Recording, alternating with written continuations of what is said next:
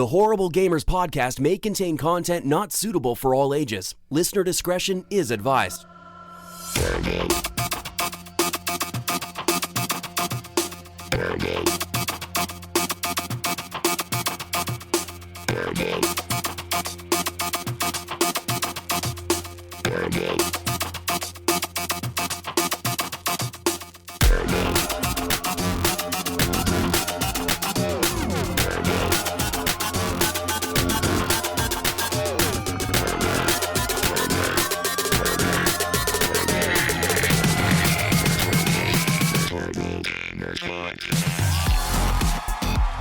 Welcome, ladies and gentlemen, to Horrible Gamers Podcast, show number 338, being recorded on January the 24th, 2021, the Gamer of the Year show for 2020. I'm one of your hosts, Jesus Gonzalez, known as Jesus Walks Out. Today, I'm joined by my friend from the West Coast, the Best Coast, Gunny Chief. Welcome back, Henry Merrill. Welcome. Hello, everybody.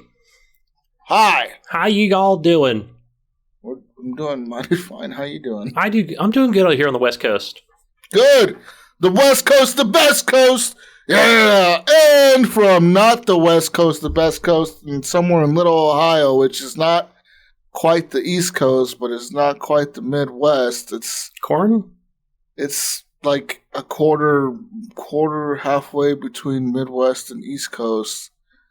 The Mayo, Steve Willier is back. Welcome back, Steve. Welcome. Hey, what's up? Game of the Year show. Wait, do you guys, all over here. Do you guys consider yourselves Midwesterners?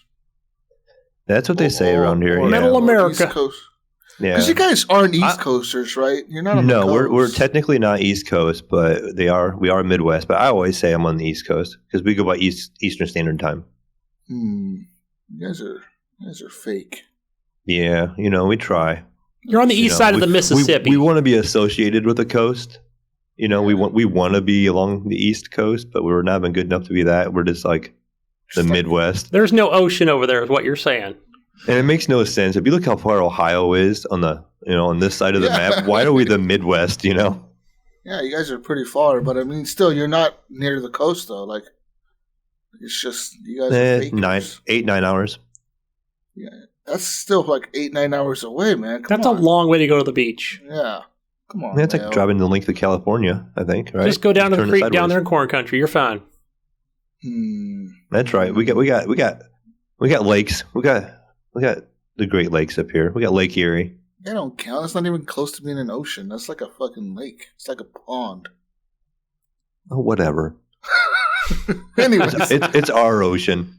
Welcome to the show. Woo! And from the West Coast, the Best Coast, special guest here to break all the ties, Evan Tanaka. Woo! What up, guys? West Coast, Best Coast? Yeah. Oh shit. Welcome, Evan. Welcome. See, Evan is really on the West Coast. He is on the coast. I'm on the limit. He's on the... Get on the limit, Mayo. What are you doing over here? All right. I'll try. I forgot about that get on the limit shit. Isn't that the phrase of the year? Yeah, it should. Yeah, no, is it? We had a few phrases this year, but that was one of them. I'm pretty sure. Yeah. What other ones did we have? I don't remember. We've had other ones. I'll remember them. See, Mayo, Gunny and I are holding down California because it's a massive state. Jesus is taking care of Oregon. That means you got Washington. You can go up to Washington. You need to cover that very most northern section of America. Yeah, you need to move up there to Washington. Mm-hmm. Yeah. Go ahead, man. Move to Washington. I don't want to move up there. Anyways, welcome to the show, everyone. Woo! You can follow us on Twitter at _Horrible Gamers. Leave us a review on iTunes, Google Podcasts, all that good stuff. Join our Facebook group, Horrible Gamers Podcast Community. It is a close group on Facebook. That means anything you post in there stays in there, and your friends and shit won't get to see what you post in there. They don't get to see that you're a gamer. And there's a page as well where we post our shows every week. You can like that. You can leave a review on our page as well on Facebook itself. You can also support the show by hitting on over to Patreon at patreon.com/horrible Horrible Gamers and support the show with the monies. Woo! The monies. Mayo and Gunny. Woo! Like our Show me the friend. money. Like our friend Michael Sitch, who was on the show last week. Our friend Jason Sams, Robert Noble, Sean Patrick, Chad, Brandon Willier, Vader Holic, The Commandalorian, Native Lives Matter, Henley M, Jesse Kraft, Porchapu, The Mayo, Robbie Wheat, Adam Sunday, John Jerome, Evan Tanaka, Jonathan Big D Hall, and Bill the Biggest D, Gardner the Second. The biggest D. I wish I would have been there to see Jonathan Hall's face when he heard that. He was probably like, "What the fuck? What the fuck?" He probably dropped one of his little figurine things that he has that he's broken. He was probably painting like one of his like what was it Warhammer? Yeah, his Warhammer figures. He was probably like painting like the rarest one he had, and like he heard the biggest D, and it just like fell out of his hand and like broke on the fucking floor, just shattered to pieces. He just slammed it down on the table. Lost all his paint. He like fucking threw all his Warhammer shit on the ground, all pissed off. How the fuck can he be the biggest? Come on, this is not poor right. Jonathan. We're sorry, Jonathan. Anyways, you can also support the show by heading on over to Stitcher.com/premium and signing up for a premium account. With premium account, you get access to ad-free listening, exclusive content, and so much more. Just head on over to Stitcher.com/premium and sign up right now on your mobile device or on your computer if you're on a computer. And use promo code Horrible Gamers, all caps, no spaces. You get a free month of Stitcher Premium when you sign up for a month-to-month subscription, which is $4.99. Or you can sign up for a yearly subscription for $34.99 a year and then add another month to that yearly subscription.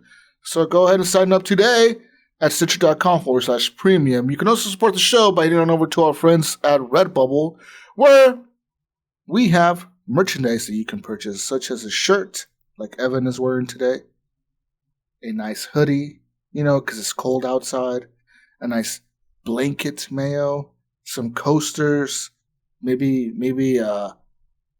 some blocks, some socks. I don't know, whatever you're into, pretty much they have it. Get the blocks, you can build shelter. With enough blocks, you could build a house. Or an igloo. Enough acrylic blocks. Yeah. You could really do that, Gunny. Good suggestion, Gunny. See, it's snowing. It's going to be snowing out in some parts of the world, and yeah. So just build a big-ass acrylic block house with all the acrylic blocks over from Redbubble. Just search for Horrible Gamers, and you'll find us in there. Big shout out to our friends Fowler and Twizzix for the intro and outro music to the podcast, as well as Broke for Free for Night Owl, the outro music to the podcast that was used for years. Also, shout out to Ricky Alfaras for the intro and outro music to the show, and our friend MechMod for his music that's been used on the podcast as well. Now, ladies and gentlemen, it's Game of the Year time. Really won't be discussing what we've been playing. I mean, I've been playing my games of the year. I don't know about you guys. I've been doing the same. Oh, no, I played a little bit of Hitman. I don't know if you guys want to discuss that. I haven't bought it yet, so that's next on my list for purchase. Yeah, so I bought it on Epic Store, which is exclusive on there, and it was $60. I remember, Mayo, we were talking about how if you bought it, you would get, like, Hitman 2, but you wouldn't get Hitman 1 or something like that. You would have to... Well, that was all bullshit. I think at the end of the day, they thought that was too confusing or something. So when I bought it, it just upgraded my edition to the gold edition, which gave me Hitman 1 and 2 for free. Was it that way? Like, so is it different on console? From what I understand, like they recommend on Epic that you buy the Hitman 1 season pass or some shit for like $12 or something, and then it upgrades. Yeah, so that's exactly what it is. On the consoles, if you have Hitman 1 and 2, they upgrade completely. But then if you don't have it, you have to buy it. It's like you buy a pass for it or something, and then you get access to the Hitman 1 and 2 missions. But on the PC, I think that was originally the way they intended it to do it, because I remember we were talking about it last week, how they were going to discount one season pass and then give another one away for free. Well, at the end of the day, when I bought it, it was just like, hey, you want to download this gold edition? I was like, what? I just paid $60, and it was like, yeah, download the gold edition. And I did. And then when I downloaded the Gold Edition, it was like, okay, now you have access to download Hitman 1, 2, and 3. Do you want to download all of them? And I was like, okay. And I downloaded all of them, and then when I launched the game, all the missions were there. It's all like, it says on there, like, play Hitman 1, 2, and 3. And you could just launch them all from the same menu. It's all together. It's all there. About 100 gigs, would you say? No, it was like 30, 40 gigs. It wasn't that much. Maybe like, everything, if you had everything, because you know how each game had also DLC, which is separate purchases. So maybe that's what they were referring to. Maybe, I don't know, but it wasn't that much. I know that. It was maybe at 70 gigs. I don't know what it was. It wasn't much though. Like my hard drive isn't full. But as far as the Hitman 3 game, the missions are really cool so far. Like one of the first mission that I played was in Dubai. And you're like in this, like the tallest building in the world or whatever, and your targets are to kill these 2 guys or whatever. And the story continues on from the Hitman 1 and 2 story, where you're trying to find this guy called the Constant, and he's like some like dude that like set you up. You and Diana got set up by him or something, and you're trying to kill him or find out who he is to assassinate him. And so the first mission was really cool. You're in Dubai. Second mission is another really cool mission that has a twist in it. You're like in this huge manor in England, and some rich old lady supposedly like staged her death, but then she like came out the next day and said, "Oh, I'm not dead," but her brother was murdered, and now like inside that mission, you can take there's a private detective that got hired by her, and he's in the house, and you can take his costume, or like not his costume, but like his wardrobe, like you can knock him out and take like dress up as him or whatever, and now you're playing like detective in this huge mansion, and like you got to figure out who committed the murder or whatever, and like you're like fucking interrogating all the brothers and the sisters, and you're interrogating the fucking butler, and you're interrogating everybody, and then at the end of the mission you can like talk to the lady and tell her like, okay, I know who killed your brother, and you can like accuse the butler or like tell her the truth or tell her you found nothing. And then, but the truth is at the end of the mission, she's your target. Like she's the person you were there to kill. So like you can kill her in the end. And I just shot her in her balcony and I walked away, and they found her body later, but I was already out the door when they found her body. And so that was pretty wild. And the story gets really wild from there. Like the story as it's progressing, you get these cutscenes for like the story of the whole Hitman series. And there's some really cool shit going on.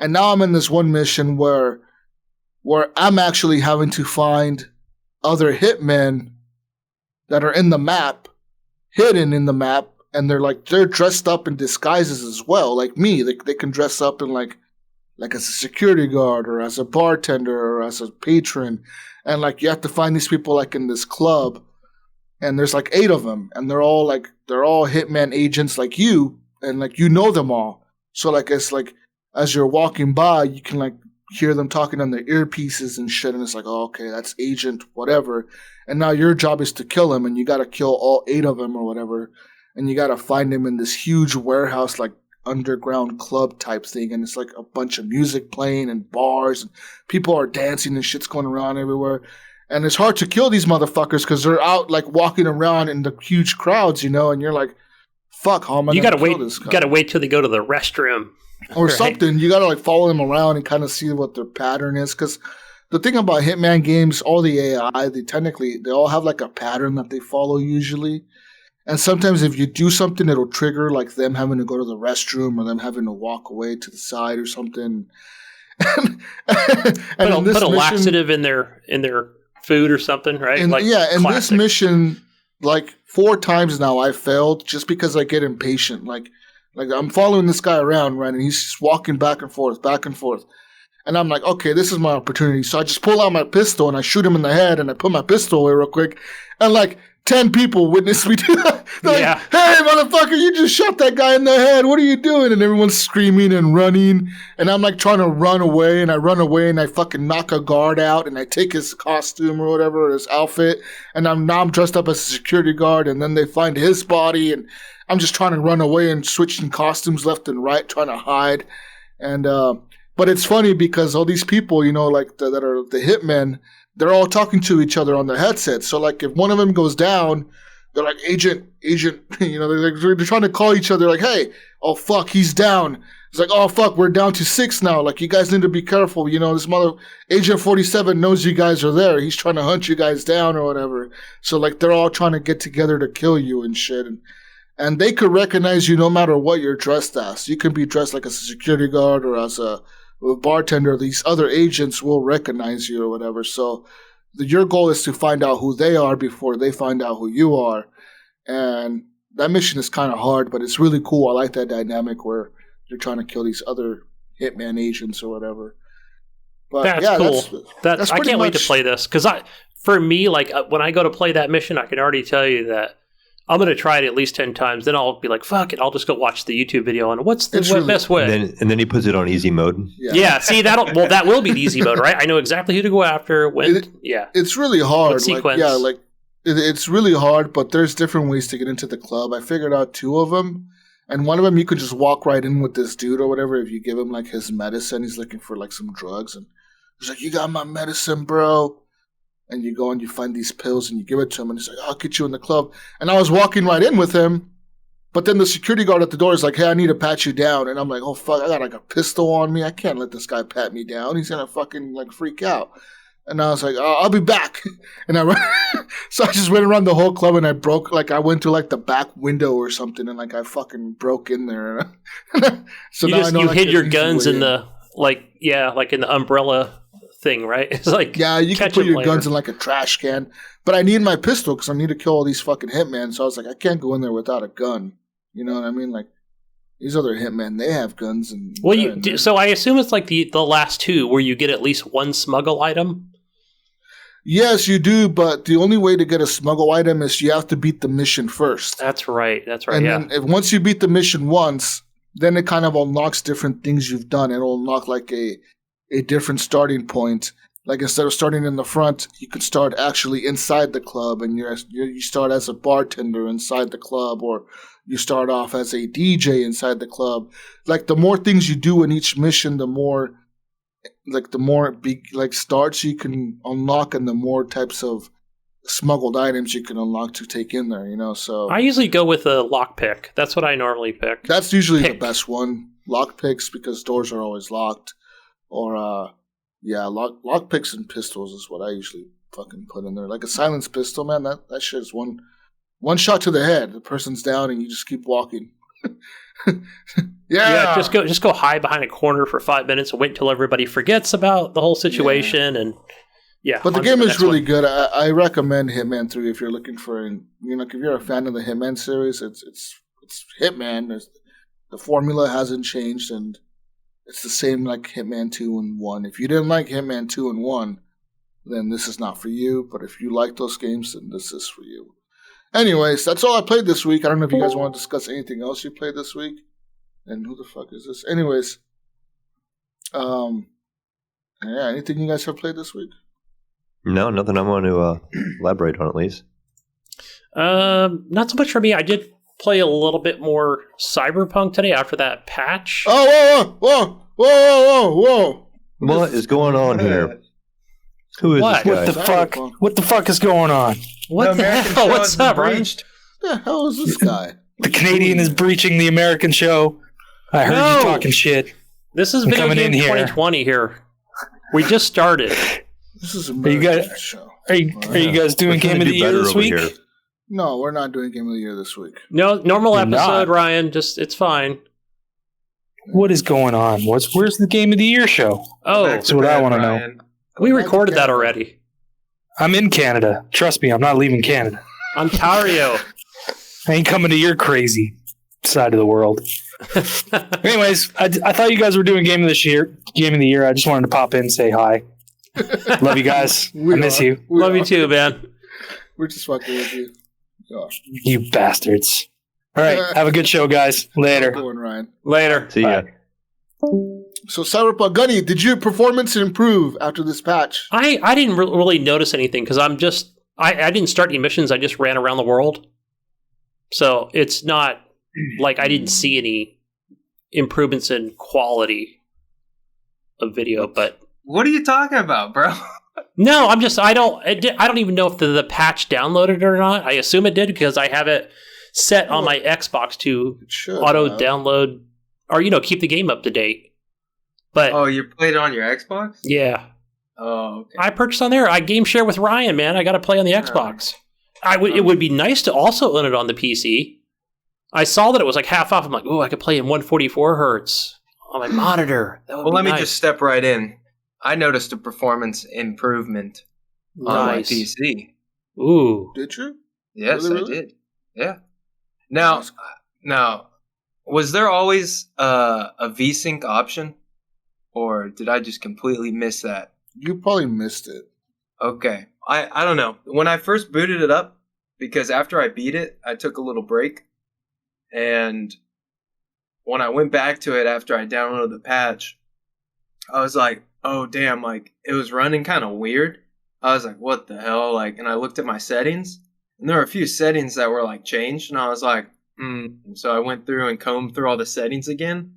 And I think before the patch, if I'm not mistaken, I was getting, like, 50 frames when I was running at 1440p on like high settings or something. And then after I went through all the settings again, I was getting a solid, like, consistent 60 at 1440p. And it was like, I mean, I could tell that it was like running a lot better too. I was like, whoa. But nice. Maybe that was just me, like, not having it fully. Placebo effect. I don't know. I'm not sure. Yeah, I played a little bit last night after the patch, and I don't know if it's running better or not. Like, it seemed like it almost was. Like I'm getting, like, on the monitor, I get like 80 frames, maybe sometimes 90, and there was times where it would go over 100 for some reason. And I was like, what the fuck? This is weird. But for the most part, when I'm driving or running to the city, it's getting like around 80, 70, and the only time that, like, it dipped below 60 was if I turned on ray tracing, of course, and then, like, that shit's just when I loaded mine up, ray tracing was turned on, and I didn't have it on before.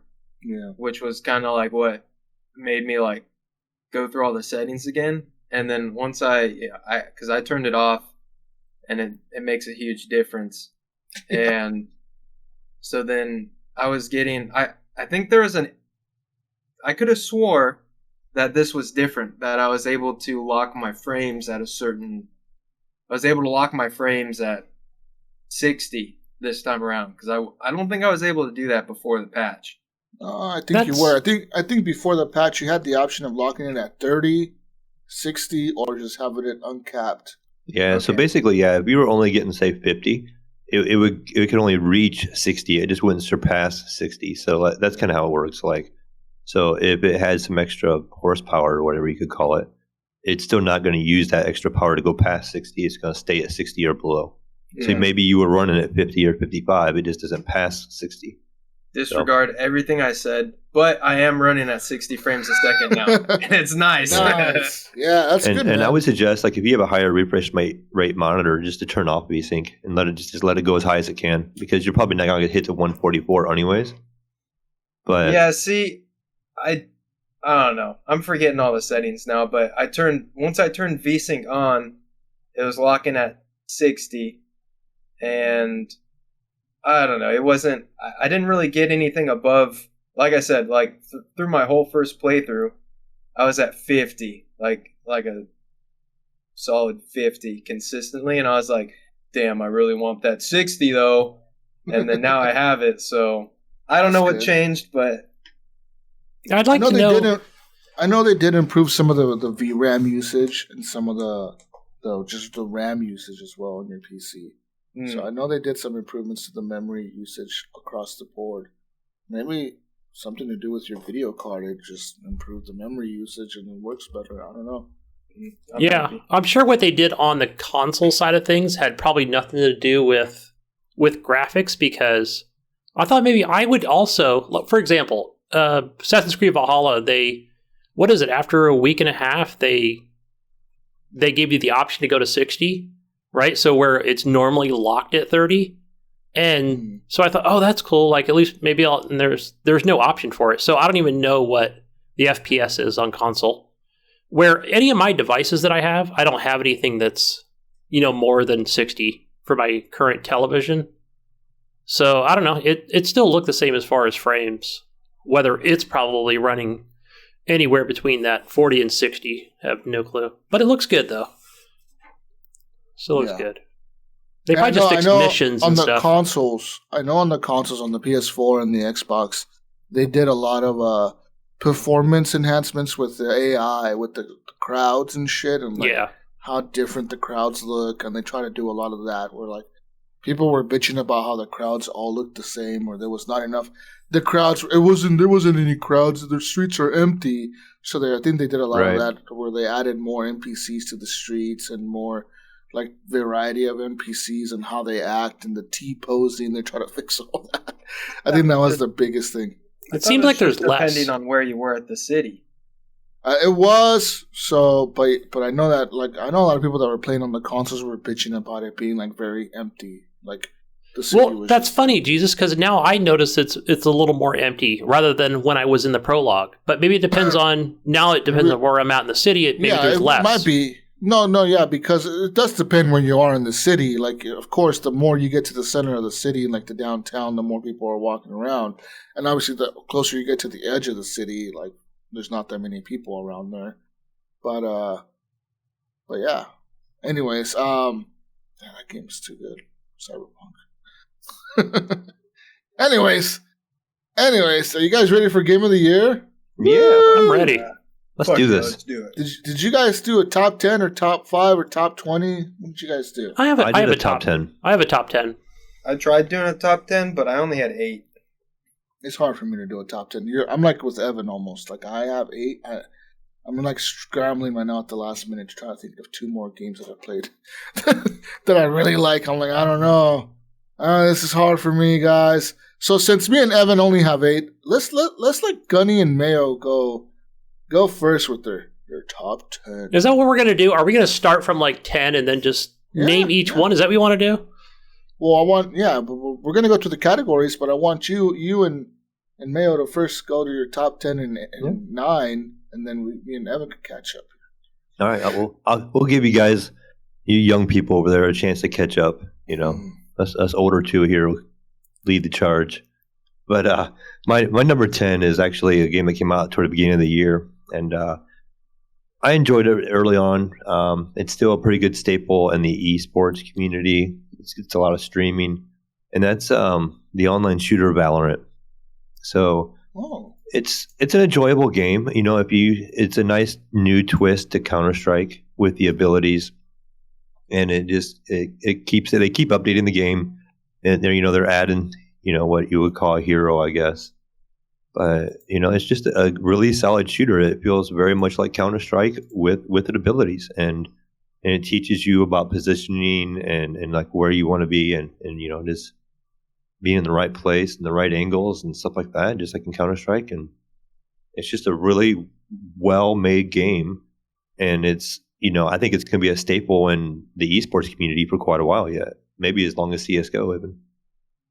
Yeah, Valorant's really good. I played that right in the beginning with my son. He plays it periodically. It's pretty solid. Yeah, that's my number 10, and it's free, so you can't go wrong with free. Yeah, my number 10 is Super Meat Boy Forever. That's my indie number 10 game. I was playing it today. I'm almost done with World 1. I know, guys, you're probably thinking like, that game's hard as fucking balls. How are you doing it? But I do enjoy that. I'll die like the last level 1-5 out of 7 levels. It was just like frustrating as shit. I'm playing with a controller on the Epic store because I think it's exclusive for the Epic for a while. I won't lie, Gunny. When I heard you say you almost finished World 1, just like Mario popped in my head right away. I'm like, good job. Yeah. You made it past 1-1. That just popped into my head right now when you guys mentioned World 1. And it's got it has those mushrooms, the Koopas or whatever the fuck they're called. Goombas. The Goombas. And but there's obviously not as many, and there's more saw blades than anything, or giant saw blades chasing me. But I like that new mechanic. It works super well with that left stick, where something is I have to it takes me a minute for like, how do I get past the saw blade? Oh yeah, it's hold A, right? And it doesn't make you so much jump as high, but you stay higher longer, right? For like that millisecond. And you can use that left stick to slam down, right? And it'll bring out this punch to, punch a enemy or a flying enemy, to progress forward through the level. Or it's a quick A and you're back and forth on these different walls and stuff. So yeah, it's a little different from the previous title, but yeah, it's super good. That's my number 10. And what about you, Evan? Have you figured anything out yet over there? No, I don't have anything for 10 or 9. I think with Evan, it's probably a balloon game. Balloons TD. Oh, speaking of that, Evan, Balloons TD Adventures. Or did I ruin the game of the year? I was trying to figure out how to sneak it in there, but I was like, I can't. Evan, Balloons TD Adventure Time. No, really, that's a good one. I've been playing that on my iPad. It's Adventure Time, but it's balloons. Yeah, I don't know when that came out, but it's a good mobile game. God, I don't think it came out in 2020. A little suspect over there. No, it just came out recently, this past month. Gunny, hey, welcome to the Gunny session, next year, ladies and gentlemen, where we keep you updated on the hottest, latest mobile gaming trends. For you, I rarely ever play those. Boomer-ass parents. But if it's balloons, I'm going to play it. I'm going to download it. We're going to have all the age demographics on this podcast. We're going to have the boomer-ass people that love mobile games, that spend all their money on fucking farming with friends or whatever the fuck that game is called. And Gunny's going to be talking about, to maximize your fun with the farm, you got to do this. Yeah. Gunny's tips, right, Gunny? He'd be out there talking about the 120 hertz refresh rate on his phone, how well the game plays. On his iPad. Yeah, I got 120 hertz on my iPad. Download my podcast. Smooth. It has an OLED screen. We're giving you shit, Gunny. Gunny, we know you like mobile games. It does not come with a charger, so. Hey, I watch those YouTubes, guys. That's where I find some of these good mobile games. Okay, Gunny. Anyways, what's number 9 for you guys? All right, I'll throw it in. My number 9 is another free game, Jesus. Oh, you and your free games. Yeah, I know, right? That's probably why they're the bottom 2. But I did enjoy this game for a while, and I played it with you maybe once or twice. And that was Call of Duty Warzone. Wait, did that come out? I enjoyed it. Yeah, it came out at the beginning of the year. Really? It came out 3/10 according to my research. What? Yeah. What does it feel like it's been out for like 10 years? It does feel like it has been around for a while. And doesn't it feel like it's been out since like Modern Warfare came out or something? It does, but we were talking about this before the show. I think if you remember right, it came out later. They kind of added it to it. Yeah, Warzone came out like earlier in 2020. What did you say, March? Yeah. That feels way too late. Came out in March? that sounds about right, because it was like at least a few months after. That seems way off. But okay, I guess. Yes. What was it, man? What was the game? You should know over there, Jesus. You're the Call of Duty expert over here. Warzone. I mean, I am, self-proclaimed. I like Plunger. Plunger's good. Yeah. See, now that Evan's on here, it's self-proclaimed, because I think Evan probably has more hours in that game than you do. Well, I mean, I wouldn't doubt it. Hold on there. That's something that I don't want to admit. He has all the platinum guns. I mean, I got to give it to Evan here. I only have some platinum guns. Evan has all of them platinum. I mean, almost. You see? No platinum riot shield and no platinum Joker. I can't compete with that, man. He has more platinum than me. That's where I threw in the towel. Anyways. What about you, Gunny? What's your number 9? I had to switch mine here because I was looking at number 8 and 9. I'm just kind of going back and forth on it. So I'm going to say that my number 9 is Crash Bandicoot 4. It's about time. Because I didn't get a whole lot of time with that game, but from what I played, it's a ton of fun. It's a good platformer, and I know that people that I've talked to that that have played all the originals, which I didn't play those, but it does include some of those within the levels. It could be like a almost a side scroller at the same time. It's that other 3D style effect, which I think is the meat of the game, where you're just constantly going forward, looking straight. But the game looks beautiful. They did a great job on it. What did you play this on? On Xbox. On Xbox? Yeah. And it's enhanced and all that stuff. On Steam, I think. What is it? I think it's available on Steam. Yeah, as far as I know, it's from Activision, and they put it out on everything. Gotcha. They published it. That's what it was. And so, I wasn't sure if it was I don't think that would be just a good Blizzard thing, so they just put it on every platform to play. No timed exclusives. So for all you Crash Bandicoot fans out there, this is not a remake. This is a brand new game, Crash Bandicoot 4. I kind of felt like I was done here at Crash Bandicoot. Then it came out of nowhere for me. I remember when this game came out, I'm like, because didn't they do a trilogy release also shortly before that? Yeah, and then they put out and of course your Xbox and PlayStation were putting out things like Crash Bandicoot Racing and and enhanced graphics and stuff like that. So they were just trying to keep it relevant. Okay, so I think that's what confused me there. Crash Bandicoot, the trilogy, came out when? The year before? Or is Crash Bandicoot 4? I don't see, because Ryan's a bigger fan than I am, and I'm trying to think of when. I thought it did come out in 2020. Okay. The trilogy. Okay. But I know he bought the racing game, which is hard as hell, by the way. I am fact checking you. Let's see, Crash Bandicoot trilogy. It says here the trilogy came out in 2017. Whoa, I was way off, man. Because every time I go to the store but it says here that Crash Team Racing came out in June 20th of 2019, and then Crash Bandicoot 4 came out on October 2nd, 2020. Yes. Okay. Okay, so it's a whole new game. Yeah. Yep. Looks really good. Because the trilogy was older games that they just slapped together? Yeah, I think it was the first 3. Oh, wait. The trilogy was an exclusive for PlayStation 4 since 2017. And then it came to the That's PC, why I kept seeing it on Xbox. Okay, last year. I get it now. It came out a year or two later on the Xbox, PC, and the Switch. This is really weird. It's just a lot of release dates I have here for different Crash Bandicoot games. Thank Sony for that one. Yeah, well, their relationship with Activision is pretty honestly, strong. Crash to me Sony. Is associated with PlayStation. Mm-hmm. If I think Crash, I think a PlayStation character. I don't think, that's on Xbox or that's on PC.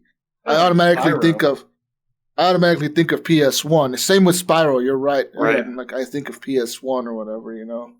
Yeah, Are they on the Switch we're too? trying to brand him. Spyro the Remastered. I'm pretty sure it is on Switch as well. Yeah. Yeah, I feel like Sony is trying to brand. They were trying to get a mascot at the time, and now they're really pushing Crash when it first came out. Yeah. Yeah. Same with Spyro. They were trying to get a mascot or something, and Mm-hmm. ended up with fucking Kratos from God of War. Yeah.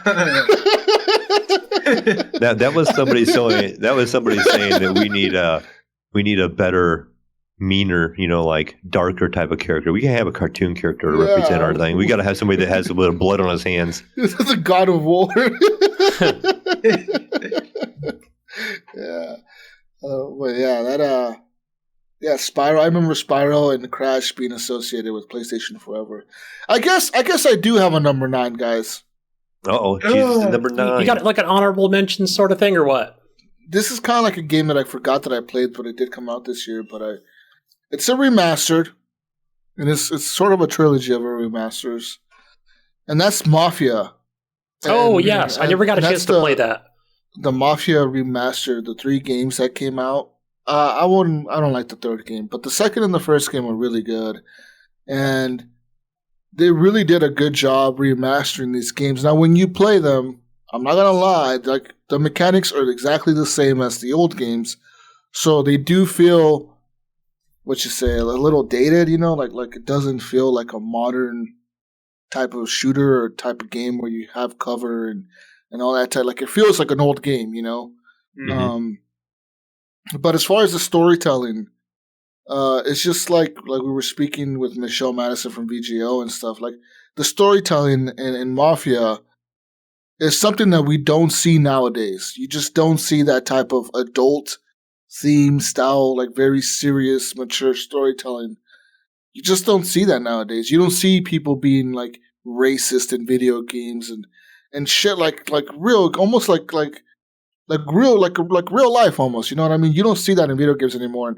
And in this game, you do see it. You see it all. You see people being racist. You see people being fucked up towards veterans and all that shit. You know, you see like people don't like Italians or, you know, whatever. Like the Italians don't like the blacks don't like the Italians and all this shit, you know? And you see fucking murder and you know, all this crazy shit. It's like a mafia movie. Like, honestly, it's like think of like an old school mafia movie that's, you know, about fucking people rising to power or whatever. That's kind of what this is. And if you play Mafia 1 and 2, you're going to get a legit, honest, like, good mobster fucking story. Like, if you're into that type of shit, I don't know. So that's my number 9. I really enjoyed those two. And they're really well done. They look really good for being, like, older games. Well, obviously, they were remastered, but they look really fucking good. You know? It's just the mechanics are really kind of like dated though. Like even the driving, all that, it feels old. Man, Mafia 2 is one of my favorite games of all times. It's a cool story. Like that one is really cool, the way that whole story plays out. Even Mafia 1, that whole story was really cool, the way it ends and shit. Like it's super well done. And yeah. I don't know if you guys have ever played Mafia. No? I never knew that, like, number 1, I'd never even seen, like, any kind of gameplay until recently. And it was like, I was like, oh, that's what Mafia 1 looked like? It looks similar? I thought it was more, a little, like, or OG Xbox or something, you know, PlayStation 1 style type game. But it looks a lot better than what I thought. Yeah. Yeah, it was on PS2 and the OG Xbox back then. I'm pretty sure it was on PC as well, probably. But yeah. Those are games I'll be adding that I've added to my backlog. Yeah, Adam, you too, Evan. Expect you to play them. Play Mafia 1. The Mafia series has always piqued my interest, but I never got into it. Yeah. Seems pretty cool. There's Mafia 4 now, right? Is there? That's all. No. Okay, I thought just maybe 1 they're through 3. developing it. Disregard, please. We're disregarding a lot of shit you say. There's hints that they're making it, and it will take place in Las Vegas during the 1970s. Oh. So did they remaster 3 before they did, or did they remaster all of them? No, 3 is just going to stand by itself because it's so recent. I think in the last 3 years. Yeah, I think 3 was maybe touched up a little bit, but not a whole bunch. Not like 2 and 1 were. I know 1 was completely like remade with the new engine. Same mechanics. Okay. I think they've added some new mechanics to it, but mostly it's the same old mechanics. And I know 2 for sure was remade as well, because they look like, if you're looking at the cutscenes and the gameplay itself, they look like it looks like a modern game pretty much. Okay. So as far as the graphics go, you have nothing to worry about there. These games look really fucking good. They look like new games or whatever, you know. Yeah, they're really. That's a weird series that like it never caught on, but it's such like a cult hit. I think, you know. Yeah. People that liked it really liked it. It just never caught on like other huge series, you know, like Grand Theft Auto or whatever. Like those was never at that level. I think I might have one through like the PS Plus games or something. You probably have Mafia 3. Yeah, that one they've just made so many, like the definitive edition, the Game of the Year edition. There's just so many different ones. Yeah. The problem with Mafia 3 though is it's nothing like Mafia 1 and 2. Like it doesn't feel anything like them. No, like, Mafia 1 and 2. Okay. Yeah, Mafia 1 and 2 really went for like that mobster movie. Like in Mafia 1, the game starts off with you walking into like a diner and meeting with like an FBI agent. and the FBI agent is sitting there like, okay, like, I'll give you protection, but you gotta tell me, like, what the hell's going on here. So then, like, you're telling the story of, like, you being in the fucking crime family and how you got into it, like how you rose up to the ranks, and you're kind of telling the story to this. And the whole story is you're snitching out on your family or whatever, but the FBI is going to protect you, and that's the story of the Mafia 1. And Mafia 2, you start off as, like, some veteran that came back from World War II or some shit, and you, like, meet this Italian guy or whatever, and you kind of become his friend, and next thing you know, you're fucking running around with the Mafia family or whatever, doing shit for them. You meet good old, is it Jimmy you meet? Good old Jimmy's Vendetta? I just remember that DLC. Jimmy? I don't know if it's Jimmy, I don't know his name, but yeah, I know that you meet some guy and you become his friend, and he, like, introduces you to the mob, and you become, like, a mobster all of a sudden. And the third one is just completely like way off. You're like you're some black dude that comes back from Vietnam War, and you're in Louisiana or some shit, and like you're part of a crime family, but not really. It's just like the Black Panthers almost or some shit. like really, like it is. It's like some civil rights movement group or some shit, but you're like. But I like how they organization. I know we talked about it on the show, Evan, but I like the fact that. Let's think of it like almost like a GTA situation, but this is, I want to say 70s, right, Jesus? Era. Yeah, and that one is the 70s. Yeah. And so if let's say you accidentally, I don't know if you knock into a person or if you commit a crime in front of somebody, that other person walking down the street, and it's pretty good AI. They'll say like, I'm going to go call the authorities, right? And they'll have to run to a payphone. So if you can, you're like, because you're thinking like, oh, I'm in trouble. Wait a minute. But if I kill you before you get to the payphone to dial the 911. You crash into the payphone and break the test. Or you can do that, right? You got no payphone to go to, So yeah, you can we got time for them to put the quarters in the phone before they dial. So. That's a free call. Yeah, you could persuade them to not call or whatever. You could like threaten them, grab them, and like put a gun to their head. And better not fucking call or whatever. Like, oh, okay, I won't call. And then I didn't see nothing. That's the new mechanics they introduced in Mafia 3, which are kind of cool, like Gunny said. And the AI is kind of a little bit smart there. But yeah. Anyways, that was my number 9. But yeah, should we discuss one of the categories now? Is this what we do? Yeah, let's jump in some categories. We have a lot of categories to cover, so I do want to give a big shout out to the community. Thanks everyone for voting. We really appreciate it. Thanks for getting that document. This is exciting. I want to know what wins. I personally, guys, for those of you listening, I don't know what they are. I know Jesus. I know that you know, and Steve, answers. If you have that information, but I want to be surprised. The answer. I want to be surprised. Answers. What category? We should have somebody double check, though. I mean, what do you think I'm lying? Evan had 30 emails. He was logging in.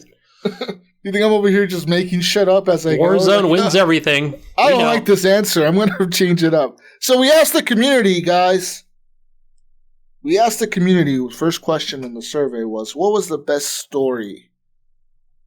So for this, obviously best story is, what was the best story of the year in video games for you? So, for this, I guess, let's discuss for us, what was the best story this year? For me, personally, because this is really a tough one, because there was a few games that stood out to me in terms of story that I really, really liked this year. And one of them, obviously, is Cyberpunk. Like, I really, really, really, really, really liked Cyberpunk's story.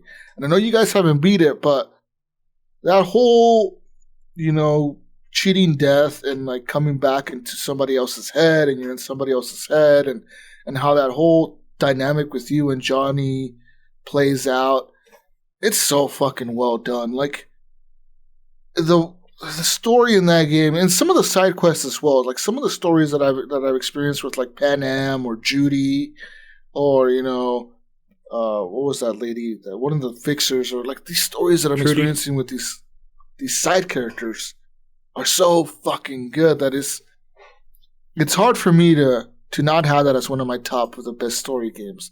Now, another game that I really enjoyed as a story was The Last of Us Part 2. Now, I know this is a game that obviously was going to come up for Game of the Year for me because I fucking really liked it. And I liked the story a lot because it was told like straight, like it's like a narrative. You're just following it. And I liked it, but there was a lot of like things that I didn't like about it as well. Like things that I thought was like, this is fucking stupid. Like why? Like at the end of we discussed the spoiler when we did the spoiler show, whatever. And spoilers, everyone. We're gonna spoil the shit out of these games. I don't give a fuck. If you're listening, you're gonna get spoiled. Just a warning for everyone who hasn't beat Cyberpunk or hasn't beat any of these games that we're gonna discuss. We're gonna spoil them. But in the end, what I don't like about The Last of Us is the ending. Like all that, like the way like they try to make Ellie seems like the good guy when in reality I don't think she was. I was more on Abby's side the whole time.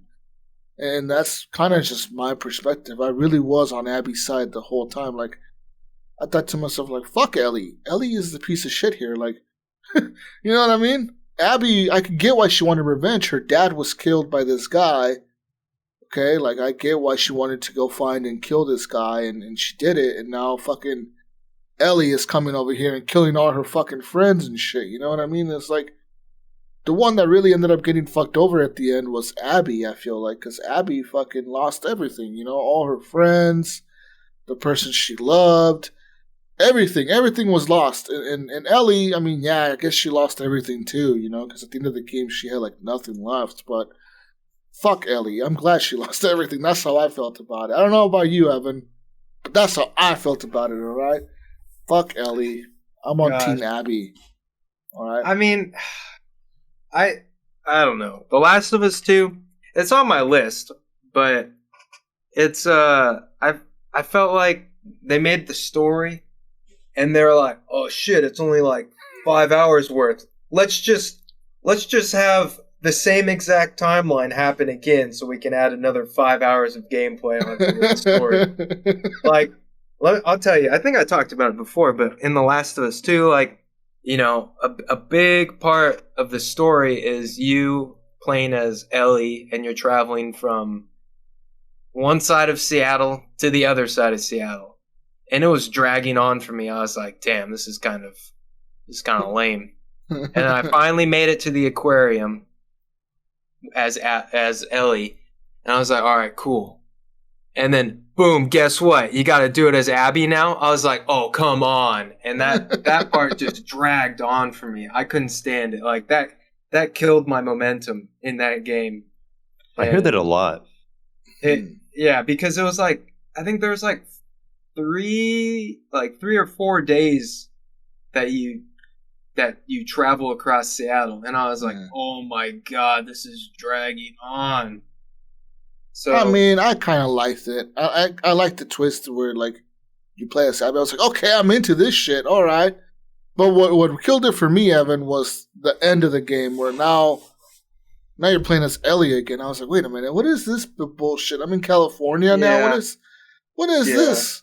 How the fuck did we end up in Malibu? What the fuck are we doing over here? You know what I mean? Like, I felt like they dragged it like on too far, but it was necessary to like paint the picture of what they wanted to come across in the story. Yeah. But I was just like, I felt like it dragged on too much, and I wish they could have done something where you were playing as Abby and Ellie like at the same time, but not as long, like a little like side by side. Like I know there's like a time difference, like Abby was a couple days ahead, I think. Yeah, Abby was a couple days ahead. So as Ellie, you're chasing behind Abby, going to the aquarium. But I wish they could have did something where it was like more frequent changing rather than going from one side to the other as Ellie first and then as Abby. So you're saying like if they would have done like, okay, you're doing this mission, first you do it as Abby, then you do it as Ellie? Kind of, you go to like this section. Let's just say you're going to the hospital. You go to the hospital as Abby. You go to the hospital as Ellie.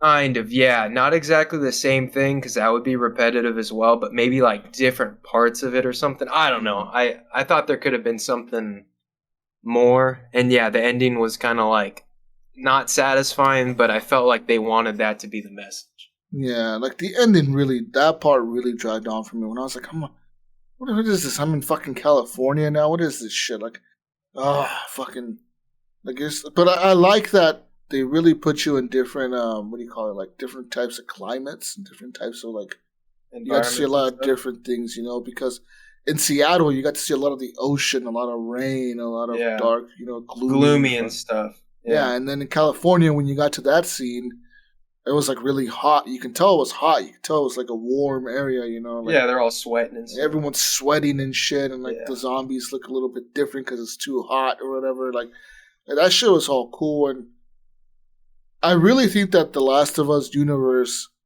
they could really do so many stories in this game, like in that universe, like they really could. They could do a whole story with some new characters, completely new characters, and just forget about Joel and Ellie, and we got these whole new survivors across the world or whatever. They could set it anywhere in the world. They could set it in Europe. They could set it in New York City. They could set it in the East Coast, in Florida, wherever, in the Midwest. So yeah, I look forward to seeing what else they do with that whole world. But yeah, you're right. There was parts of The Last of Us that I was like, this is too long. Yeah. I only went through one side of Seattle to the other with Ellie, and that's as far as I've made it. I think now she ventures out and to, I don't know, go and chase Abby. I have no idea on that one. So, yeah. But another one of the games that I feel like should definitely be in the best story category. Best story. Yeah, I just want to throw mine in there real quick, Jesus. I agree with you. Cyberpunk for me was pretty much my best story of what I played this year. Yeah. I didn't get to play The Last of Us since I didn't have a PlayStation, so I had to live vicariously through you guys. Like what the plot was and how things went in that. But for me, so far, like you said, Cyberpunk, it is. I don't know, like it was intriguing, like you said, like how it starts off when you die and then you're like redone, and you're like upgrading yourself and just some of the weird characters you meet in this it's like, oh, this guy's kind of odd. It was like, like the talking car, Evan. What was his name? Delamain. Yeah, Delamain. Just he's like a character, but he's a car. Like he is a nice way of doing it. So that was my pick. It was Cyberpunk 2077 for best story. Yeah, I agree. I think Cyberpunk is the best story this year. What was yours, Gunny? I don't have a story for this year. I didn't play like some of the games in my top picks. I mean, I haven't played them enough, or I didn't play any really good games that had a great story. But I know. I think I'm going to go. So, playing probably 5 hours of The Last of Us 2 is probably the most heavy, rich story game that I've played. I think I'm going to go with The Last of Us 2 for mine, if I was to pick.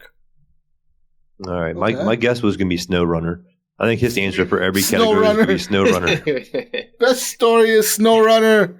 Woo! Yeah, that's got a good story. Through the snow to point A and made it to B. I got stuck in the pond. I had to put it in first gear. I can't hold back anymore. I think my best story was Ghost of Tsushima. Yeah. I thought that was the best story. That story was so fucking good. Although I do like Cyberpunk and everything about it, but I thought the story in Ghost of Tsushima was more well done. It wasn't as, I guess, what's the word, like, not diverse, but it was a little bit more, I thought it was just more polished than Cyberpunk. Although Cyberpunk is my second choice. I see. No, I'm with you there, Evan. I've been playing Ghost of Tsushima lately, and that game is really fucking good. Like, it just keeps going, and it keeps pulling you in. Like, the more you see the cutscenes, and the more you see the whole thing with your uncle, and you rescue him, and now you gotta take everything back, and you're like, fuck yeah, motherfucker, let's do this! Let's go, fuck these guys up, and then like even like the little side things you hear, when you there's like four or five like main like side quest lines that are just, they've all got pretty unique aspects to them too. Definitely, yeah. There's a lot of that, and really am enjoying that fucking game. But I think I gotta agree with Mayo here, though. Because I haven't beat Ghost of Tsushima. What? I don't know how this. You didn't beat it? I haven't beat it yet, man. I'm like halfway through it right now. I'm out of here, bro. Peace out. We gotta agree with Mayo. Cyberpunk is my pick for best story of the year. There's something about Cyberpunk. Even when I played it and playing through it, I would go to work. I would go out and I would want to play more of it. I would think of it. I'm like, man, I really want to play some more Cyberpunk. You know what? That's true though. I'll agree with you there. Like, and I'm fine with Cyberpunk being the best story if we're all on agreement with that, because it was good. And I find myself in the same position as you. Like, there was just go to work, come home. I'd be like, all right, Cyberpunk time, baby, and then I'd just get right on, put my hours in, and still be thinking about it. The next day. Yeah. Or later on. Yeah, fuck yeah. Cyberpunk it is. Yeah, I'm cool with that. Yeah. Cyberpunk gets best story from us, but from the listeners. We asked them what their best story was, and they all voted for dun dun dun The Last of Us Part 2. Oh God. There it is, right there. Oh no. Oh no. They voted for The Last of Us Part 2 as the best story of 2020. I guess out of here. I guess we could do another category. The next category we're going to do is Best Multiplayer. Dun, dun, dun. So many. So for this, we had a lot of picks in the a lot of choices to pick from in the votes. As far as I'm going to say, for the best multiplayer this year, there was a lot of multiplayer games that came out, a lot of games that were okay, a lot of games that weren't good. My favorite multiplayer of the year, this is a tough one. It's not Call of Duty. I was getting ready to throw in there Call of Duty. It's not Cold War. It's not Call of Duty. I would almost say it's Warzone, but I'm not 100% sure on that because I completely feel like Warzone came out in 2019. Like, that's in my head. I don't know why I have Warzone associated with 2019, but it's a game that I fell off of as well. Man, this is a tough one. It really is. I'm having a hard time trying to decide. So for me, I haven't played it in a while, but I was getting into Warzone for a while, and that actually got me to purchase the game on the PC launcher. Like, no, I own it on Xbox. But yeah, I was playing it on PC. Warzone is free. What the fuck did you buy? No. So I had it on the what is it called again, Evan? Not the BattleNet. The Battle. Fucking, I keep forgetting the name. I keep wanting to say Bethesda, but the BattleNet launcher. But that got me to purchase like the other maps as well, like the OG game. The multiplayer, the actual multiplayer, yes, not the Battle Royale multiplayer. Call of Duty Modern Warfare. Call of Duty, yes. It got me to purchase the game because it was on sale, but then I ended up just playing like Warzone. Anyway, I fooled you. Yeah, I enjoyed it. I enjoyed it also. I mean, I got into it. It was fun, and I was roped into it for a while, but it wasn't my pick. I'll throw my pick out there real quick. Why? You're still working on it, Jesus. And technically, this is kind of weird because for me, I feel like it has to be Among Us. As popular as that game hit, but the thing is, Among Us did not come out this year, technically. Oh, that's true. But it's our show. We do what we want now. But yeah, I mean, I almost feel like it has to be considered this year because that game was like unknown completely until that group of streamers was showing it off, and then it picked up a ton of traction by these kids watching it, and then next thing you know, everybody's playing Among Us.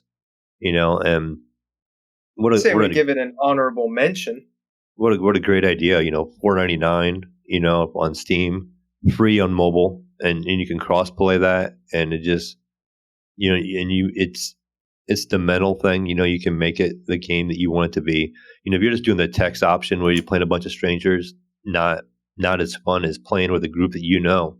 When you know the other 9 people in that game with you and you're trying over there to kill each other or you have a favorite target to kill, the game is just way more fun, and so when you get in there like with us, we're playing the community and we would get in there and my son and Nico and a couple other guys would just pretty much kill me first. They enjoyed hunting me down.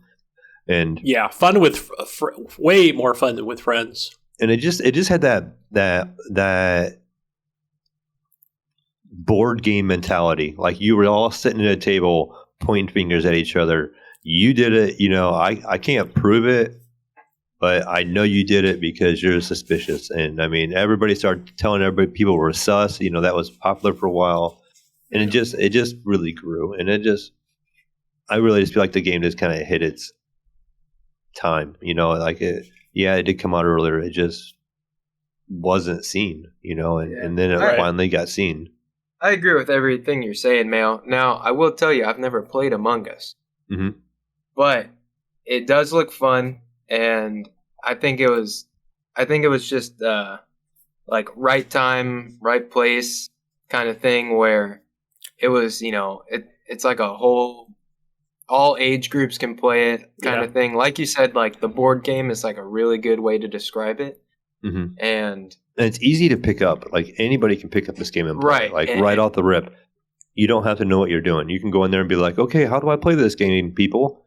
And you would be one round in and completely what's going on pretty much. Unless you were like maybe the imposter, like the first time, and the next time you were an imposter, but I just feel like you just know like right away, like, okay, I know exactly what to do. And the game just clicks really easily. Yeah. Yeah. My multiplayer game, I didn't play too many this year. I did play Warzone, but I don't know. It's Warzone wins. It's okay. I'm not a huge fan of Warzone. I'm a much bigger fan of regular Call of Duty Modern Warfare multiplayer. Yeah! Yeah! Woo! Platinum guns. Modern Warfare for the win! The thing about Warzone is I just hate starting out, getting all your loot, finally getting set up, and then just getting wrecked. And I'm like, oh, this sucks. I don't know. I'd rather play the multiplayer, but I did play Warzone, but that's not my vote. My vote is for the Legends mode on Ghost of Tsushima. Oh, yeah. See, I added that just for you, Evan. Oh, yes. Yeah, I really enjoyed that. This is a mode that, what's his name, Nipron, one of our community listeners and streamers, go find his Twitch stream. Nipron is his name. He keeps asking me to play with him, and I haven't touched it at all. Like, I've seen people play it a little bit. What a dick. But I haven't been able to play with him or get like on, because he plays on weird times, and he usually plays when he's streaming, and I'm kind of like shy, You used to stream, Jesus. You're what happened? The shy one in the group. Wow. I'm just kidding. But I really should get on it and play with him, and I'm kind of scared, man, because he's like all leveled up and shit. He's gonna get. So you haven't played it at all? No, I haven't even like launched it. I see it everywhere on the map with like, what's it called, like the Legend Story mode or something. Like, let me tell you a story. So what you're saying is, you say that Samurai Jesus is scared of Samurai Nipron. Samurai Nipron is just gonna destroy you. No, one hit, whack, down. Yeah, so you rob the experience I had was both my brother and I. We both, once the Legends update rolled around, we both started playing it together. So we were both the same level, and we were doing all the. It was kind of cool because Legends mode has like a story mode where there's like sequential missions. Like you play one after the other. You just go through them, and then once you beat them, then you can play them on harder difficulties, and then get more points and level up and stuff. And then there's also like a horde mode kind of where there's like. Is that the 4-player? Yeah, you get 4 players. So it'd be like me and my brother, and we get like 2 randoms. And we'd just be playing, and then, there's like I forget how many waves there are. There's like 20 or something. But I remember the first time we started playing, we were like, holy shit, this is tough. Like, because we were super like low level. We didn't have any like good gear or anything. And then we were just getting wrecked. But then we started doing a few more of them once we were leveled up. And it was pretty fun. Like, it was, you just start talking shit to the other guys too. Like, hey, come on. Like, because they keep going down. They're like, dude, if we have to pick you up one more time, like, you know. Yeah. It's kind of a good I've seen that. mode. I've seen that in streams. That looks fun. So, yeah, that's my pick just because I thought it was pretty good and you know, it was one of the few multiplayers that I did play this year, so that's my pick right there. Nice. For me, I'm gonna throw a curveball in here for everyone. My pick of the best multiplayer that I've enjoyed this year is Animal Crossing. Oh yeah. I'm just kidding. It's not. Wow. Psych. No, my favorite multiplayer that I played was Star Wars Squadrons. And that's because that game really, if you have a VR headset and you get in that cockpit and you're in a TIE fighter or you're in a fucking X-Wing, it is the ultimate Star Wars fantasy. Like, you are in that fucking plane. You are in that spaceship. You are in that fucking cockpit and you can look around and like, the different style of cockpits affect how much you can see around you and how like the windows and like it's all there, dude. Like it's kind of unbelievable how immersive that game is. You know what I mean? Like it really is something else. Like when you're in that fucking TIE fighter, you feel like you're in a TIE fighter. Like you can look around. You got the big ass fucking round window in front of you, and when you're one of those bombers, you got those little windows that you have to like fucking really look at them to see where the hell you're going, and you got to pay attention to your radar and all that shit. That is something else, man. Like, playing that game really made me, like, I was like, I fucking love VR. Like, VR is the best shit ever. I could not see myself. Like, I don't even think I even played that game once on a monitor or on a TV. Not once. Like, I think every time I launched it, it was just straight in VR. Like, just straight into VR. Like that's how I played it, and I really had a lot of fun with that multiplayer. So, like, what about the multiplayer though? Like, it was a lot of fun. You're dogfighting other spaceships, okay, or whatever. Okay. It's pretty much you're dogfighting. You're flying around. You're shooting shit. And it's the whole game was multiplayer, right? That's the only option you had. You didn't have you had a campaign? Yeah, there is a campaign. There's a whole story there where you play as. I think it was $40 the game, right? So it was. Yeah. Who do you play as? Oh, you're playing as you play as a squadron of TIE fighters, and you're like a captain for the Empire or whatever. And the game starts off with you and your commander, your wing commander or whatever. You go and you intercept these rebels at this like shipping depot or whatever. They're like the space hub, and you got to scan all these ships and shit and find where the rebels are, and you find them, and then at the end of it, your commander or whatever, like the guy who was your leader or your flight leader or whatever, he betrays you guys. He betrays the Empire and he joins the rebels or whatever, and he helps them escape. And you're like, what the fuck? And now your job is to like hunt down this fucking traitor to the Empire, you know? And you're like this whole mission about hunting this guy down. And yeah, so there's that. It's a cool story. It's this typical Star Wars betrayal story or whatever. This guy left the Empire. We got to hunt him down and kill him or whatever because of whatever reason. And then you switch sides and you play as the rebels at some point as well. You play as that guy on the rebel side, and you know, like you get to see his reasons why he left the fucking Empire or whatever. Why he felt like it was a good choice to join the rebels or whatever. You know, so yeah. I forgot. Is it a very long? Is it a very long campaign? I don't think so. No, it was maybe 8 hours, 9 hours. It wasn't very long at all. So I mean, the game is kind of. I mean, I just know it as being a multiplayer game. You know, so that's what everyone knows it as. Yeah, yeah.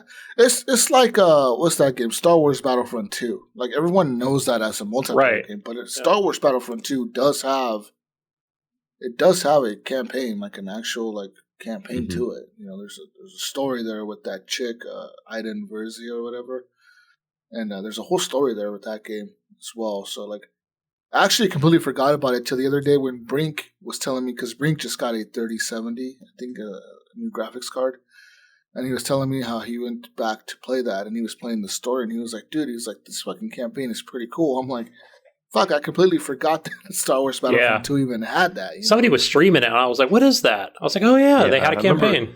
I finished the first part of the campaign because there's like a second, like a dark side. I think you get Yeah. like No, I don't remember that. Oh, wait. Yeah, I think so. I think you play as you play as her when she was in the Empire or whatever, and then you play as her when she joins the Rebels or whatever. yeah. I beat one of them, and then they're And like, I so I was know- like, oh, I beat the game, I beat the campaign, and then they're like, oh yeah, no, you can play it is the other Yeah, way around or whatever. You play And I'm as like, her okay. daughter or something like that. I think that's what it is. There's some shit like there's a whole Yeah, story it's there been a minute.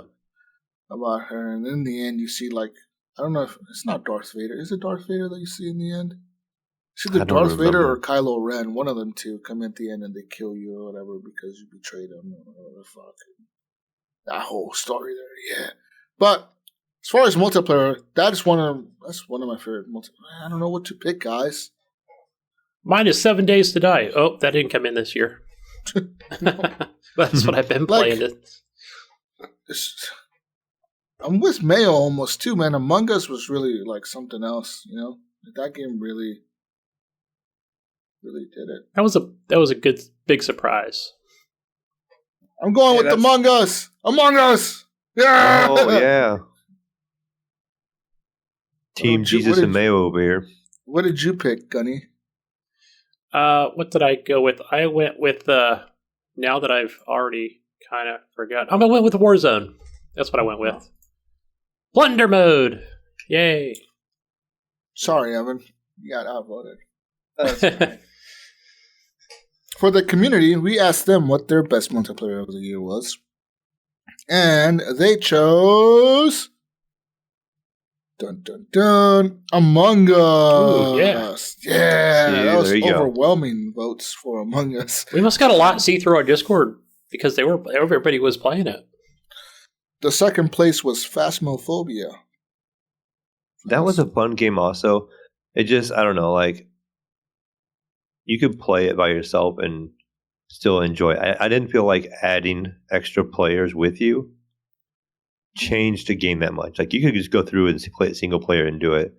I mean, yeah, you had a little bit of fun. You could, just kind of BS or work with each other a little bit going through it, but it didn't really change the game. Like Among Us was so dependent upon Yeah, the people you were need- playing with. You need people.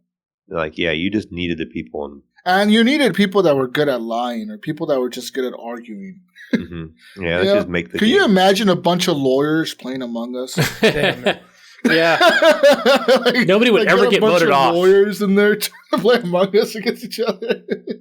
They're all just lying the whole At the time. end, they would just be like, Or just how choose about we just anybody. do the politician version. Yeah. Ooh, there you There's go. like You a just gave them an reality show idea. about that. Yeah.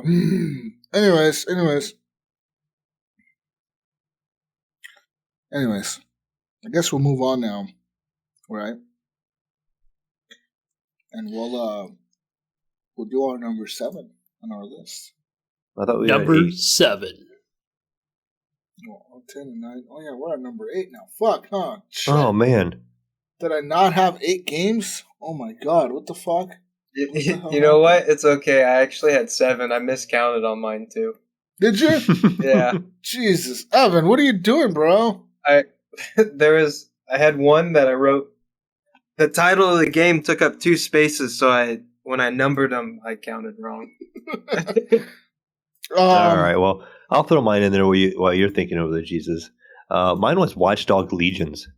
Number 8. That game, it just I don't know. I did not enjoy it. I did not play the other ones, so this one was my very first time coming in, and I had high hopes. I'm like, oh, I'm going to get all these cool gadgets, and it's going to be like this neat story and this big open world I can just mess around in and just have fun. It just sounded like it's going to be a fun game, and Yeah. when I gotten it on the Uplay Pass, I was kind of excited. I'm like, okay, this is gonna be fun. Check it out. And I did that first mission, and I'm like, oh, this is kind of cool. When you did that, you were like an agent, and then you had your AI what was his name, Bagley? Yeah. And then it just kind of like that was you the said, coolest Jesus, part of the game, dude. Yeah, and that's what it was to me. As soon as I started playing the actual game after the beginning, I just kind of started to fall off of it pretty quick. And I'm like, okay, this is probably playable.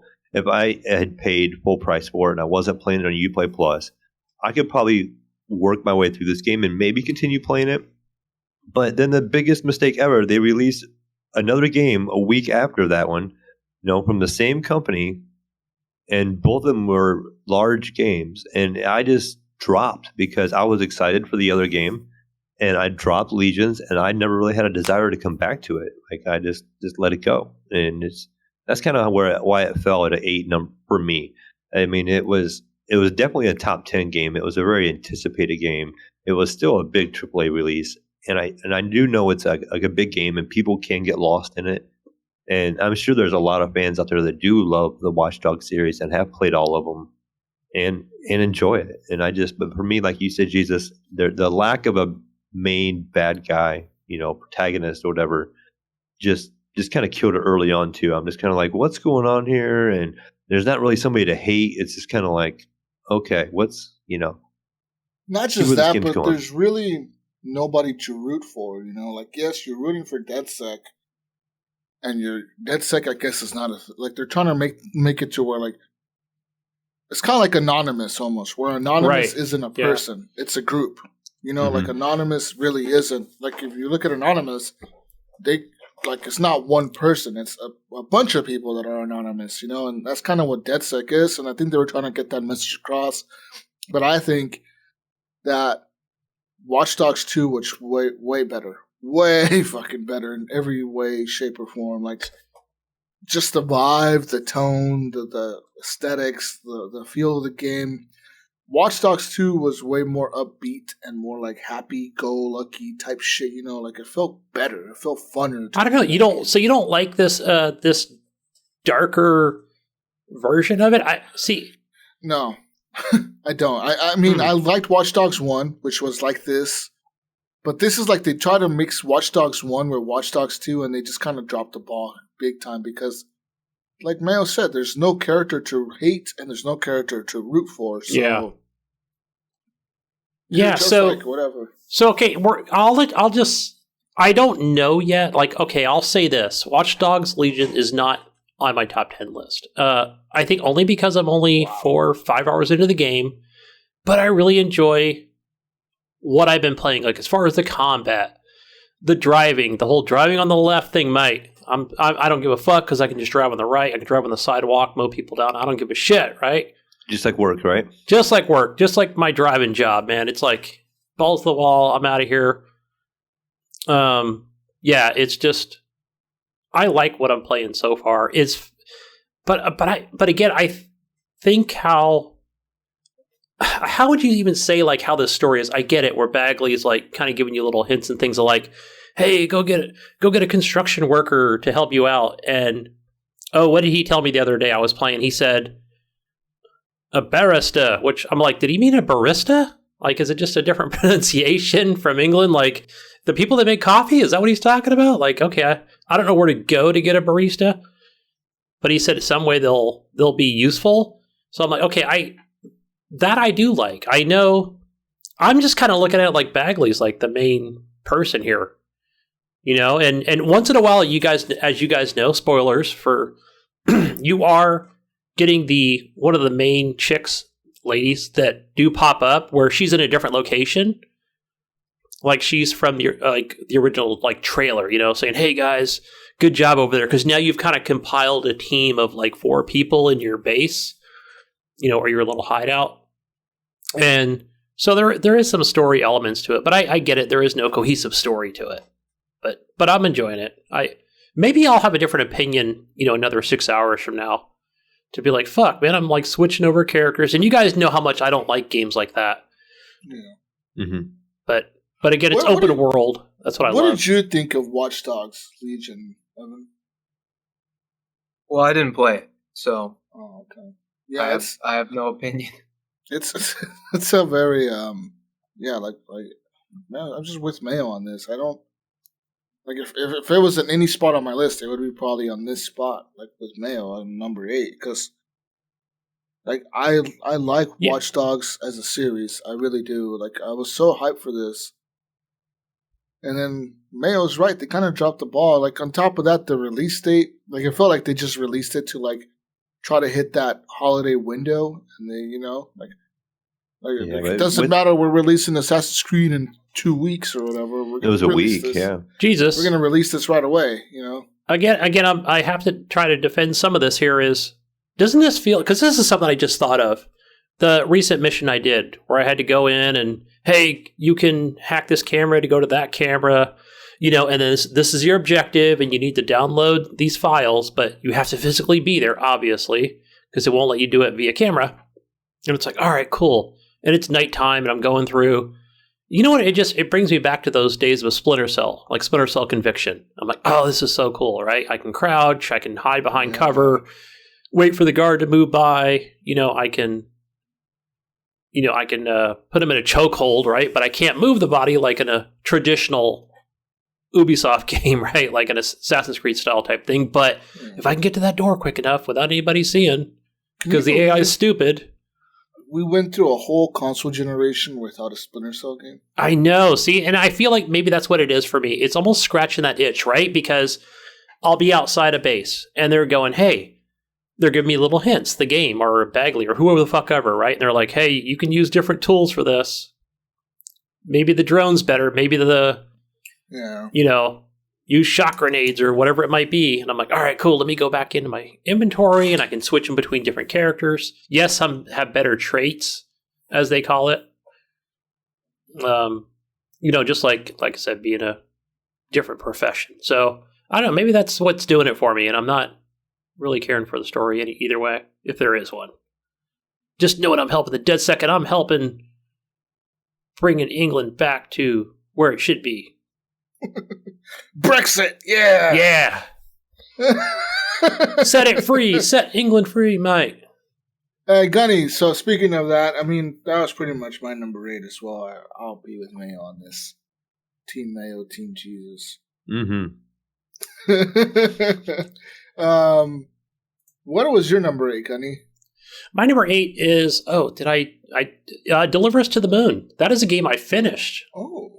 That was a fun game. Thinking I should try to pick this up and play. I know it's Game Pass, but that was that made my whole Game Pass subscription, besides like a Gears of War type thing, where it felt like, every time I buy 3 to 6 months at a time, like it made it almost worth it, All you gotta do is play one big game, and it'll kind of pay for itself. Yeah, it kind of pays for itself for sure. But what? But this was a little indie game. The game exactly?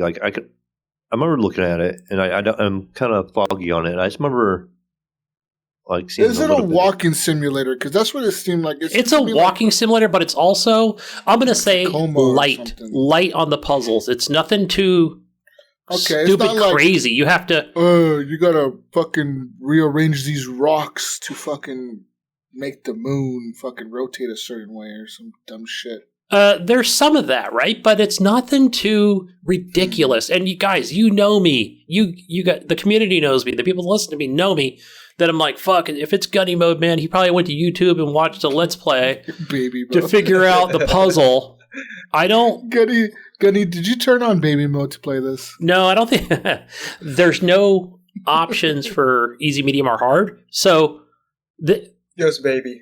But I went PC and cheated. No, I'm kidding. I think I had to go to YouTube maybe one time, guys, out of the 5 hours that I played it. Or I think you could even do it in 4. You could probably do a speed run on it. Because it is a little more hey, if you're in low gravity or, no gravity section. Simulator. Huh? A jogging simulator? Yeah, but there were certain sections where I think you could run, but you had to this thing was trying to zap you towards the end of the game, but it had a pretty good story. For example, I think you're just kind of standing on this platform and you're talking to this person. You're like, look, you got to get to the moon, man. And you're in this dust storm because the earth is dying or some shit.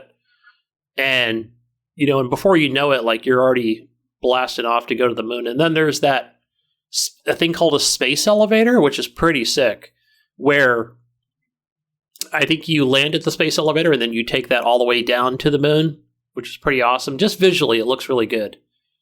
Yeah, I remember everybody talking about how good this game looked. And, yeah, it looks really good. It was one of the games that popped up. I remember when I first got my graphics card, with the ray tracing, and I was like, how many ray tracing games are out there right now? And that was one of the ones that popped up in my list, that it had supported ray tracing on the PC.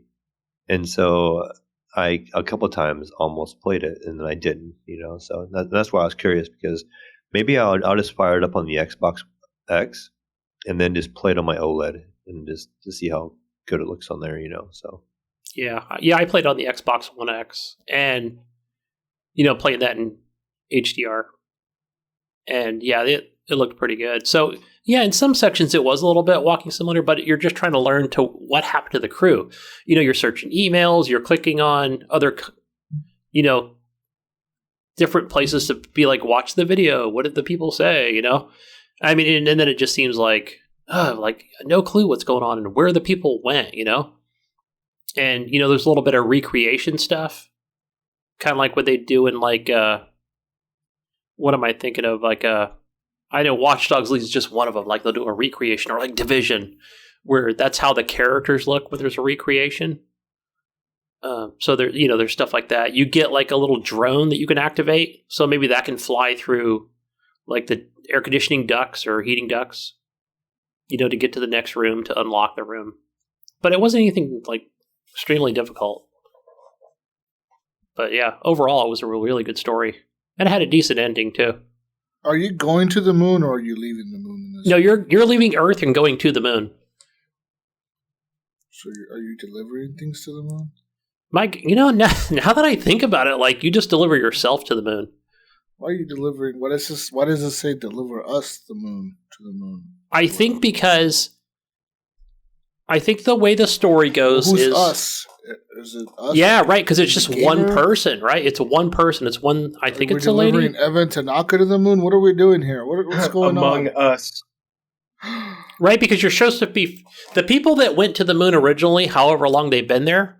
Are you delivering the Among Us people to the moon? I think you're trying to establish... People were trying to establish themselves on the moon to try and figure out why Earth is dying or whatever the hell. I would never... Okay, if real reality time here, guys. We're going to question the host here of the show. If right now the government said, hey, guys, we built a space station on the moon. We need people to go.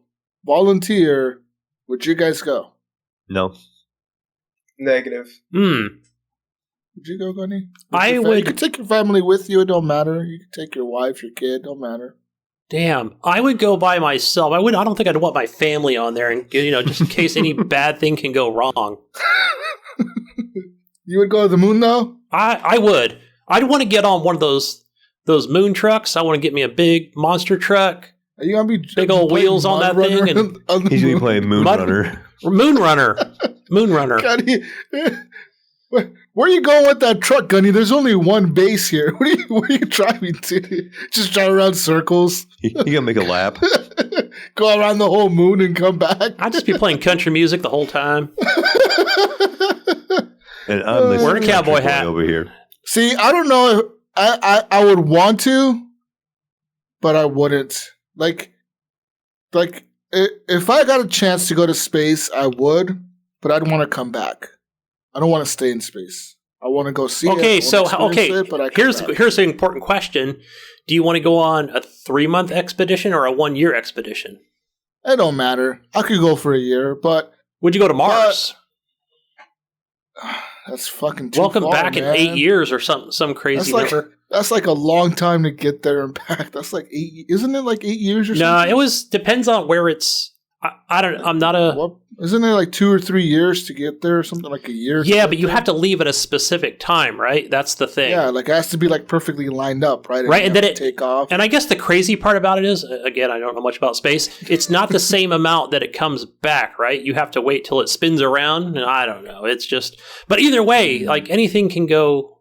Oh man, that would be crazy though. I just think that the worst part for me would be taking off, like blasting off in a rocket, because I would feel very claustrophobic sitting there tied down to a fucking seat. I'm claustrophobic. I don't think it would work for me. That shit would make me feel like I'm dying.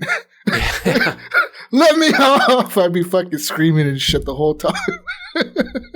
And then coming back. But other than that, I think I'd be fine. Like once I'm in space, I think I'd be cool. I feel like when you get there, I've seen too many Doctor Who episodes and played Dead Space. I feel like everybody would be dead there and there'd be all zombies all like trying to kill me. You get there and like they open the doors. It's an abandoned space station and I have to fight my way yourself. out. Yeah. I'm like, oh, great.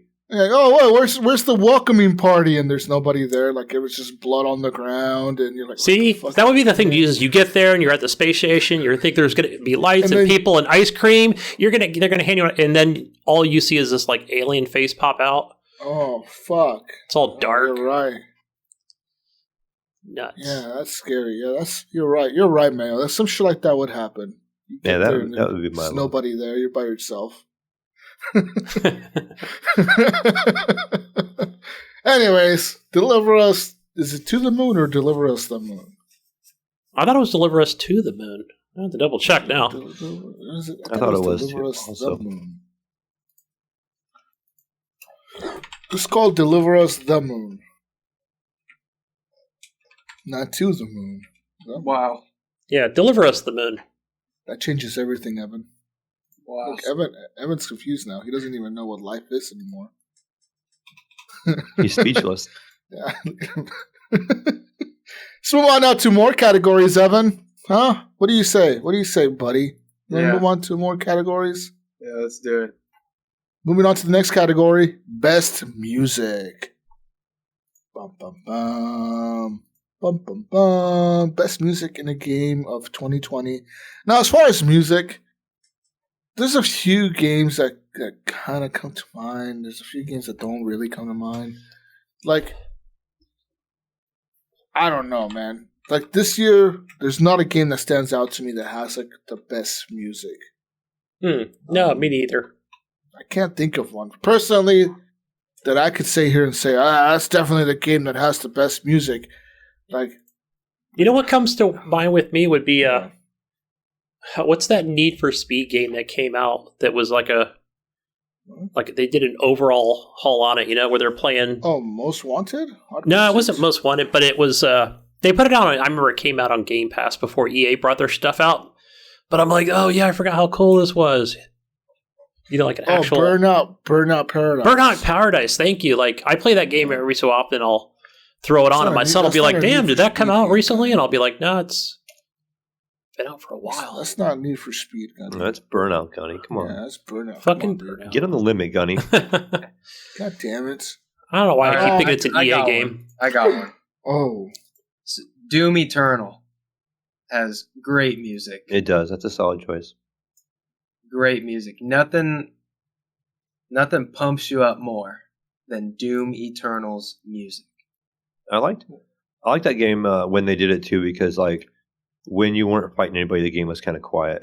Yeah. And then you heard the music starting to ramp up. Yeah. You're like, oh crap, something's gonna happen. And then next thing you know, there's a whole full of things trying to kill you, and you're burning everywhere. I have no vote on this category. This will be a vote of you guys. Gunny, do you have any say? I'll just throw out there real quick too. My pick was Hades. I really enjoyed the Hades music. It kind of got you in the mood to like kind of go through the levels, and it just had that nice atmosphere to it, and it was a really, really good soundtrack. I think I need a break. I need to go listen to the Hades soundtrack real quick. I think this calls for a Hades soundtrack music check break and a Doom Eternal music check break, and I need to vote. Check them both. Here, I'll tell you, Doom Eternal sounds like yes, some thrash music and some shotguns reloading. Click clack. The gunshots. That's what I liked about Doom 2016. So you're saying it sounds like Doom? No, it's Doom Eternal. I mean, it's the only drawback I could say about Doom was I personally liked it, but I could see that music not being for everyone. If you didn't really, I know like Hades is just kind of a very neutral, like it's just like a rhythm you can get into. It just kept you going throughout the game. Where like Doom, if you don't like rock, you're probably not going to like this. If you don't like something real loud or whatever, you probably be really turned off by it. Hey, I liked it myself, but Gunny, he's old. He likes. Yeah, right. Thank you. Nobody said it before, but that's old music. I was thinking of Gunny here. I'm like, he would have to turn the music off on this game because it's just too much. I like that. I was more into that Guns N' Roses music. No, but Gunny is from that era. Gunny is from the rock era, dude. He would probably really enjoy this. It would bring him back to his youth. But he's from that era of like the soft rock kind of like. See, I was more into the Van Halen than I was into the Metallica. What the hell's soft rock? Come on, Gunny. Okay, Gunny. Let's confirm what. I was more Here's a good way to put it. What kind of rocker are you, Gunny? Okay, I am soft rock guy. No, I like the rock and roll, not so much the heavy metal. Right, that's what like Doom is. Doom is more the heavy metal in my mind. Oh, so Doom is like screamo rock, like. When you say Evan, like it's kind of like very.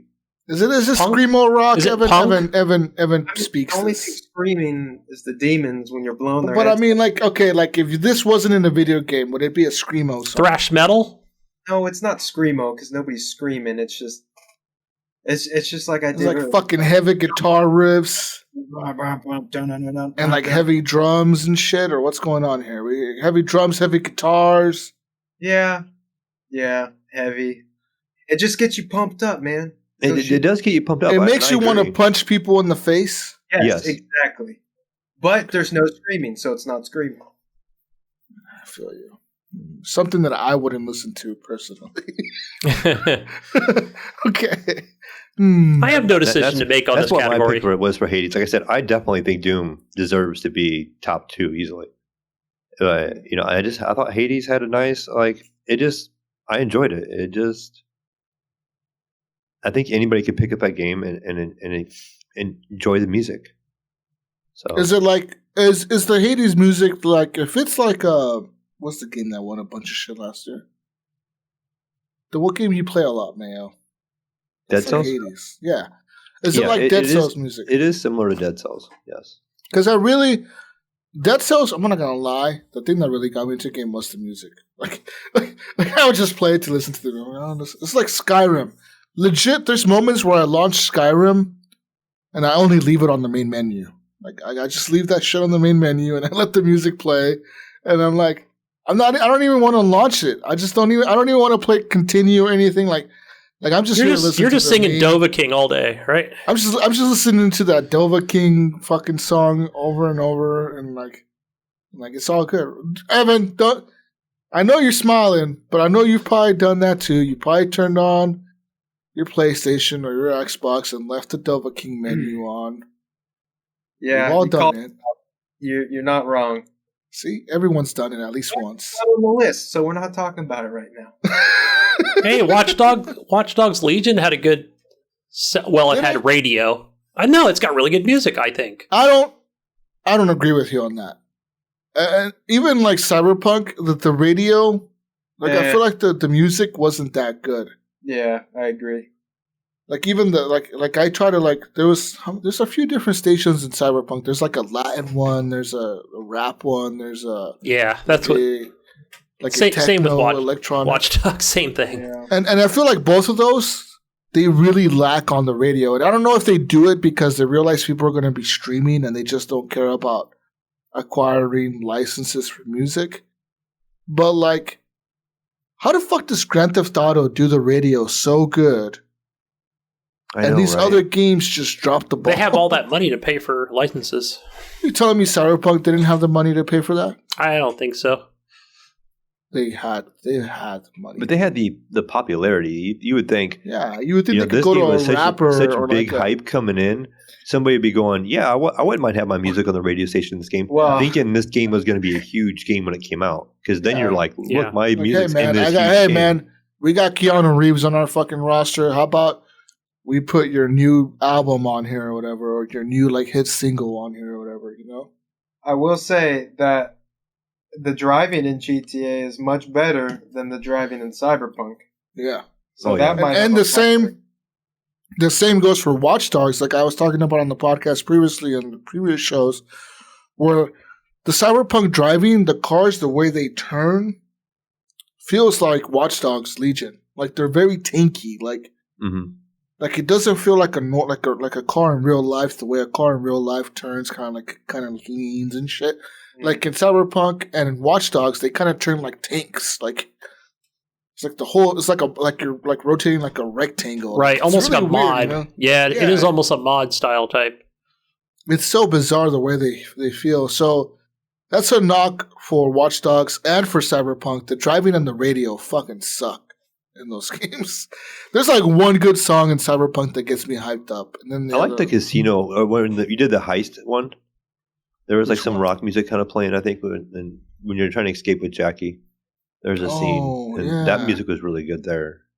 There's a few times in the missions where the music hits and you're like getting hyped up and you're like having a shootout or something. You know that shit's really cool. But kind of like Doom, Doom is really good for that.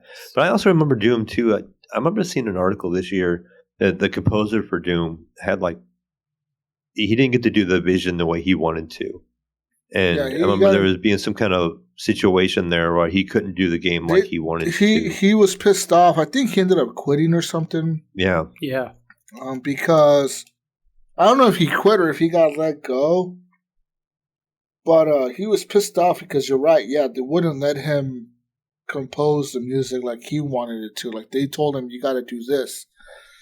And I think he actually ended up doing it a certain way, and they didn't use his music. Like they used his music, but they kind of sampled it, right, and fucking changed it up. And he was like, he's like, whatever came out on Doom is not what I made. Like, wasn't it I made half something? Like I had a vision, and I made what I felt like should have been in that level, and they changed it.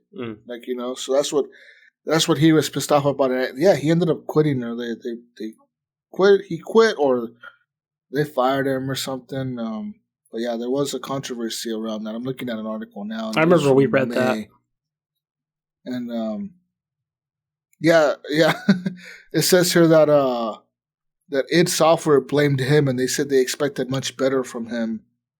And he said, no, that's bullshit. I made my tracks, and you guys downsampled him or whatever. They compressed his music or whatever, and he was pissed off that they didn't put the music into the game the way he delivered it to them. You know what I mean? They put filters over it and shit. Yeah, edited it over a little bit. Yeah. He was mad pretty much because he actually even had a copy of his Audacity file. He had a copy of his original track and the track from the game. And he was like, look how different it looks. And it looks different. It looks more compressed when it came out or whatever. Who knows what that reason could have been? It could have been to save space. Who the fuck knows? Right. Try to keep it under 70 gigs or something. But I don't know. This vote is really, I'm out of it. It goes up to you three guys. If you guys want to vote for Doom, if you guys want to vote for... What would the community say? Well, let me tell you what the community said. The community said Doom. The community threw a curveball at us, and they said Final Fantasy VII Remake. Okay, that does have good music. Had the best music. I think all Final Fantasy Did you finish that, Evan? games has good music. Yes, I did not play it. I'm doing my new game plus of Final Fantasy. Nice. It's fucking hard. Is that exclusive? That's exclusive on PlayStation, right? Mm-hmm. Yeah. I started. Should I buy that game, Evan? Should I play that? Have you played any of the other Final Fantasy games? I have. Have you? I've never played 7 though. That's the one that I hear is the best. Yeah, I've played 7 about 3 times now. I've never played it originally or anything. So that was the last one I played. Okay, I last thought one the I played was it 13? I played 13 or 15. I played 15 as well. Okay, 15 Final Fantasy VII Remake. The combat style is pretty similar. Okay. It's pretty good. It's on my list too. Would you recommend it for the people that have never played Final Fantasy games too? Yeah, I would, because 7 is probably the most. I think it's the most common, if I'm not, or not common, most popular, if I'm not mistaken. Yeah. I think it's the most well done, and you don't really need to know anything going into the game. It's pretty easy to pick up like what the hell's going on. Now it does get you can get as in depth to it as, or you can you can get really into the nitty gritty about using your magic and your spells and your summonings and stuff. But I mean, it's pretty simple. Like once you learn how to use all your magic and stuff, like I would highly recommend this game if you have an interest in it. Some people don't like the hack and slash. Yeah, so you can do as little or as much of that as you want. So I think it's a great game. I think they did a really good job. The graphics were sick, and yeah, it does have nice music too. That's a nice bonus. It's very calming. Nice. It's Final Fantasy has a certain type of music that it uses in all of its games, so there's nothing that really sets it apart from the others, but it's still good. I enjoy it. I mean, don't they have like traveling orchestras that do stuff? They do, yeah. They have traveling. I mean, that tells you you're legit right there when you have an orchestra titled Final Fantasy VII, like orchestra. I remember them seeing goes around the world and plays fucking music. Yeah, they've been here in Columbus a couple of times. We have an old I think they call it like a palace theater type of thing, and then it's like an old theater, and they've been there and played. I'm pretty sure Ryan said he went to go see one in Ontario or whatever. When he went to Canada. Josh, I forgot his gamer tag. He's been to one of those, I believe. Yeah. So, actually, I'm reading an article right here that says there's a rumor that Final Fantasy VII Remake is coming to the PC and PS5 later this year. Oh, should I wait? I think it will. They've always come up to the PC pretty late. I should wait then. Okay, so here's another thing. There's going to be 3 parts to this game. Oh. So, just like, I think the very first one, back on the PlayStation 1, it had like 3 discs. And yeah, I think it did. And I think that's kind of how they broke it up in this, too. So, this is part 1. So, yes, I think my first playthrough, I spent just under 40 hours. So, it's not like you're getting anything less than... Yeah. You know, you're still getting solid gameplay, and I'm going through it again, playing it on hard mode. So it's a good game. I would recommend it. Going for that platinum. Anyways, that was the vote for the community for best music. What about you guys? I mean, I can't say no to Final Fantasy. Neither can I. With the community, and Evan likes it, so I mean that's kind of the Let's go with Final Evan Fantasy. And myself, but it's 3. I mean, Final Fantasy it is. Sick. All right. Woo! Final Fantasy it is. We got how many more categories? 1, 2, 3, 4, 5, 6, 7, 8, 9, 10, 11. Oh, categories. Yeah. Guess we could do another category. Let's move on here and go on to a category that's probably going to be different. So, for this is best art style. Now, mind you now, best art style is different from best graphics because there is a category for best graphics as well. So, for best art style, what is your best art style this year? For me, it comes down to, I want to say, 2 or 3 games. One of them. Cloudpunk.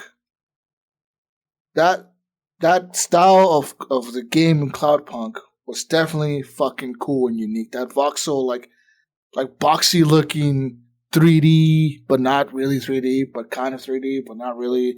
And then if you switch to first person mode when you're driving and you're flying in the spaceship, that shit is really fucking cool. I was playing this last night actually because I was, I need to revisit this game before Game of the Year. Mm-hmm. And I was playing it last night. My pick also. Let me just throw it in there real quick. This was my pick. Nice. Yeah, so I was playing it last night and I was able to switch over to first person mode while driving one of the cars or whatever. And it feels like Cyberpunk, but obviously less graphic intensive version or whatever, but it feels like you're in that cyberpunky world or whatever. You're flying through the world or whatever. You got this shit going on. It feels so cool to be in that world, and that art style it makes me feel good. It makes me just feel good to be in that world and see that style. Hopefully more games come out in that style. Hopefully unique games, not necessarily like cyberpunk style games, but maybe other style of games could come out in that art style, platformers and shit.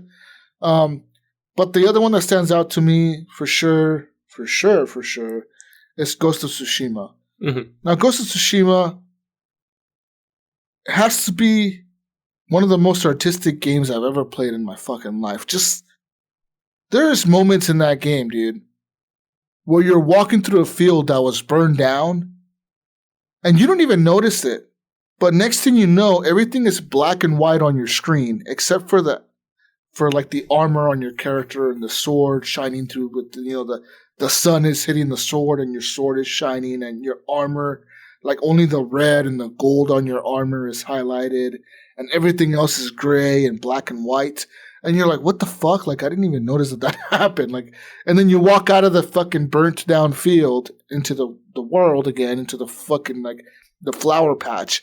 And everything turns bright red or bright, everything's white or gold. And just that fucking game, Ghost of Tsushima, really is like one of the best looking art style games. Like, it's just the colors they use.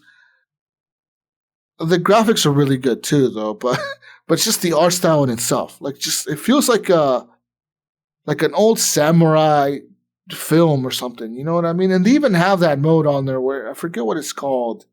Where you play in black and white? Yeah, it's the director's name who makes movies like that. I'm not sure what his name is either. Let me look up Samurai. This is my art style pick because I think yeah, like you said, Jesus, the graphics are just fantastic, and there's so many like hidden, or not hidden, but like overlooked, like little details that are related to the art style.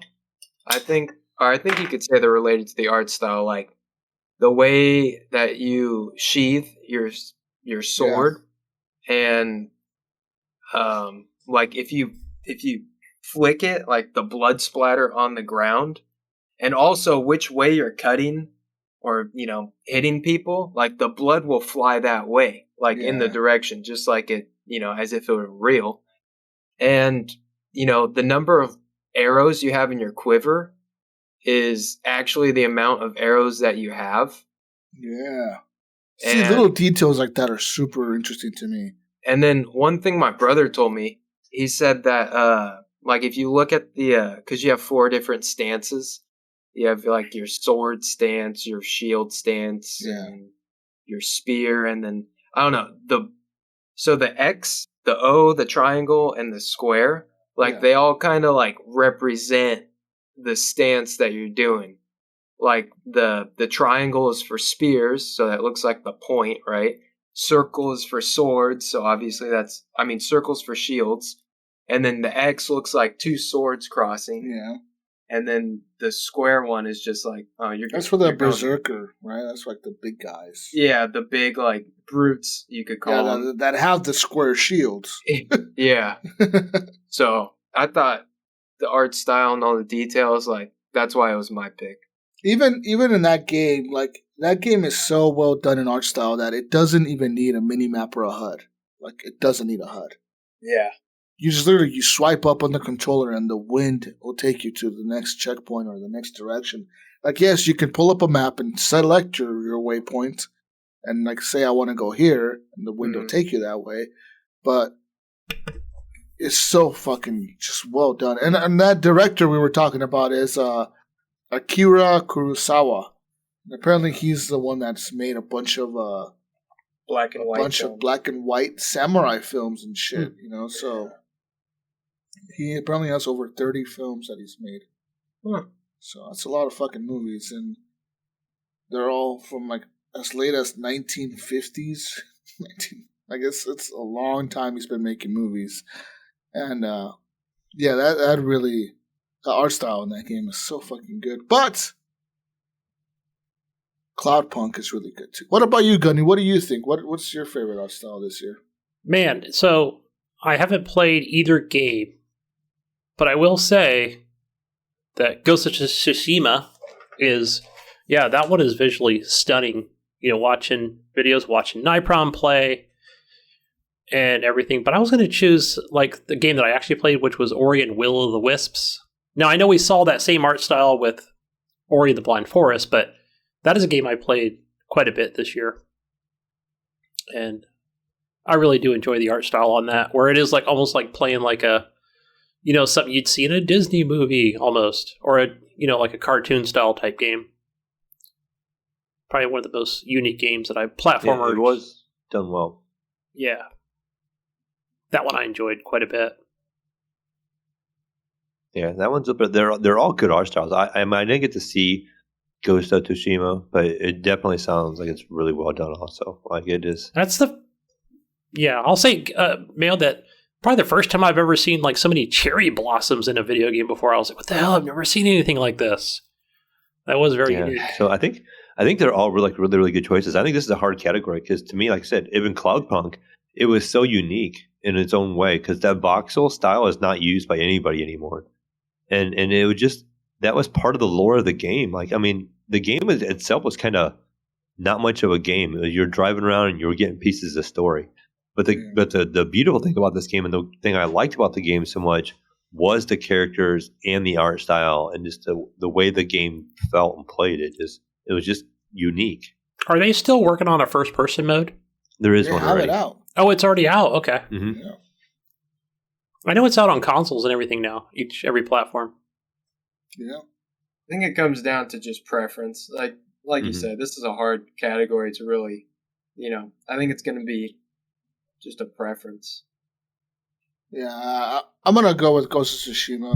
Like that. Like I said, every time I play that game, and even on the PS4 Pro or whatever, like last gen hobo shit, it never ceases to surprise me. Like I see a new area, I see new things, and I'm just like, fuck, how do they do this? How do they achieve these graphics? Like, how do they achieve this on the PS4? Like, how do you do this? And I get it, it's running at 30 frames or whatever, but still, like, just that art style is so fucking well done. I gotta agree with Cloudpunk as well.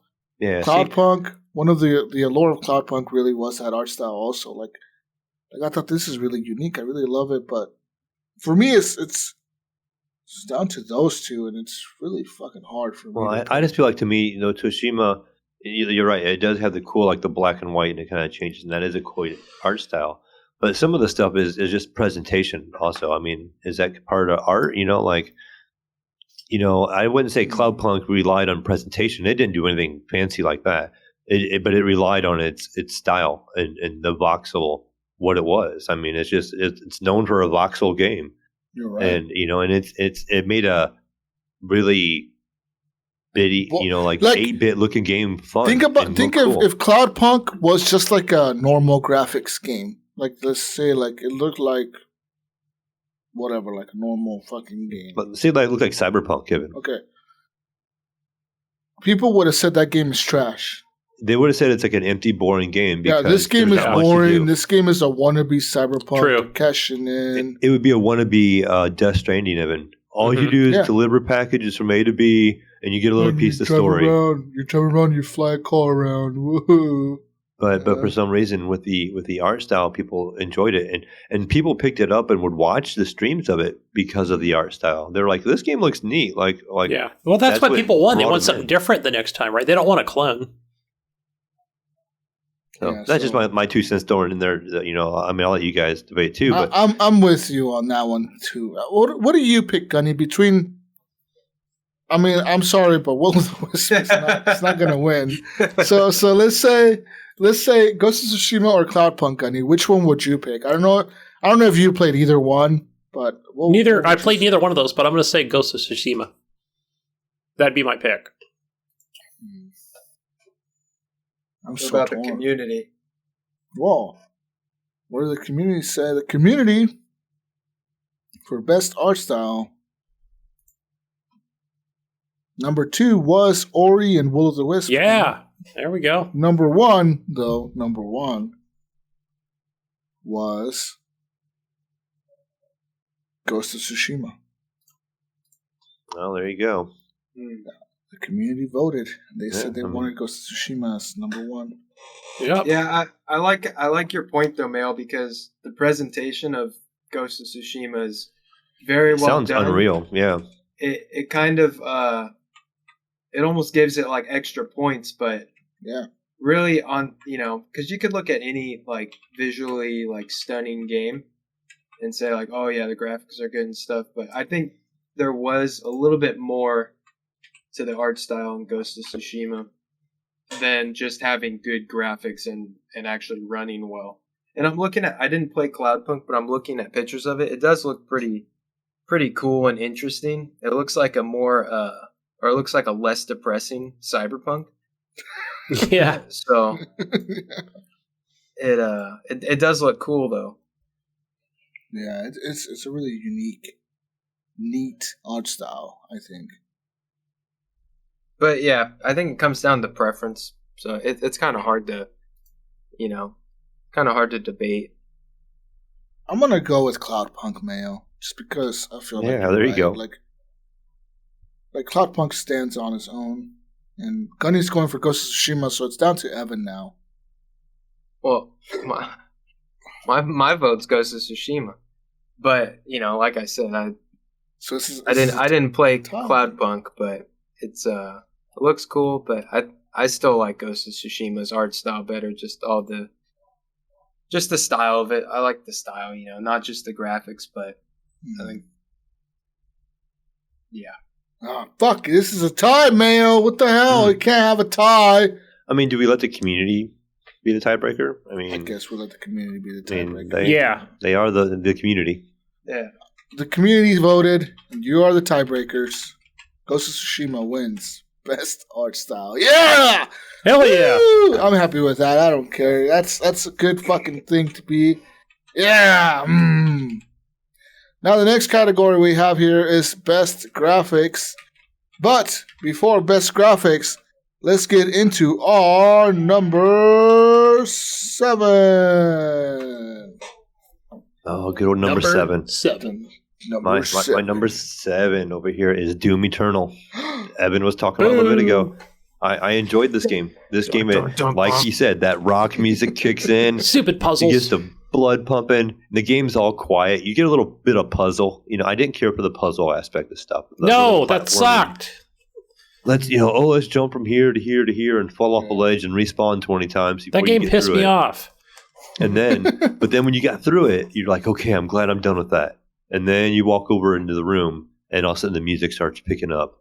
And you're like, okay, guns out. Maybe cycle through my inventory to see how much ammo I have in each gun.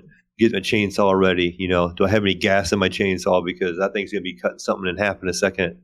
Nice. And you're just tearing, and you're shooting and you're dodging. And, I always had the tendency early on to want to zoom in, but you don't zoom in this game. There's no ADS. It's spray and pray. You're turning and jumping and shooting and dodging and running and oh crap, I'm down to half health, or oh, my favorite gun that I was using against that particular monster that you needed to use, because you had certain enemies you had to kill with certain weapons. You had to strategically eliminate those enemies if you want to get them out of your way, and you want to use this gun against them. And so you're like, oh crap, I need more ammo for it. So you're like trying to kill a couple of the trash zombies with a chainsaw for them to drop wet ammo and. So you can reload that gun you want. Okay, now I go back and get this, this enemy taken care of, and then I'm going to deal with this thing next, and it kept you on your toes the whole entire time. And I played that game. I ended up finishing it. I think I can't remember how many hours it was. It was like 21 or 22 hours long. Yeah, well, a little more than 20. I enjoyed it. I put the time into that game, and there's some games, there's a lot of games I think they're in my top 10 that I didn't even play to the end. And this game here, I played all the way through it. I enjoyed it. It kept me going through it. I just wish the only thing I would have improved upon was, like Gunny said, the platforming part. I could have done without. When I'm jumping around going, okay, how do I get over there? I can see there's a ledge, but how do I get over there? Let me look for some little green thing on a wall that I can grab a hold of, or it tells me where I need to go next, and then I fall and die 4 times trying to get to it, and I finally respawn, and I finally get it, and that kind of gives you such a big break in the action, but and that's I don't know what it is, Mayo, but I fucking hate this game. I don't know what it is. I do. This game just pisses me off. I don't even know why you hate this game. Way to strike down Mayo's fucking I strike number 7 from your record, Mayo, because this game did not have a gunny mode, right? It had an easy mode, right? But it was still fucking hard. It was still hard. I didn't like this game. No gunny mode. It can't play it on super easy baby mode, so... That was the quote of the fucking show. I fucking hate this game. I don't know. It must have been like, I don't know if it was or if it was the time of when I played the game, but I still have no desire to go back to it because let me start from the beginning. The game looks amazing. It looks fucking amazing. It looks so good. Even in some of the distances, Mayo, like where you're kind of looking, part way or even further, but where they have the statues are just sick looking. Oh man, like some of the best art style even in the Doom game is pretty awesome. The color palette, though. Oh, well, I don't know. Do we have best color palette on the categories? It might. You know what? You're onto something. I think we should just add another category because that game did have some of the best color palettes. What would you call that green, Evan? What kind of... It just had that certain green to it in some of the... to me, it was green? Xbox green. The community is always going to want us to vote on best color palette. It was like olive green or some shit, like on some of those statues. It was pretty sick. I'm just saying, we know that Doom is not on Gunny's top Yeah, it's 7. right. No, it doesn't hit the list anywhere. I don't know. I'm just, or I'm just not into those like jump, run, shoot. You know what, Gunny? Chainsaw. Gunny, listen to this, Gunny. Listen, Gunny, listen. I'm with you. People have told me this year multiple times, Jesus, pick up Doom. Jesus, play Doom Eternal. Jesus, you'll like this game. And you know what I tell them? No. Because you know why, Gunny? I'm not into those run and gun, keep moving, keep shooting, keep moving, keep shooting, reload, punch the guy in the face, I fucking hate those games. Yeah. Something about them. There's something like I like Wolfenstein because Wolfenstein is kind of like that style, but not really. But you're in control in Wolfenstein. In Wolfenstein, there's a slow down moments. You don't have to run and gun all the time. Call of Duty is the same way. Like it's run and gun, but not like Doom. Doom is on some next level crackhead shit, and I just hate that. I really hate the pressure of like I constantly have to worry about fucking shooting things, and I can't do it. I hate the pressure. I hate the fucking commitment of having to sit there and shoot everything for the next 30 minutes. It's like, can I just chill for a second? Can I fucking chill for a second, Gunny? God damn it, you. Can I? Did you play Doom 2016, Jesus? Yes, and I fucking didn't like it. I mean, I thought it was cool. Oh, this is worse. I told myself, like, okay, this is cool. I can see why people like this. It's really well done. It's executed correctly. But it's not a Jesus game. It's not a Jesus. Jesus likes to think sometimes, okay? Sometimes. You're going to hate this one, Jesus. You're going to hate this one. Oh, you got to use this gun against this enemy. I mean, you have to know. That sounds so. You got to use my chainsaw. No, not your chainsaw. Your chainsaw just reloads your ammo. I got rock music playing. Listen, Mayo. You had to use the sniper against the things with the rockets on the shoulders. You got to shoot them suckers down. Mayo, you are a man that likes rock music, that likes to shoot things. No, that's Evan. And this is what all this game is about. You have to like rock music and you have to shoot things. And that's all this game is. Number 7. I'm just saying, Mayo. Okay? This is a Mayo game. This is not a Jesus game. This is an Ohio thing. This is not a gunny game. Evan over there is like understandably agreeing with me because he's laughing, but he's agreeing. Okay.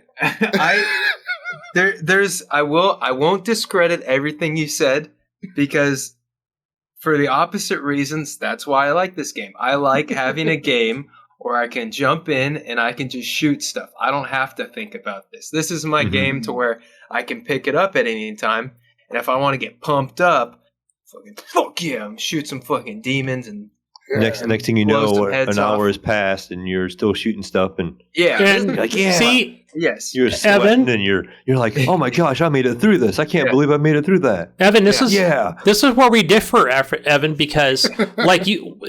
Besides what you say, I'm over here like, okay, did I bring my favorite gun? Do I have enough ammo in my pockets? Where's my attachment? Oh boy, I don't know where it's at. Hold on. See, and like, old man over here. Goty's telling the demon to hold on. Hey, I need to get some ammo. Don't come at me yet, bro. I need to check if I need a health pack. Hold on a second. Let me check my other pocket. I need to look this up on YouTube and then switch it to baby mode. Doom games are for people that drink Bang energy drinks and just like to put the headphones on and rock and roll and right? That's not me. I'm over here like Doom games are made for crackheads. I need some armor. I said people that drink Bang energy drinks, okay? There's those too, but they are different.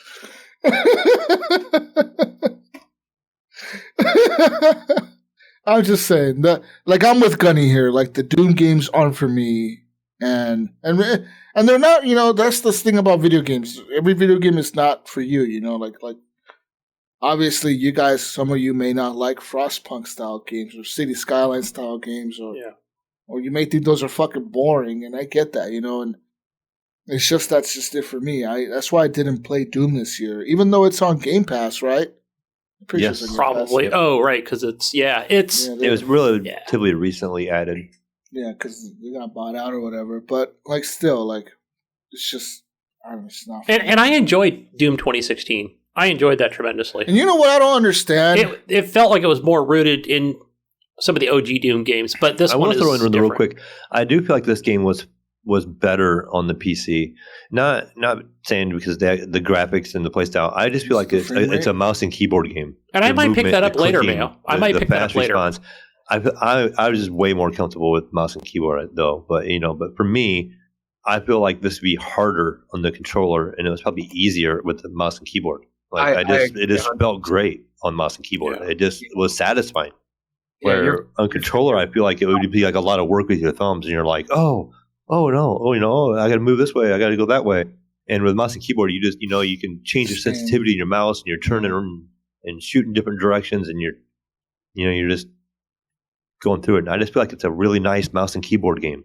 Yes, not that it would take away from the controller. It just for me, I know it would be really hard on a controller for me, and I just feel like it's made for the mouse and keyboard.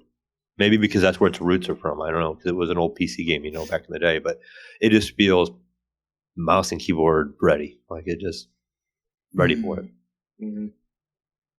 I agree. Yeah, well, that was your number 7, Mayo. Well, I'm gonna get into my number 7.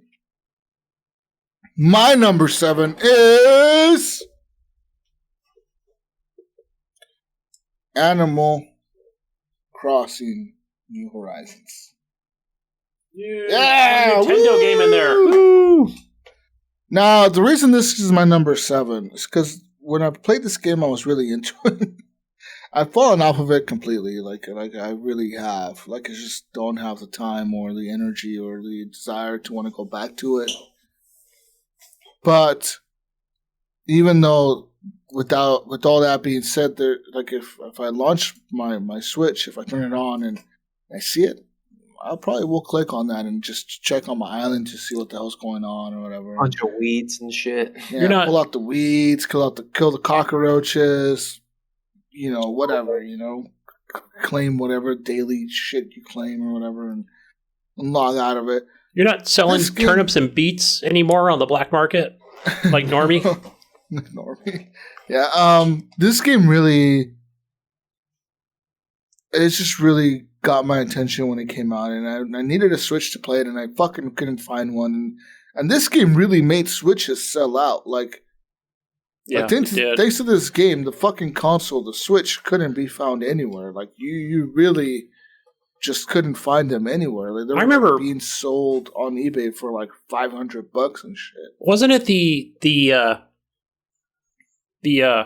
Animal Crossing edition of some of the Switches? People were selling their second born for this thing. Yeah. It was nuts. It was like $1,000 you could find one of those. Yeah, I saw some on eBay. I was like, oh my God, it was crazy. Yeah, that's crazy talk. But you know, like, I really enjoyed that game, and I think that it's very unique, and I think that it's so cool that, like, if you really get into these Facebook groups and these other groups on Discord and shit where people are building islands that are unique, it goes to show just how unique this game is in terms of letting you really do whatever the hell you want. It lets you build whatever type of island you can imagine. And I've seen some real cool shit. Like, I've seen people build the moon. Like, literally, it looks like the surface of the fucking moon on their island. And you're like, what the fuck? And they have the lunar lander, and they got, like, it looks like the fucking moon. Like, their guy is dressed up like an astronaut and shit. And I've seen other people do, like, really cool shit. Like, Normie, I saw her do, like, a whole Japanese theme on her island. And everything looked very Japanese themed. She had all these fucking, like, Japanese-looking fucking, you know, shit all around her island. And then I seen other people do some other cool shit, like, oh, I made my island a race car track, like, theme. And it looks like a fucking Daytona 500 or something in that fucking place, you know? Like, some people have really cool fucking themes. And it's just, like, if you're really into a game where you want to let your creativity shine and let your, like, you know, like, really grind out, I guess, to get these things, to unlock these things, they're like, the possibilities of what you can do in New Horizons are endless. Like, they really pretty much are. Because I've seen everything on that. I've seen people create hell. Like they made hell. Like, hey, my island is hell. Welcome to hell, you know, or like crazy shit, you know, like, oh, like, you know, like I made my island like full of clouds or whatever, like you're walking on clouds or whatever, you know. It's so fucking unique that's why I really like that game, you know, and that's why I believe it deserves to be in my top 10, and it's number 7. Maybe it could be higher, but I don't think so. I'm curious, Jesus. I think I might have originally had that in our community poll of multiplayer games, but I think I took it out because I wasn't sure if it was relevant or not. Or maybe there were people that chose that as other. Yes, there was. There was people that voted for Animal Crossing as a multiplayer game. Because I know you can visit other islands, but I thought, wait, is that multiplayer? I mean, it's not. It might be a co-op or more of a visit type style thing. No, but yeah. No, it's in there. And, yeah, Animal Crossing New Horizons is my number 7 for all those reasons. And if you have a Switch, maybe pick it up. I don't know if you're into it or not. Anyways. Sell those vegetables. I had Last of Us Part 2. That's my number 7. Oh, that low? I fucking hate this game. God. No, you don't. Shut up. What? Number 7? What is this? Yeah, bro. I even have Animal Crossing above it. What? Whoa. You serious right now? Yes. Dead serious.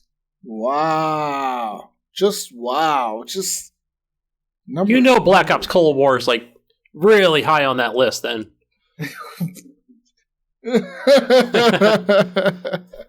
that's like wow. That's really surprising. I was not expecting that to be that low, Evan. Well, it is. I didn't play a whole lot of different games this year. It was a lot of time gaming into, I guess, a select few of games.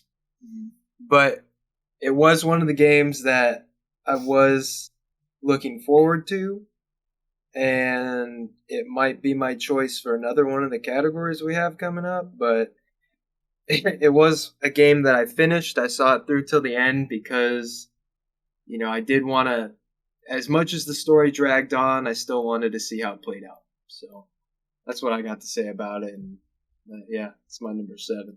Jesus. Okay. My number 7 is Deep Rock Galactic. Wait a minute.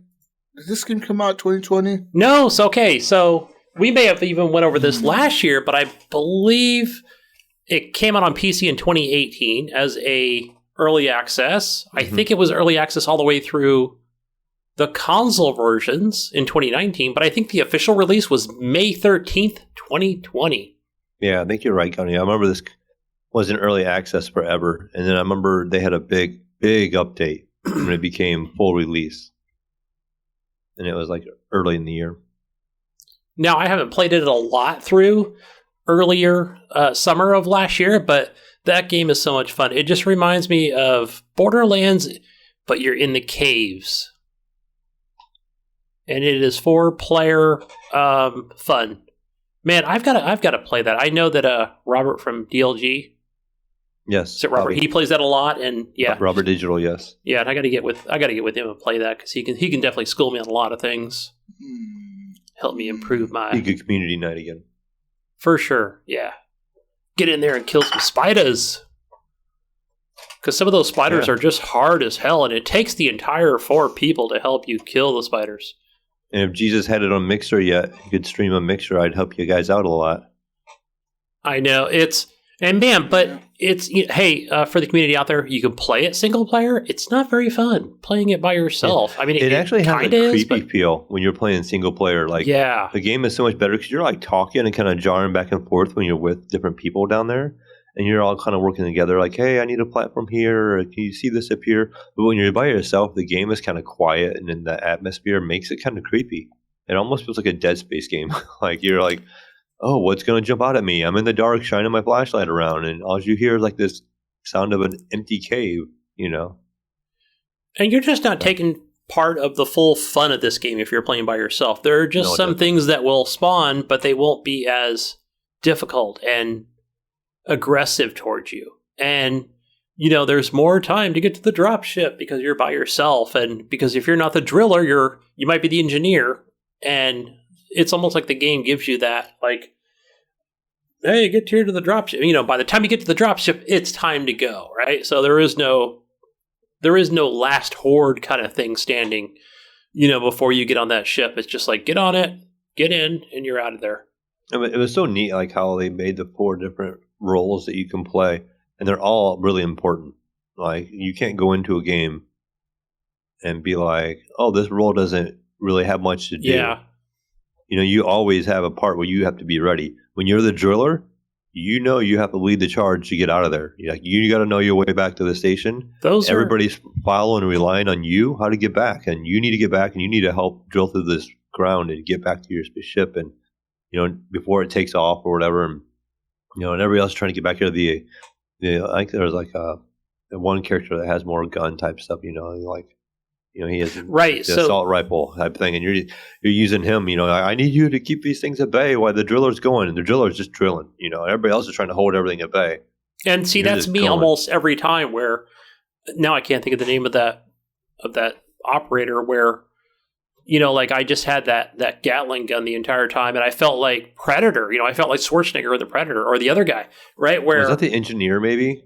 That because he did the platforms and had a Gatling gun, maybe? I don't remember either. I don't think he had platforms. I think besides having that gun, I can't remember what other things he was able to do, but I think really that was the main thing, right? Where you had that gun that was just, and it was just so much fun, just like you felt like you had both hands on the triggers, and you're at the dropship and things are just going south really quick, but you're taking out as many as possible.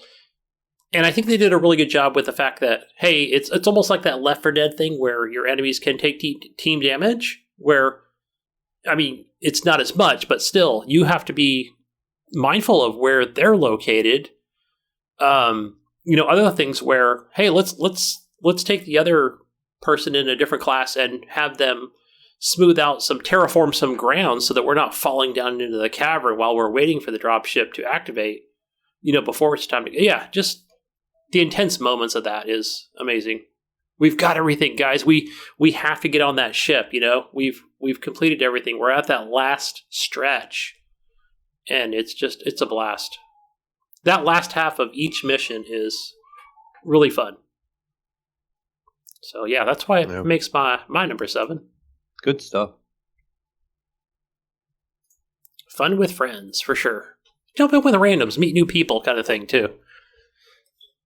Maybe you'll learn something. Maybe you can teach other people, you know, different roles and stuff. It's one of those. Yeah. Anyways, it's time to move on now, Gunny. And should we do another category, or should we go to number 6? Yeah. We can, what do we got left in categories? Let's see. We've got 1, 2, 3, 4, 5, 6, 7, 8, 9, 10, 11. Yeah, let's go with another category. I might have to do a couple categories to get it evened out. Let's move on now to best graphics. Now, as we said earlier, best art style and best graphics are not necessarily the same thing. They're very different. Best graphics is simply just the graphics of the game and how well it looks. The best art style was the art style, the direction that the people took when they made the game and all that, whatnot. Best art style was won by Ghost of Tsushima. Now, as far as best graphics, this is a tough one. There's a lot of games that look really good this year, in my opinion. I have 2 picks I cannot decide between. And both of them were played on the Xbox One X. Well, actually one on the One X, and I played the other one on the One X and the Series S. Oh. So Assassin's Creed Valhalla. Remember that game came out at 30 locked, and a couple weeks later, I think it was 2 weeks later, it could have been exactly 2 weeks, where they came out with a 60 FPS mode. And that did not work so well for me. For some reason, it did not want to play on my Sony OLED, where the game just looked like shit. I don't know what happened. It made like that running water just all pixelated and stuff. I thought, oh, what the hell is this? But maybe it didn't work well on my Series S. But then again, I think I might have went back to 30 and I was playing on high cinema motion, you know, which gives that appearance of it being 60 or higher. Yeah. But I thought 30 was even good just graphically. Oh, yeah. The other game, guys, what I talked about was Doom Eternal. The game I fucking hate, right? But again, graphics wise, it looked really good. Besides the gameplay, I'll just leave it at that. Nice. I mean, I thought it had a neat atmosphere. Doom Eternal did. It had a lot of bright colors, though. My picks of best graphics this year would have to come down to a few games here. I got The Last of Us in my head. That's another Ghost good one. of Tsushima, Cyberpunk, and Assassin's Creed Valhalla. Now, I really think that Cyberpunk, in terms of graphics, really, on the PC, I know that people are thinking, well, what the fuck is he just talking about? This game looks like shit on my console. Yeah, but on the PC, that has to be one of the best looking games I've ever seen, ever. Like,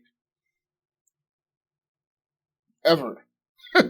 And I really mean that. Like, just, like, you can see the fucking, like, pores on the people's hands. Like on your character's hands. When you looks at his hands, or she or whatever, you can see, like, it looks like real skin. It looks like you're looking at almost like at a movie, you know? Like, you're looking at a movie or something. Like, it's fucking weird. The city, the graphics in the city are fucking phenomenal. I feel like the world, the way it looks, it's so well done. Assassin's Creed Valhalla is pretty good too. I feel like that game is really well done as well. The Last of Us, I mean, it's The Last of Us. It looked good on fucking PS4. It looked good on the PS3. It looks good on the PS4 Pro. I know Evan's shaking his head. Fuck you, Evan. And then Ghost of Tsushima really has good graphics as well. Like that game really, really, really has good graphics for being on the PS4. It has no business looking that good. Like, it's like you look way too good to be on the PS4. But yeah. Those are my picks. Those 3 or 4 games, I don't know. What about you, Evan? Well, completely disregarding Last of Us 2, I got Final Fantasy VII Remake, Ghost of Tsushima, and Cyberpunk 2077 on my list for best graphics. I will say, out of those 3, it's really hard to decide between Final Fantasy VII and Ghost of Tsushima because they're both on PlayStation. And I feel like the games on PlayStation, they just, like you said, like they have no business looking that good for, what they are. And I mean, I could go on about both of those games on the graphics and stuff. Like, I thought, we've already talked a lot about Ghost of Tsushima and how great it looks.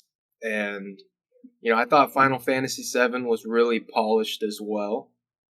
And I guess I could kind of, it'd have to be between those two because as good as Cyberpunk looked, because I'm running a 2070 Super on my computer.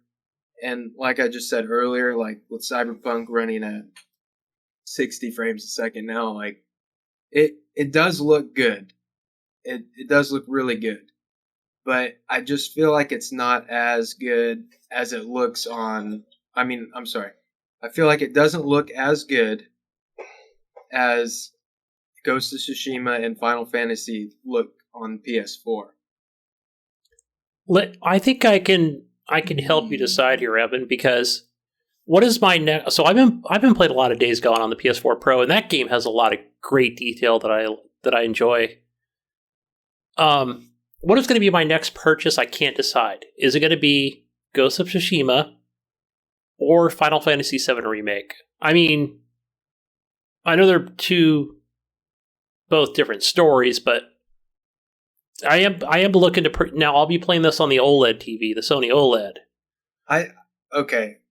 If I had to give you a recommendation, I would have to go with Ghost of Tsushima because it's too damn good. It's too good. I mean, that's my recommendation. If you were looking to buy either one of those, hands down Ghost of Tsushima, because I think, not to discredit Final Fantasy VII, but Ghost of Tsushima it looks great, it plays great.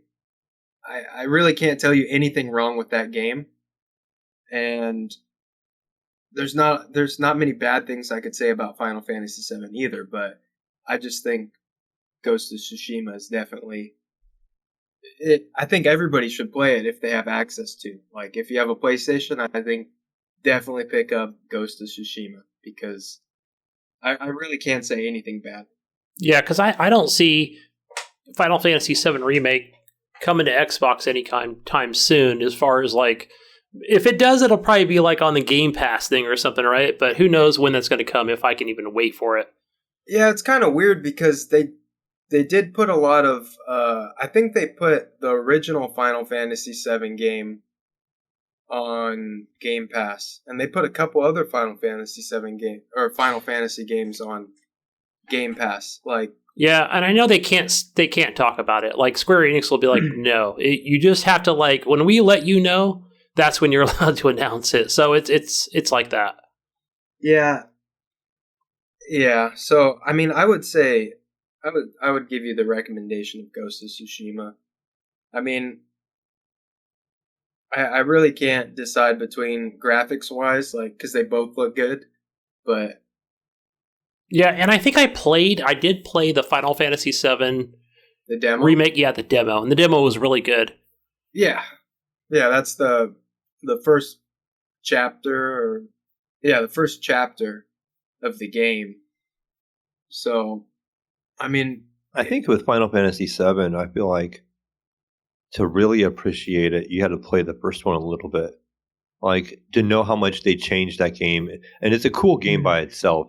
You can really get a new appreciation when you play the original and you see how the new one is. I didn't play, but I watched some video of it. They did. The original was turn-based, and they made the new one like live action. Kind of thing. And it was just neat how they just kind of like. I mean, they just completely changed that whole entire game. No, there was. I remember back when it was first announced that it was going to come out, they were talking about it, and then I saw like the first like trailers and stuff about how it would be different, and yeah, I was kind of. I was a little. I was uncertain how I would feel about it because I did really like the turn-based because that has a lot of strategic planning that you do for your battle on like what characters you want to buff up, what character is gonna be your healer, and then what person uses magic, and then you have your heavy hitter attackers, and then you can get really detailed into how you want your players to, what role they're gonna play. Whereas in the new one, it's not quite a hybrid, but it's more so like, 15 if you played 15. Yeah. Like you were saying. Yeah, because you still can like kind of pause and like you kind of slow down time. Like things will still like very slow, like things will happen in slow motion while you're still while you're giving commands for your other characters to do like cast a spell or heal somebody up, or if you want them to attack a certain person. So you can still dish out those commands for all your characters as you're still like, and they're kind of like on auto. They're kind of like, you can switch between all of them or back and forth or however many people you have with you. Like, I think you can have 2 people with you. And you can switch between them and let the other players work on like an auto kind of combat mode. So it's kind of cool that way. It's kind of like a hybrid almost, but yeah, it feels weird saying hybrid. So I wish there was a better word for it, but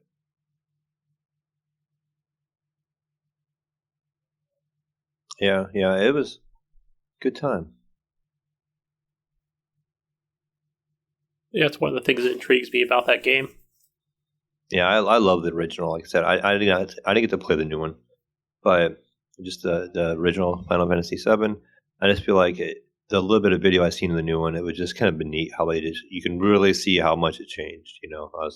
Evan and I were talking there, and how we're talking about it is even like in Final Fantasy VII, if I remember right, I know that the first one was this way: is you could put a character toward the back of your line, and they had a less likely shot of getting attacked. Yeah, and the guys in the front of the line were more susceptible to damage. So like, this guy's down to like 10% health. I need to put him in the back. But crap, I might have to put my healer in the front, and that could be a problem. But or I need to do this, but that person's turn's already been taken, and I need to get him out of there. But do I need to focus on this guy and stuff? Yeah, see, it's neat. They changed the game, but they didn't change the game. Sound like they, it reminds me of that game. I know it's a different genre, but Darkest Dungeon. Like, wait, that sounds like Darkest Dungeon. It's kind of similar. That's yeah. I was trying to think of games that also have a similar, play style to that. And I played Darkest Dungeon a couple of years ago, and it's got some similarities there. They have mods in that game now, which is pretty cool. Or maybe they've always had them, but they got some pretty cool mods. Nice. Because that's my gunny mode game right there, where I like, give me unlimited torches. The mod mode. Yeah, like I like the because if you don't bring torches, then it's like lowers your health. More creatures come out. I myself, I didn't get mine yet, but I'm kind of like Jesus.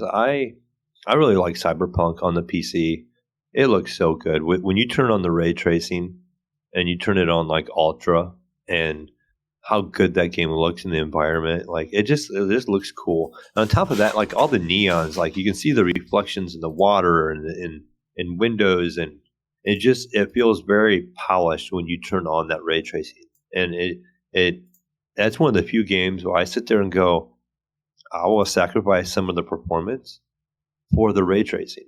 You know, like this game looks so good, I don't mind, throwing away some of the frames to get to look, with that ray tracing.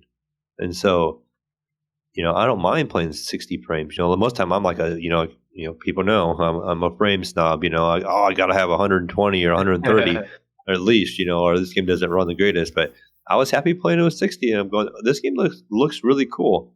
And I that to me is the best graphics this year for me. And it is, and again, unlike Cloudpunk, very similar. But Cloudpunk is style. Oh, Jesus is back. But yes, so Cyberpunk was my answer. Cyberpunk is my answer. Number 7s? Or no, that was for Best what? Graphics. Best graphics. Okay. What are you talking about, Gunny? I'm back. Gunny, that was like 20 minutes ago, Gunny. He's old, Jesus. Give me a break. This year, remember? We have to slow down a little bit. I'm trying to write. Trying to keep track of these things. What's the community say for best graphics? The community said Assassin's Creed Valhalla. Huh. It is a good looking game. Yeah. Yeah. Number 2. I do like those three options. Was a tie. So second place was pretty much a tie between The Last of Us Part 2 and Ghost of Tsushima. Bullshit.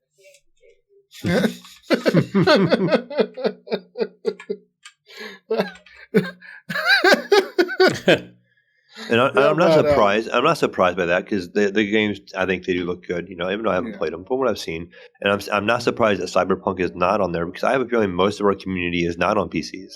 And they're playing it on consoles, so and they're they're going like shit. And there is, I'm sure, a handful, a good amount, still with like an Xbox One X, Series X, or the Series S, or PS5, and they kind of see what we are talking about a little bit. But they're still not getting, the smoothness that we are. It's quite as well optimized as it is in the PC. But, I can see, Ghost of Tsushima and, The Last of Us being high up there in the community. Definitely. I mean, The Last of Us Part 2 looked really fucking good. Like I said, for being on a PS4, you're like, this hardware is 7 years old. How the fuck are they doing this? How do they pull this off? It's really hard to, like, to think they've pulled this off on how old of a hardware? Like what graphics card is in this fucking thing from 2013? Yeah. Right. You know what I mean? You're like, on PC, this shit would never run on that graphics card. It just wouldn't. It would fucking blow up. And like they got so much details in those games. Like Ghost of Tsushima, man, you can see when you're walking in the mud. You see the footprints. You see your horse's fucking like hoof prints on the fucking thing. You see the tracks the horse leaves. You see the footprints you leave. You get mud on your character, like his fucking. Yeah, if you roll around in the mud, your clothes are fucking muddy. Yeah, get all muddy, or like if you kill somebody, your clothes get all bloody and shit. Yeah, and if Red Dead Redemption has that already. Yeah. I could roll in the mud at Red Dead Redemption, yeah, Red Dead Redemption had that, yeah. But whatever. Fuck you, Gunny. Damn you. Anyways, what's going to win it from us, guys? I say Cyberpunk. I agree. I concur. Fine, Cyberpunk. I can't wait for my console. Yeah. I can't wait for my console update in June. But consensus rules. Get on the limit, Gunny. I know. Fuck. I need to get on that. Gunny, remember, good things come to those who wait. Yeah, just wait 7 months, Gunny. Yeah. It'll be I'm good so someday. far behind. Moving on to more categories now. Let's move on now to one category that I think I skipped over here. Best shooter of 2020. Easy. Doom Eternal.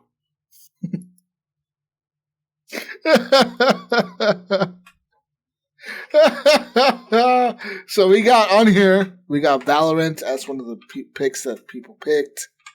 We also have Doom Eternal as one of the picks that people picked. Call of Duty's on there. Star Wars Squadrons is on. No, that shouldn't be on there as a shooter. But yeah, anyways. My pick was Doom Eternal also. So Team Evan now. Yes. Good. I mean, just you just can't get any more shooter than Doom. Right. I mean, that is the game. I mean, there was a little bit of platform, but it was shoot. Yeah, it's pretty much just shooting. I mean, yeah, you can't stop moving and you can't stop shooting. So I think that's a pretty good basis for a shooter game. Yeah. It might not have been the greatest, like it didn't have bullet drop, it didn't have anything like this, and it didn't have no ADS. It was straight up, okay, you move your reticle around and you fire and you fire and you fire. Pull that trigger. Yeah. Yes. The only time you ADS is when you use that sniper rifle to try to shoot the rockets off that tall guy that had the rockets that would fire at you, that like heat seeked you. Yeah, what's the name of the Revenant or something? Yeah, I can't remember the name, but oh god, I hate it. Early on and I thought the game was neat too, how they would introduce an enemy as kind of like a little like pain in the butt boss kind of guy. Yeah. And then he was just a regular enemy the rest of the game. Yeah, then you just start seeing him like every level. There's this guy, and then you're fighting him the rest of the game. Son of a bitch. Yeah. Especially the Marauder. I learned to hate that guy really fast. I think that's where a lot of people's frustration come from. Yeah. In this game was fighting that Marauder, getting past him, and then dealing with him as a regular enemy at times was just sometimes too much. Yeah, definitely my pick for shooter was Doom Eternal. What about you, Gunny? I'm not a big shooter guy, so I have no answer. What? Is Call of Duty Warzone in there? That's going to be my best shooter. Okay. Yeah, so that made you buy a Call of Duty, right? That is true. Like, it made me buy the actual campaign for it. Well, so I can play the multiplayer maps along with my favorite Plunter mode. I don't quite see your logic in that, but I'm glad you enjoyed it, Gunny. I know. I think it was a stupid decision, Evan, because I liked being on the offensive and gaining the loot and stuff, and then calling in for what do you call it?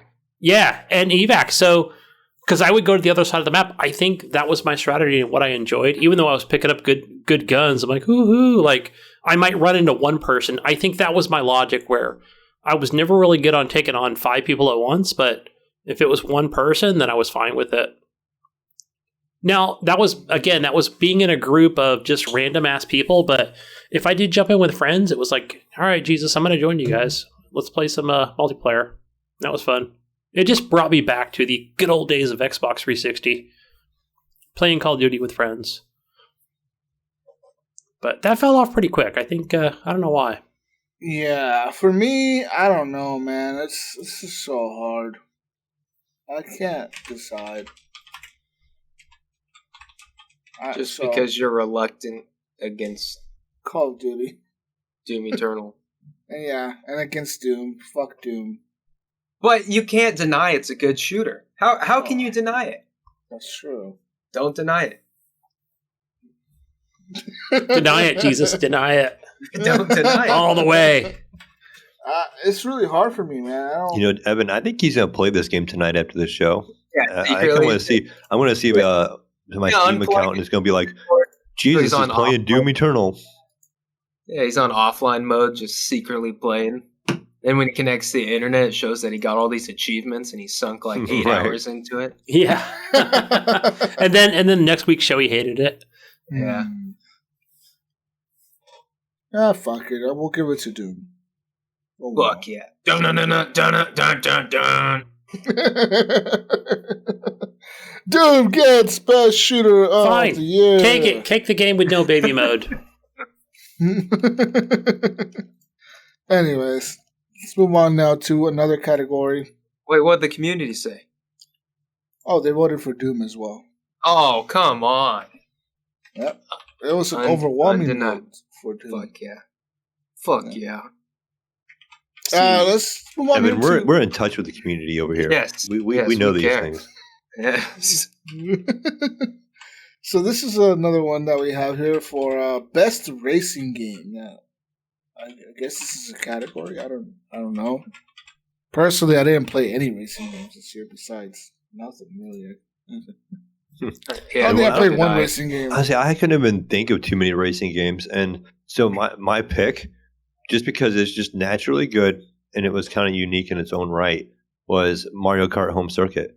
I watched multiple videos on this. It looks kind of cool how it has the augmented reality where you put the car on your floor in your room, your house. Oh, and yeah, you drive this car around and it has the camera in it. You see your real place as you're driving around and you make your own track. And, you can throw your shells and you can attack each other on the screen. Yes. But in typical Nintendo fashion, the thing I don't like about this game, that's probably the only thing that keeps me from buying it, is you're only limited to, I think, 1 or 2 cars max per Switch. And if you want to have more people play, you would have to buy more Switches and more cars. And they charge $100 for the car in the game, because the game is free, but they charge $100 for the car. Right. And then you have to buy a Switch to have more than 1 or 2. In typical Nintendo fashion. And I'm just like, that could get expensive real quick. But if you had kids, multiple Switches in your house, and maybe it'd be really fun to actually race each other. But to me, it's like a single player Mario Kart for the first time. It is pretty much. I mean, yeah, you can play the computer, and it looks really cool how it puts the enemies on your screen, but they look like they're in your living room, and you look like you're driving underneath your couch or your end table, and that's got to be a big draw for kids. And I feel like this can be like the #1 selling racing game this year. I mean, yeah, definitely. When you think of a racing game, so even though I I did not play it, I just feel like this is, to me, is going to be my winner. And in this game, you and I both know, in 5 years, this game's still going to be $75 because it's $100 right now. Yes, that's true. And it's going to be used for $75 with a car that's been beat up. Yeah. Stepped on. Ran down the steps. It's got scratches on it. Stepped on and crayons. chewed on by dogs. Lipstick. That's You're my like, what pick. the hell's lipstick doing on here? But Whoa. he's kissing my car here. No, guys, I'll say that you guys know I'm like the bigger racer here in the group, but it's something I wouldn't say I fell off of. It's maybe just more temporary than anything. I think the one game that I don't even know if it came out in 2020, but it was Grid. Like, it was more of not a remake, but they just called it Grid. And if that's even out there, I haven't even checked. Yeah, to me, that's just. I remember when it came out. I mean, I don't remember the date, but I remember the game releasing, but not. I don't know if it was this year or not. You know what that feels like? It almost feels like I want to say it's a Forza, not a Forza 7 remake, but not as good. This is going to be disqualified. This is a 2019 game, Gunny. Yeah. See, it's not. Yeah. See, and I haven't really, besides the Forza games, and I do fire up the old Lego DLC on Forza Horizon 3 every so often. I know that game's not this year either. Yeah. Gunny, do you want me to help you out, Gunny? I haven't played F1 2020, or I haven't played Dirt 5. Why didn't you pick Gunny? Crash Bandicoot or something? Yeah. Paradise. That's not a race. Oh, that racing game did come out in 2020, didn't it? The remastered? No. Burnout Paradise came out in 2019. No. Crash Bandicoot Racing. Did that come out in 2020? I think Ryan bought it last year. Wasn't that on your list? Is it? Yeah, it was. Like number 10, wasn't it? Come on, Gunny. Damn, it should have been. No, that was not a racing game. That's a platformer. For me, Mario, does Fall Guys count as a racing game?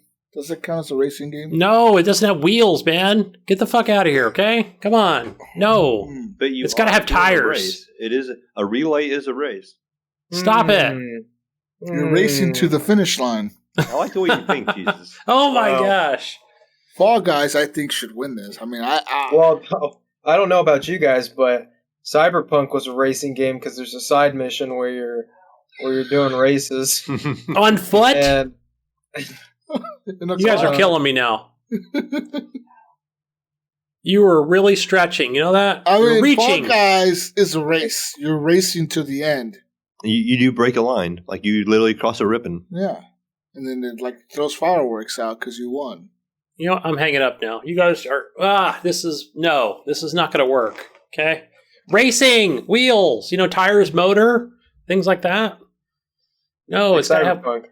Well, yeah.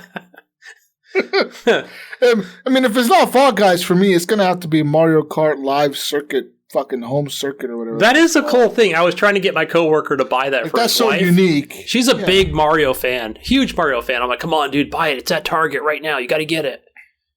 He said he couldn't pull the trigger on it, so I'm like, no, just take the car and leave it up where the kids can't get it, so it doesn't end up with scratches and lipstick on it, right? But yeah, guys, I mean, I'm still playing F1 2019 every so often, because it's the same game every freaking year. And Dirt 5, I don't know. I still play Dirt 4. It's on Game Pass. It's good enough. It's just copy and paste on those things, really. Gunny, I think we should leave it up to you. I feel like this category is just for you. So, okay, Jesus, tell me, because I don't know, did anybody choose other in the best racing game category? Something I missed. Fall Guys is in there. Okay. Submitted by Jesus. No, I was there by me. It's not by me. Man, you know what? I'm going to go with Mario Kart Live Home Circuit, because that thing is pretty cool. I got to say, after watching the trailer and some gameplay, that thing is pretty sick. I would just take the car, and knowing me, and I would just go on a shelf, and I'd put it in a box, and nothing would happen to it. So that's going to be my pick. Since I really didn't play anything of, anything exciting this year, racing genre. So best racing goes to Mario Kart? Yeah. Makes me want to get a Switch again, which the wife would kill me if I did. What the hell are you doing? All right. Woo! Let's move on here now to the next. 1, 2, 3, 4, 5, 6. Delayed on that reveal, Mayo. Yeah, I didn't even think about the shirt. I have a Mario Kart shirt on over here. I guess we move on to our number 6 on our list. Number 6 on my list is Assassin's Creed Valhalla. That's number 6. Because it was cool. I remember you fell off this one kind of fast. But I mean, it was Assassin's Creed. What can I say? That's really it. It's my number 6, guys. Yeah, whoa. Anyone can go. Cyberpunk 2077. Oh, number 6. Yeah, I didn't get enough time with it. Number 6? What? That sounds like a personal problem, Gunny. I know it is, right? I mean, it's the poor game got devoted because he didn't have enough time. Pretty much, that's the reason, right? Kind of like how Watch Dogs Legion didn't make my top 10, but it made best music. If we're best going off radio. The time that Gunny has played, SnowRunner's number 1. I can tell you that. SnowRunner 1. We know this already, based on Gunny's time. My number 6 pick was Ori and the Will of the Wisp. So it kind of fell right in the middle for me. Yeah, I enjoyed the game. Definitely worth playing. Definitely worth even watching to play. Very nice art style. Very nice combination of everything all around. Good gameplay. Good art style. Yeah, it's a relaxing game. You kind of just sit back and chill and think through the puzzles, but sometimes there's just some action where you got to kill some enemies, and the game had a good balance to it, and I enjoyed it. So I threw it in there at number 6. I had my number 6 was Ace Combat 7. Fallen Unknown Skies? Is that what it was Unknown called? Skies, Unknown Skies, or something like that. Ace Combat 7. Yes. I thought it looked pretty cool, and it was fun. I didn't beat it. I played like a couple missions of it, and they had it got a little overwhelming on like choosing which like guns you want on your ship, but yeah, I still thought it was cool. Someday I imagine that I'll go back to playing it. I don't know when that'll be, but I mean, we can always hope, right? All these games that we buy, and well, yeah, I'll go back to it. Maybe, probably not. I don't know. But yeah, that was my number 6, Ace Combat 7. Any thoughts on playing that in VR in the future? I don't know. Maybe. I don't know. It's cool. I mean, it's kind of like the squadrons. Like, you know, you're in a ship, and the only thing I'll say about Ace Combat 7 is like sometimes it feels a little slow based on like the realistic aspect of it. Like there's times where you're just flying straight, and I'm like, man, can we hurry this up here? I don't know. I mean, you know, you're just flying straight for a couple minutes. I'm like, all right, let's get some action in here, you know? Then I'm like, all right. Fuck yeah. But yeah, I thought it was cool. It looked good, and yeah, maybe I'll finish it. I don't know. Maybe. Cool. Yeah. Geez, did you pick your number 7 already? Yeah, you said it was Valhalla. Valhalla? Okay. 6, Gunny. Is it 6 now? Number 7? 6. 6. What about Mayo? Did he go? Yes, mine was Ori and the Will-O-Wisp. We are at what the community voted on. Well, they don't have a number 6, Gunny. So let's move on. Gunny, you're losing your Damn it. marbles, bro. I'm out of here. Gunny. Let's move on here to biggest disappointment of the year. Now, this is a overwhelming vote from the community. Oh boy, I know what it is. Overall, like this is like over fucking like this is like over 56% of the people voted for this one game. That's a lot. Last of Us 2. That's more than any other category that we have. Like the most people voted for this one game as their biggest disappointment of the year. So or Naughty Dog. Last of Us. For me, some of the biggest disappointments this year. What was the biggest one though? For me, it has to be Watch Dogs Legion. It just overpromised and underdelivered, in my opinion, in every single way. Like, they literally dropped the ball on just not one thing, but like everything they promised to do and everything they promised to do. It just kind of dropped the ball, man. Like, I just honestly feel like that is my biggest disappointment of the year. I was so hyped for that fucking game. I'm just glad I didn't buy it. I really am glad that on the PC you could sign up for that Uplay Plus bullshit subscription thing. I'm glad that that's a thing on PC, because if I would have bought this, I would have been like, damn, this sucks. I wasted my money. So that's my biggest disappointment. I don't know about you guys. So my biggest disappointment wasn't my personal disappointment. I thought the game that just flopped super hard that like a lot of people didn't even know of it, and that was Crucible. That game, was made by Amazon. Yeah. They put time into that game. What is Crucible? Right, and that's what I'm saying. Like Amazon put money into this game, and they're like, "Oh, we're gonna make this. It's a shooter." That was Amazon, right? And then they released it, and I mean, it fell off in like. Was it Google or Amazon? I can't remember. It like disappeared in like 2 days. You're like, oh, okay. Same thing, right? And like 3 days later, it was gone. Really? No, it was. I mean, no, I think it's still out there, but I mean, you did not hear of this game at all. Like it was to back up. MMO. It was a battle royale, I believe. Like yeah, that's what I was thinking it was. Like I can't think of the name of it, but it was. The one by Ubisoft also. No. What was that one? It was fucking... It came out at the same time as that one. Yeah, but no, I think the reason they took it off the store after 3 days was it was just broken. And then they brought it back. I don't know if they took it off the store. I'm just saying like it just disappeared. Like it had a little bit of hype when it like first launched. And then like a couple of days later, you didn't even hear anybody talking about it. Like it was just... Right, because when they brought it back, like they said, okay, we got it all fixed or whatever. It's working now. But then it was just... To me, like, yeah, it was just I mean, everybody just said it was boring. Like, they were going to go back to whatever the other game. What's Vincent Pella? What game did he make? Titanfall? It wasn't Titanfall. It was the... Apex Legends. Thank you, Apex Legends, right? Everybody went back to Apex Legends. They were like, screw that Crucible game. It was stupid, so... I'm looking at another game that came out this year called Hyperscape from Ubisoft. That's the one I was going to say. Yeah. The two came out at the same time and they both flopped. Right, they both, took a dive. Yep. When the fuck did these games come out?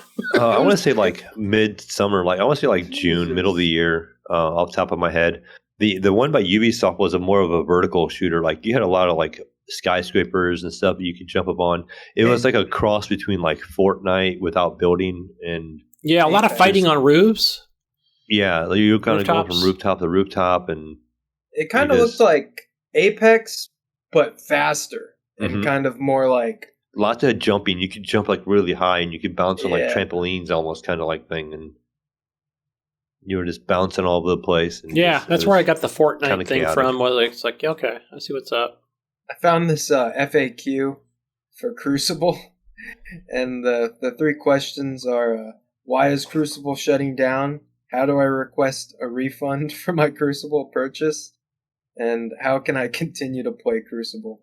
So Crucible servers will remain up until November 9th, 2020. So it's already dead. Yeah. Wow. And I want to say it came out in like June. Sad. What? And the console release date was August 11th. Let's see, even later. Yeah, I remember Jonathan Big D Hall said he was playing it, and I think I had messaged Small D. Sorry, Jonathan. I had messaged him, and then Jonathan Regular D Hall, the regular D, the OG Big D, smaller D. Sorry, John, you're the smaller D now. No capitals, pal. But he said he was playing it, and then I was like, oh, okay. So then I was like, damn, like, should I ask him if it's any good? Because I was watching Twitch gameplay and it looked just blah. Like, you have to realize he enjoys Titanfall.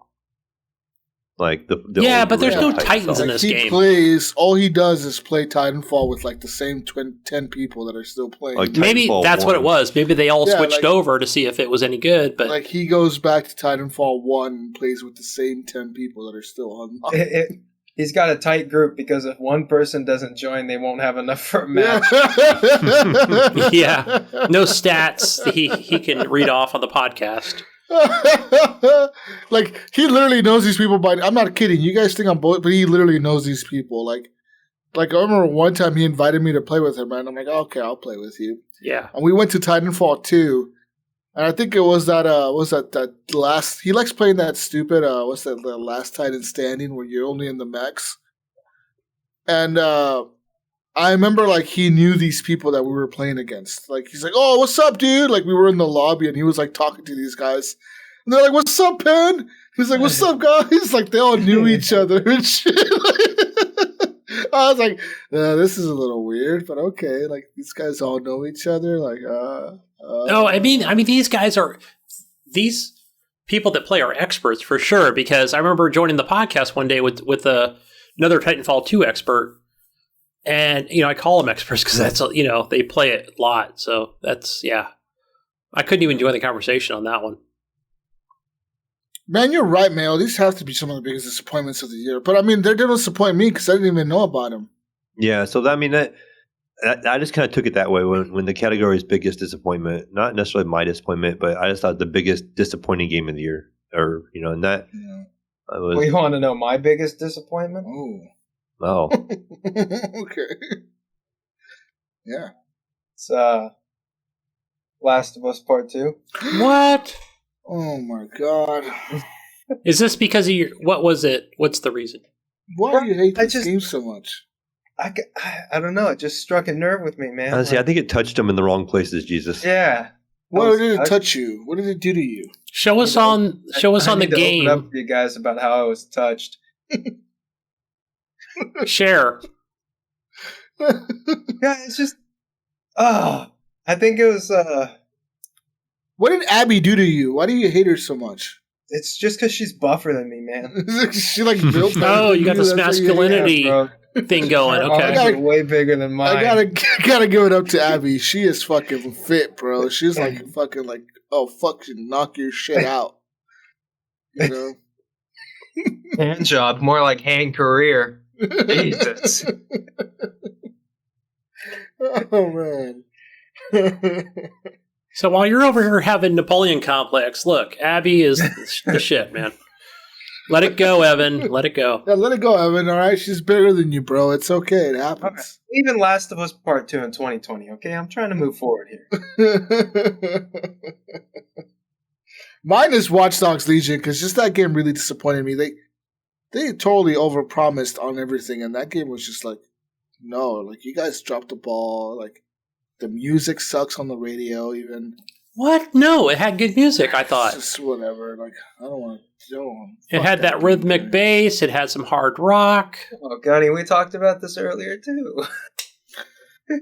I just have to defend that game. Gunny, what's your biggest disappointment? So for me, it's probably going to be Doom Eternal. I think because I thought it was going to be more like Doom 2016, more corridor style shooting. Did Doom touch you bad? Also, Let me tell you, Doctor. Let me show you. Yeah, this one hit me kind of hard. I don't think the parkour sections on that game bothered me. I think I knew exactly where to go, Mayo. I saw it, right? I was like, oh, okay, I need to jump from here to here to get way the fuck over there, right? That was not an issue at all. And but I think just once I would get to a section, like it might have been a time where I was just, my attention span or whatever was not there with the game because there were some sections where I had to go to YouTube like, oh, I have to hit this thing like exactly like this to get it to activate. And it just, things like that ticked me off. And yeah, I think I just didn't have the patience at the time. I probably need to go back to it, but I probably need more therapy first before I go back to this game to try and, beat some of these enemies. I think I'm like down in this like silo section. And it just, to me, it felt like, okay, it didn't feel satisfying. I think that was the thing for me. I think you'd enjoy this game more if you just sat back and watched Kyle play it for you. Yes, I agree. Kyle would be like, dude, this game is so easy, man. My son, my 14-year-old son, he would be like, the parkour sections, I can do it blindfolded. Yeah. So that's what it was for me. I think because I had so much hype for the game, and then once I got it, and again, graphics were great and story and music and all that stuff. It's, but yeah, once I got into the meat of it, I was like, I just wasn't feeling it. And some of the puzzles were just, to me, I didn't like it at all. I knew exactly what I needed to do. I just couldn't do it fast enough. I feel like my old age is showing here, guys. I think that's what frustrated me the most, honestly. I feel you, Gunny. Yep. But this is going to be a tough one, guys. I don't know what's going to take it. I think we're going to have to give it up to the community for this one with the overwhelming votes. All right, well. Which I'm sure they all went to Cyberpunk because... Yeah, I don't know about that because we've got console players, we've got PC players. It's almost like that Facebook versus Discord group, I feel like Evan's right. I feel like 50% of the people are console players. Yeah. Well, Evan is right. 56% of the community votes went to Cyberpunk 2077. Thanks for having me my back, Mail. The biggest disappointing game of the year was Cyberpunk. And I get it, right? Because that was like the same logic that I have is people were so overhyped. There was a lot of hype. Mm-hmm. And then what got delivered to the console players was a lot of fucking shit. So I get it. I'm still getting news articles daily about people that are just butthurt about Cyberpunk. Yeah. Dude, it's like it happens, I'm still getting videos on YouTube like, why Cyberpunk was the biggest disappointment. I don't watch those anymore. Neither do I, but they keep showing up. I know, I get them too. I don't watch them. The greatest game ever, like the game is such a divide, like where you're playing this game. I mean, exactly. I've never seen like a you game look at the you look at the PC players are like, yeah, this game is amazing, best game ever made. Now, guys, players are like, this is trash, worst thing ever made. Who made this? Now, guys, we talk to people on social media, right? We also talk to people at work about this. And one of the things that kind of struck me at work was different personalities. Now, there's one guy I talked to at work that says that he's very much in the middle of things, right? And one of the things he said was, I'll never forget it, and this was just prior to release, right? Now, I've talked to him leading up to the game's release.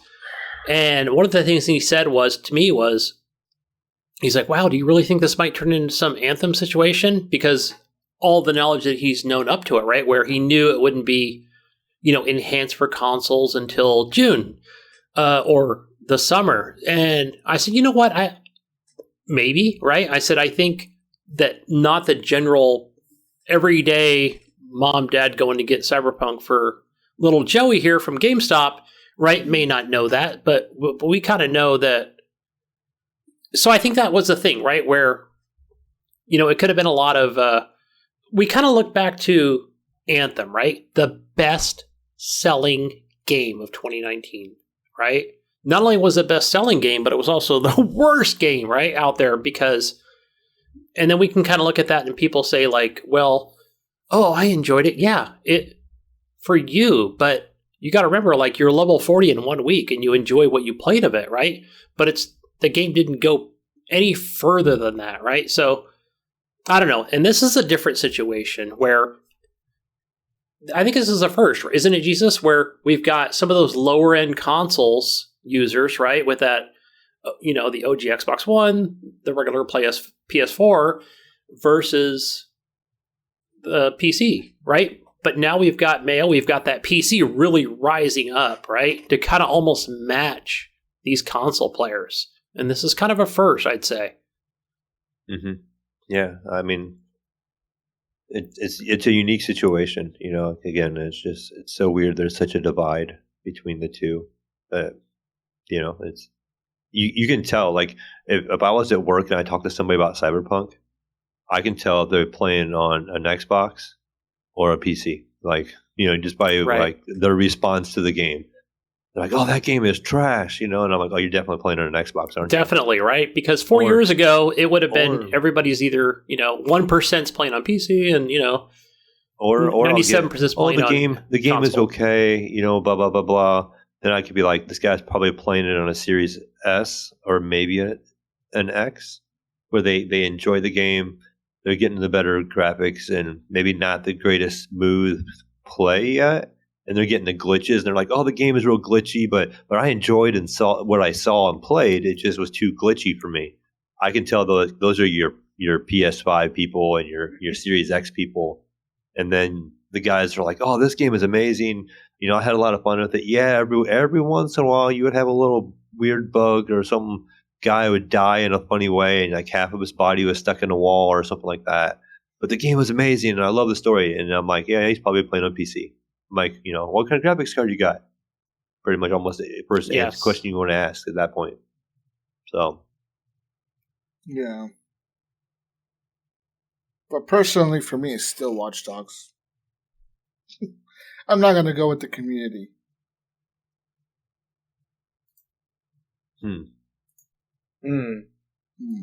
I can agree with Watch Dogs. I did not like it. Like I said, I put it all the way down on my list, I think. And I fell off of it right away. Yeah, I put it in 8th. And that was pretty much the bottom AAA game in my list. It wasn't free. So.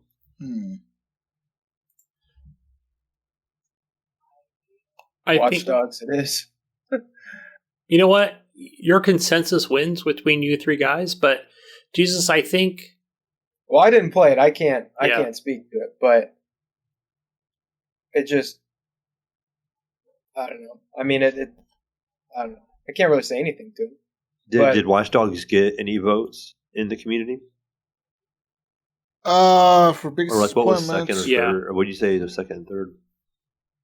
Second and third was some game called Fast and the Furious Crossroads. Oh yeah, I never had That was any a bad hype one, for it, too. so I can't put it in my list. Predator Hunting Grounds. Every time I see gameplay on it, I watch Vengeful Jedi play in that game, and it looks okay to me.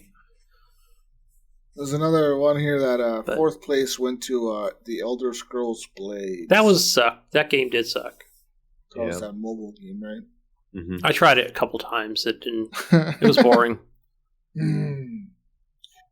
Number 5 on our list this year. Let's do this. Number 5. We're halfway there, guys. Halfway there. For me, number 5 is Star Wars Squadrons. I told you guys, I fucking like that game a lot. Star Wars is a weird thing for me because I really enjoy playing this shit. The movies are okay. Some of the movies are better than the others. But this last few games that what's the company? EA made for Star Wars weren't too bad. What was it? This one and what's the last one? Jedi Fallen Order? The Fallen Order, yeah. Yeah, they weren't too bad. So I look forward to seeing what Ubisoft does with it, and as well as to see what other title EA comes out with Star Wars Battlefront or something. Like maybe they make a Battlefront 3. I don't know. Like if there's a Battlefront 3, I want EA to make it because that Frostbite engine is fucking sick. Oh yeah, it's amazing. Looks so good. Yeah, we didn't really talk about that, but last week, the three of us were playing it, like me, you, and was it Leahy, I think, in our group, and maybe Nico. Fuck, man. Like that game looks current. Yeah, it looked like a new release. Yeah, like it looks like a brand new fucking game. If you play it right now and you turn everything up to ultra and like it looks like a new fucking game. You're like, how does this look so good on the fucking PC? Like it looks incredible. Like how? Like it's just wow. That it's like a 2018 game or something. I was gonna say it's probably 3 or 4 years old. Yeah, so that's kind of incredible that it's still holding up, at that level. And I thought to myself about checking out was that game Battlefield 5 to see if it looks as good. I just don't think Battlefield 5 looks as good as Star Wars Battlefront 2. I feel like Battlefield 5 looks very grainy. Yeah, like it's very dark and kind of dreary. And Star Wars is so bright. You get the lightsabers and the blasters and that one like vegetation like planet that you go to. You got all those colors that are popping and there's like water and and then you play like Battlefield and it's just like bleak war, dark, dreary. Yeah, but yeah, that game looks incredible. So I hope that comes out. But yeah, number 5 for me is Star Wars Squadrons. It looks good. It runs good. It plays good. You don't need a VR headset to play it, but you can play with anyone. It's cross-platform. It's a plus. All that's a plus to that game, and I really like it. That's my number 5. Nice. My number 5 is Hyrule Warriors: Age of Calamity. I started playing this not too long ago on the Switch. This is that hack and slash with some strategy, and you have all these characters to unlock, and they all have a very unique fighting style, and I'm sure it pays a really good tribute to the Zelda universe that I don't know because I skipped, all the Zelda games for like a long time now because I haven't had a Nintendo in a long time. But I enjoyed the art style, actually. The game doesn't look like super pretty, but it has that unique, Zelda look to it, like, oh, they haven't classified games. Now, what was it like? There's another couple games I've seen that come out and they're like, oh, it looks like Zelda Breath of the Wild, kind of like Zelda, that Breath of the Wild kind of get that art style where they compare other games to it now. And that's the way this game looks. It has that same art style as the Breath of the Wild. It can kind of relates to that story supposedly like 100 years before. But, it's fun just hack slashing your way through, hordes of enemies, and it keeps track of how many enemies you killed that event, I'll call it. You can get, 1,000 kills in one, maybe 10, 15-minute round. So you're always fighting stuff, and you kill in groups, and there's different, like, special abilities that are like AoE, so it would do like a big damage, and it was just a fun game all around, and I've enjoyed that game. Sounds fun. Of it. Is that only available on the Switch? Yeah, I believe so. Darn. Yeah. Nintendo's got that locked down. Damn it. Yeah. Sound like my kind of game. What about you, ET? Well, as I said earlier, Animal Crossing was indeed higher than Last of Us Part 2. So that's my number 5. Now this was I think it was kind of funny because I felt like Animal Crossing came out right when everything started to like get locked down, huh? Mm-hmm. And I think that played into The hype. Yeah, there was I think it was like right when lockdown was happening, and then I have a friend that works at Target, and they were able to get me a copy of it when it was selling out, and that's the only reason I bought it. And I was like, they were like, "Hey, I got you a copy if you want it," and I was like, "Oh, I'd never played an Animal Crossing game before, so I was like, screw it, whatever." So I got it, I started playing it, and then this is the reason why I hate these stupid games, because I get sucked into checking every day because I'm like, damn it, if I don't check in, I'm going to lose my fucking bonus coins. And then I just get irritated. It's the reason I can't do these stupid games. But I did put a good amount of time into it. And I mean, all I did on my island was plant trees. Like, my whole island was just trees. And I just made it my goal to have every type of fruit. So I was like a fruit dealer for a little bit. I was like, hey, because I found more people that had it. I was like, hey, you got cherries? I'll give you some mangoes. You got some of them plums? I got a million plums to sell. I got some nice peaches for you. Them Georgia peaches. And it was kind of cool because you can kind of do the stock market gamble. Yeah. And then what kind of killed the game for me was I'd go onto like Reddit forums or something like where somebody was like, "Hey, I got my my turnips are selling for 600 coins," and I'd be like, "Oh, let me come over to your island," and I'd bring like, the maximum amount of turnips I can bring. Just go to their island, just come back with massive money bags, and then I finished upgrading my house all the way, and I was like, now what do I do? Money's no issue. And I'm like, oh boy, okay, I'm done with this. So that's when I stopped playing. I was like, oh well. But it was okay. It was for the time being, it was okay. I still had fun with it and wasted more time than I should have. But yeah, that's my number 5. That game reached its pinnacle, right? Yeah. What about you, Gunny? What was your number 5? Zombie Army 4. Ooh. That game was... I always enjoyed the Zombie Army games. Yeah. I know that I want to say I played 3, but then after that they had a trilogy, right? So it was more episodic, almost like a Hitman type thing. And this is basically what this is, right? Where it's...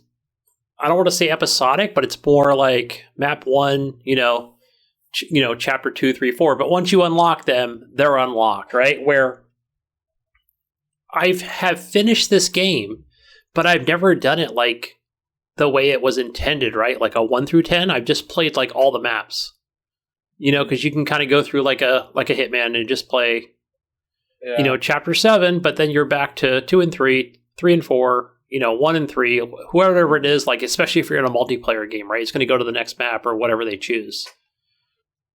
Yeah. Sort of like a Gears, like a Horde type thing, but without the numbers. I'm also a fan of this series, the Zombie Army. I think I didn't play this. I didn't play 4, but I think you and I played 3 or something, or maybe the trilogy at one point. I think. Remember me and it was me, Wingman, and Jesus. We played through the entire game, and I think was fun. Yeah, we played. It's a good game. I like the Sniper Elite series more, but this is kind of like Horde mode version of it. Yeah, pretty much the same, but I think it's still fun.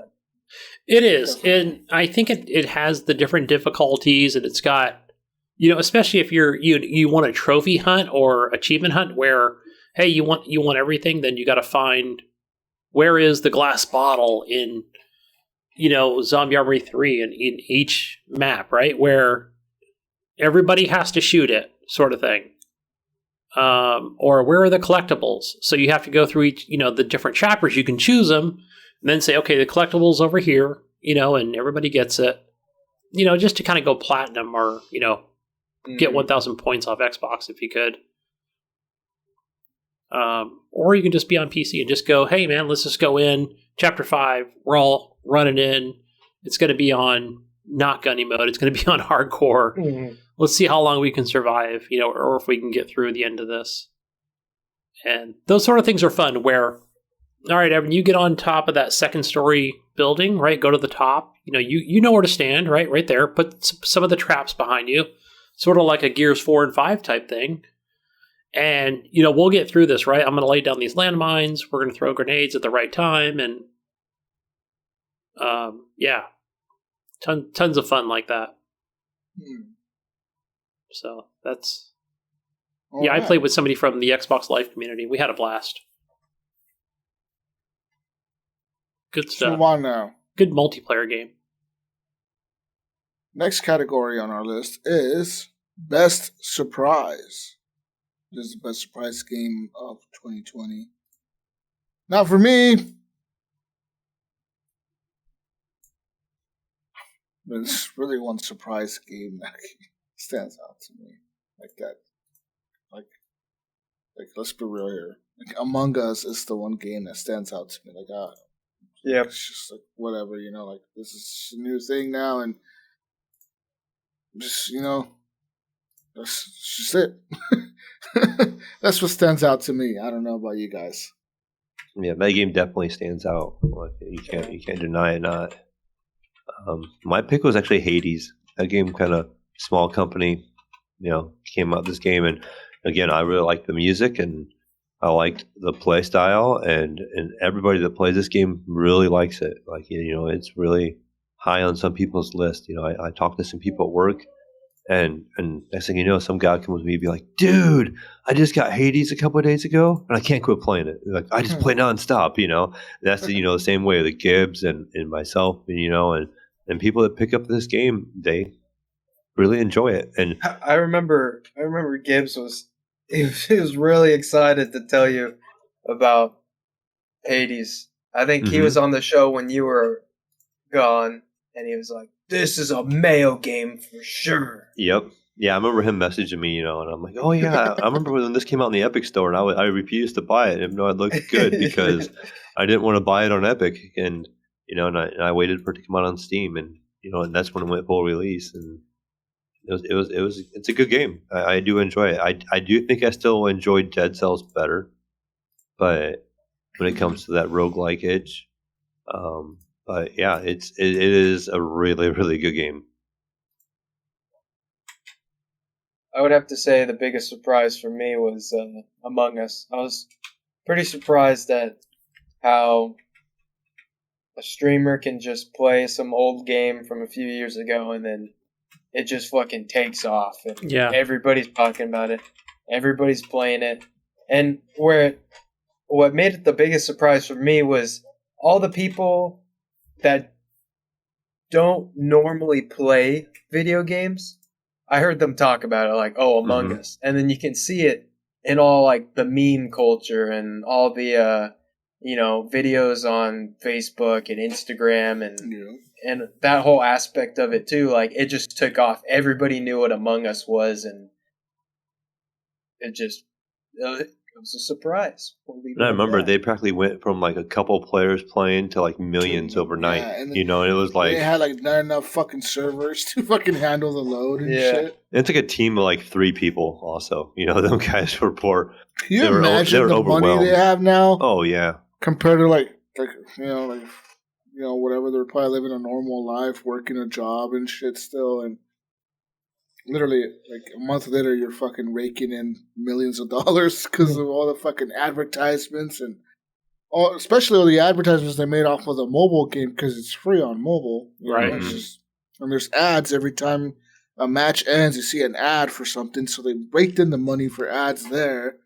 And then just on top of that, all the merchandise they've probably sold for a minute. And DLC. People were buying the DLC. Yeah. They had the skins or the little pets. So they're probably making fucking bank. I remember the game was $5 and the DLC was like $3 for a pet or something like that. Like it was like if you bought every pet or as like a kit or whatever, like the whole set of pets, it was more expensive in the regular game. Yep.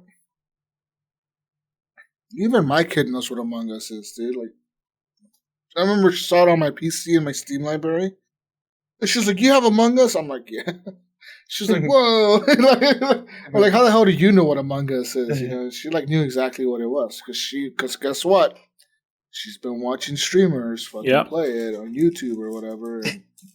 Jesus, I'm convinced your daughter is just smarter than you. I feel like you constantly doubt her intelligence.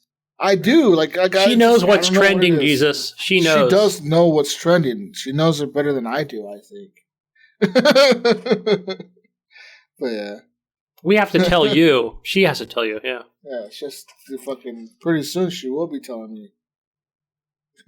Man, I feel like if I'm a game developer though, like Evan kind of mentioned it for a second though, I'd be paying some streamers to be playing my game. I would. If I made some shitty ass fucking multiplayer game. If I made some crappy ass multiplayer game that no one's playing, I would like pay so I would go to like. But you gotta imagine these streamers probably like want thousands and thousands and thousands of dollars to play. But it seems, what was the other game that was a hit? Like they started streaming. Phasmophobia was one of them. That game really took off because the people streaming it. Yeah. And there was another one. I can't remember what it was. It was all because of streamers, and they can make it look cool. And I don't know why. Even the other day, I'm in my living room and my son, who's 15, is watching streams. Right? He's watching YouTube. But he's watching past streams. What is he watching? He is watching chess. And I'm like, are you kidding? Auto chess? He's watching, or regular chess. And so it was like online. There's a website they log into, and it's like a plain, like 2-colored chessboard with generic looking chess pieces on it, right? And so I sit down and I'm like, you're watching this. And I also like, okay, this catches my eye. One guy is, my son's like, he's really good, Dad. He's like a grandmaster. He's got like this rank. He is blindfolded. He is playing blind. The other one are these 2 hot girls that are playing. They're sitting side by side. And then he's like, Dad, those 2 girls are like really, really good. And they're like famous for being good. And they're really, really high ranked. And they're like big YouTubers and this and that. And so the guy that was blindfolded was beating them like left and right. Like he would beat the one girl and then they'd switch out and then he'd play the other girl. And he would just know it they would call out their moves that they make. And he just could visualize the whole entire board and would win in this chess match. And I was pretty intrigued. I would admit, I'm like, this is actually kind of neat. And then on top of that, but that's a cool concept though. Like that sounds interesting to me. Like that could be a Netflix series. Yeah, and on top of that, they have a timer when they do their turn. So like, he showed me another video where these same 2 girls, they were playing this other guy. It was just one of the girls. And she gave him 5 minutes of play time, and she had 1 minute time. And so when she would take her turn, the time it took for her to move her piece, it took it off her 1 minute. But the other guy had 5 minutes, so he had more time to sit there and think and strategize. So she had to beat him in less than a minute of her playing time. So it was really interesting to actually kind of watch. And she was kind of pre-moving. So she would have her move done before he even made his move. And so it only took like a second off the clock. You know, she could anticipate what he was going to do or how he would respond. And it was actually kind of interesting to watch. And so I just think, like I was saying, if I would make a game, I would try to get it out there to some of these YouTubers. I mean, if it wasn't really growing and it was like a multiplayer, because they can tend to make things fun because their community sometimes are, some kind of crazy events are going on, like in Among Us, I'm sure if they were just playing that all boring, like, like very, okay, it was this guy, but no, they start arguing and fighting and stuff, and that was the draw for people. It's like Jerry Springer, they're like, oh, these guys are fighting. Who was it? Or this guy's amazing, and that was a draw of the game. And the next thing you know, everybody's playing it. Yeah, I think even Gunny's playing it. Yeah, like when I look at this list, I think of, when I look at Among Us, versus Fall Guys, I'm like, what is the biggest surprise? Because I've only played Among Us, right? But I remember Fall Guys was, I think, wasn't that just an exclusive at the time, or still is only on PlayStation? It's on PC. Okay, so yeah, I know it's PC and everything now. PlayStation. But I think that it was one of those things like what's that? What It was given away on PlayStation Plus. That's what it was. Initially, it was like Rocket free. League. Yeah, it's like Rocket League where it was free at launch or whatever. I feel like I saw more news outlets playing it, right? Like more of those, like, you know, the Twitch and the IGNs and all those bigger, you know, people playing Fall Guys. But then again, I think it was probably Among Us that kind of stuck around longer, right? Where that was just a lot more, you know, fun with the community and watching people play. Yeah. You know, on your Twitches and your YouTubes and stuff. I think those were, but I think the biggest surprise had to be Among Us, even though it didn't come out technically in 2020. Yeah, that's what I wanted to say too. Like, yeah, even though it didn't come out this year, it just invoked a lot more talk and conversation and laughs. Phasmophobia, I know I've watched people play that game, and one of the things that kind of got me, guys, with that game was, you know, once you knew like exactly what to do and where to go, oh my gosh, that was boring. All right, we did this. We got to do A. Same thing. It's the same exact thing every time, and I was like, okay, I kind of like the other way of I don't know what to do. Oh my god, yeah.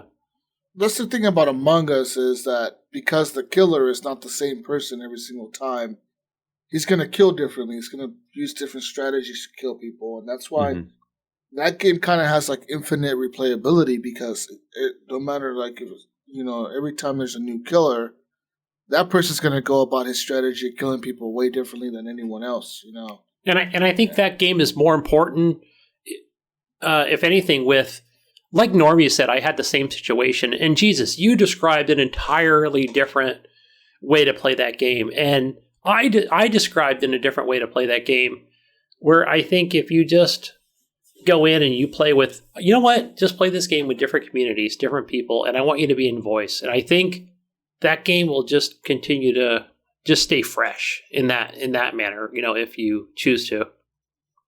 Because you're not playing with the same people where like, I fell for your shit last time, man. You are the killer or whatever. And yeah, I've seen people play it on mobile, and I don't know, just play with voice, man. That's the thing. Play with different people.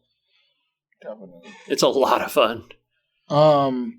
Yeah, they're gonna get a new DLC coming out soon called the Airship. That's a new map, and apparently there's gonna be a new task as well. They're gonna be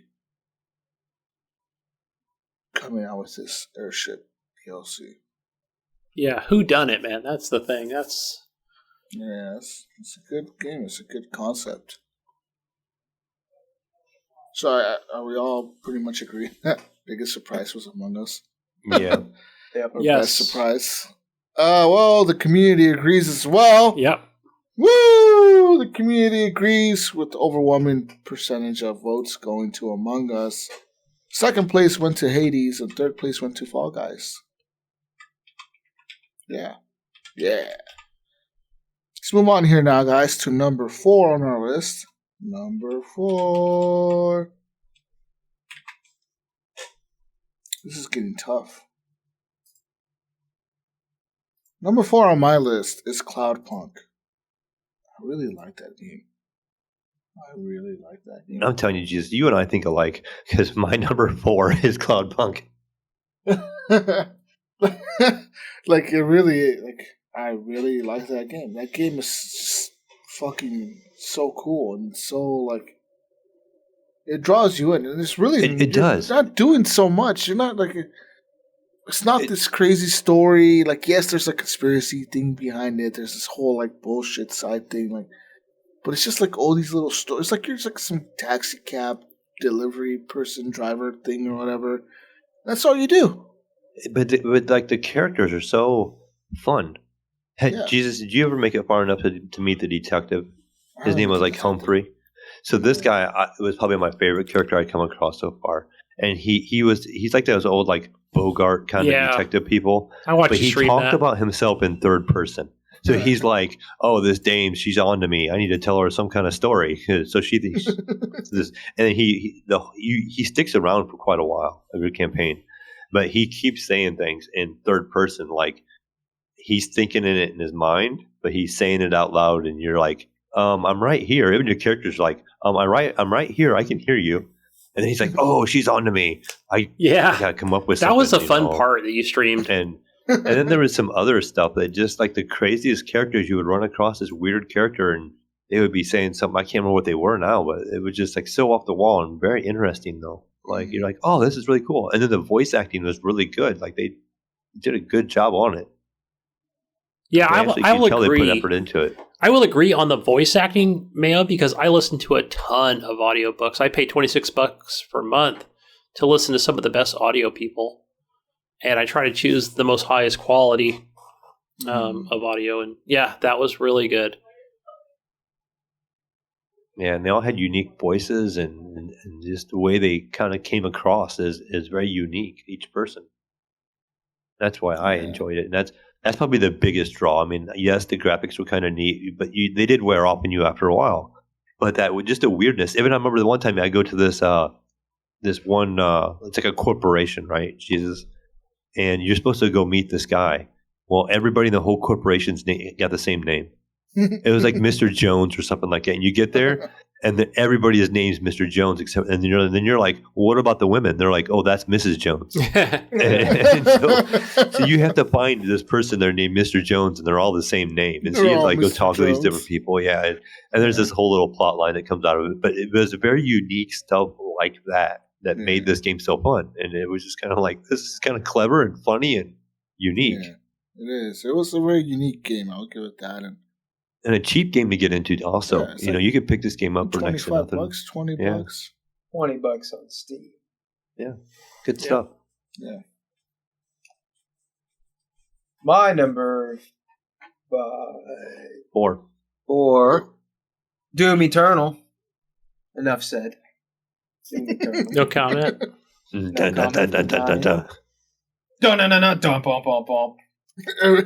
they're like, edit that shit into the fucking show every time Doom Eternal's mentioned. Some that fucking guitar, a fucking guitar riff. Oh man, Gunny. I'm gonna put like a. Geez, you should insert a little audio thing of a baby crying every time Doom Eternal comes up for me. Just salt being shaken. Hey, Goty, how's your number 4 gonna follow up my Doom Eternal? Yeah. Very easily, Ori and Will o' the Wisp. Oh my god!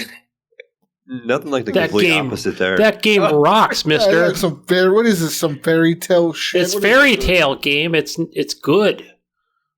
It's Ori, and it's got trees in it and stuff. And it's got a little creature. Wasn't this like the launch title for the Xbox consoles or something? No, I don't even think it came out in the original Xbox One. Maybe for the X. What was the launch title for the Series X and S? Pretty sure it was this game because it ran at 4K or 120 frames. Yeah, 120 frames. Yeah, which I can't play on my monitor, but I have the option if I had a monitor or a cable to run it. It would have ran at 120. Pretty sure this was like the launch title for the consoles. Even though I do have a 144 Hz monitor, I play on my PC. I've never played Ori any of the Oris. Should I play Ori? Which one should I play? I think you should go straight to Will o' the Wisp. Now I never played the first one. I never played the first one all the way through, but I think they're both really good. Here's the thing about the first one, and anybody that has beat the first one will know exactly what I'm talking about. There is a level that is so super frustrating on the first one because what it is, you have to do like an uphill climb, right? And there's like lava underneath you, and it's filling up, and you have to race it up this hill, and it is the most drawn out sequence I have ever played in a game. I mean, I don't know how many times I did that. I would say probably 200 times. That's how I actually made it to the top. And it was you fun. Die, you started over. You die, you started over. Like it wasn't like a save point. Completely over? Yeah, you start at the bottom again. And you're like, oh my gosh, I die one more time. I'm gonna throw this controller at the wall, and then you die, and you're like, ah! And you walk away, and you come back and you play it again, and eventually I got past it, but that level was like sure hell, like I hated that level so bad, and it was like a yell at the screen when you beat it finally, like take that, you stupid game, I beat your stupid level, you just were so I want to play it. Glad to be done with it.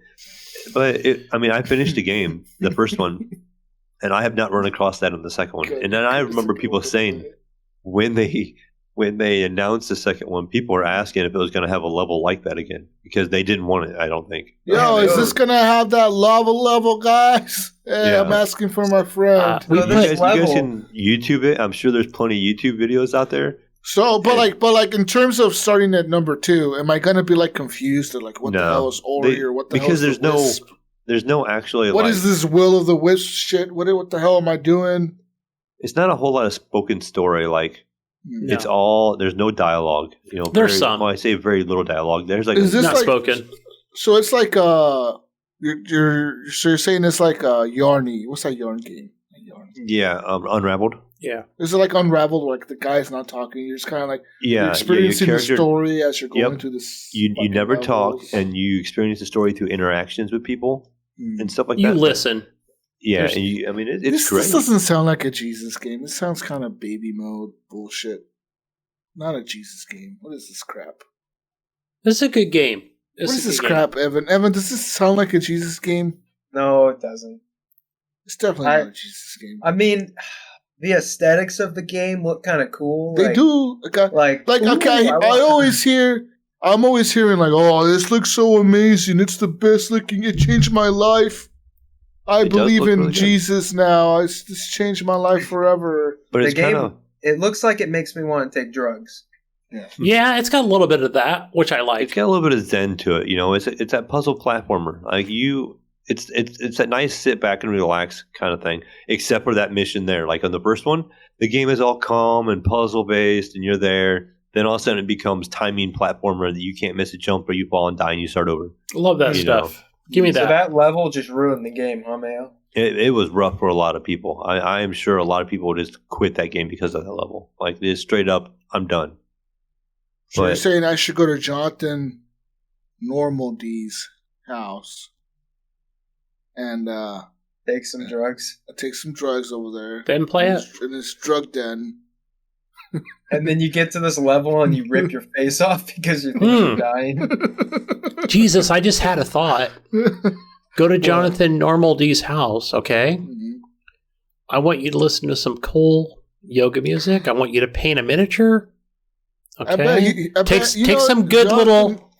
Take a couple hits off of these little candies that he has, then go play the game. Jonathan Normal D has a lot of little figures that I could probably paint. Is he normal? That's the question. Probably has a lot of the figures. Probably my Jesus, paint this. He probably has some Doom figures. That's what I want to know. The problem is, I won't paint the figure like he wants me to. I'll just paint it all like one color, and he's like, "What the fuck did you do?" Dude, that's not painted, bro. It's all red. That tells me a lot about your soul, Jesus. It's all red, Jesus. Man. Your soul is black. What's going on here? I don't know. You guys have not convinced me to play Ori and Will. Like as hyped as an Xbox exclusive. Oh, world-changing world premiere. It's on Game Pass on the PC as well. Yeah, that's it. Why don't you play on the PC Game Pass? I think I played it on both. First 20 minutes of it. Console and PC. This super amazing Xbox Studios game's world premiere that they always talk about. It doesn't sound very hyped to me, guys. Yeah. I played it on both. I mean, just one had the higher refresh rates for me. Play the same with you guys are not hype people. Keyboard. You guys need to do better jobs here. Yeah, I wasn't hyped for it. I mean, I enjoyed the first one, but it wasn't like, oh my gosh, a new Ori! I can't wait. It was okay. It was cool when it came out, but I think that was the thing we're thinking about. I think it was one of the first big games to come out day one in Game Pass. Didn't that come out at the same time as like Hollow Knight, which again was not a Microsoft game? But yeah, they're both kind of like that Metroidvania aspect. Yeah, but I liked Where Ori you and the have to Will of the unlock a Wisp skill the to most. get past a certain area. So you have to find that skill to get past the area, and then you would Yeah. progress. I spent a lot of time with that, but I definitely got the mechanics down. Again, I think that's where I related more with like a Super Meat Boy sort of thing, where I was able to get past a lot of those areas. I'm used to that mechanic.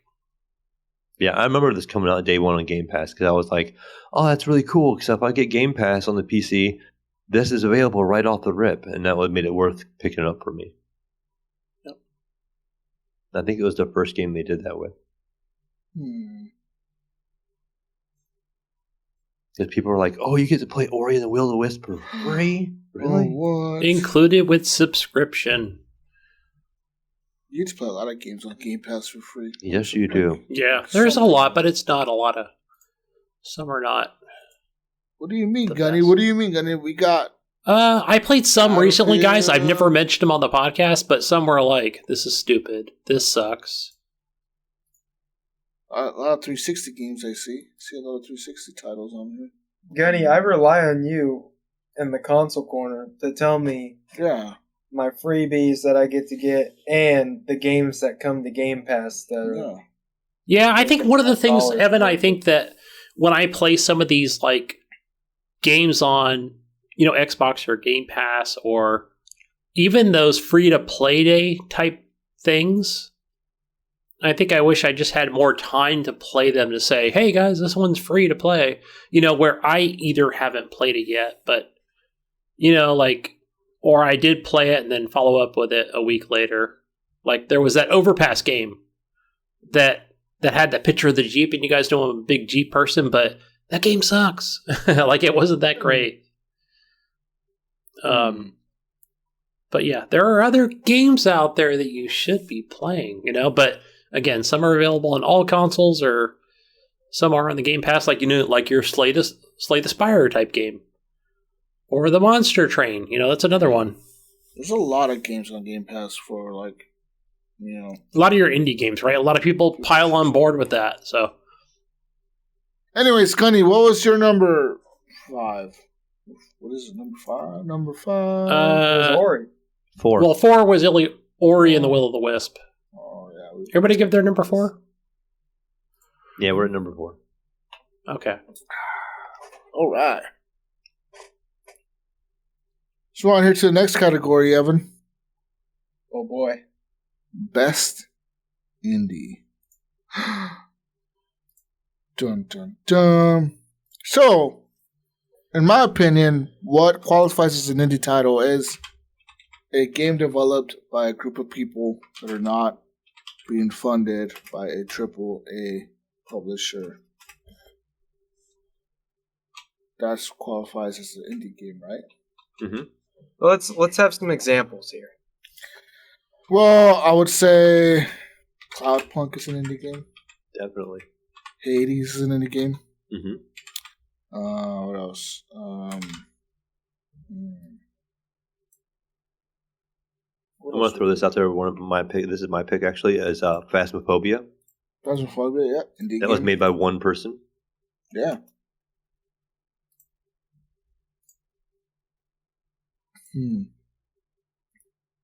Well, I know I didn't vote on this category. I don't play a whole lot of indie games.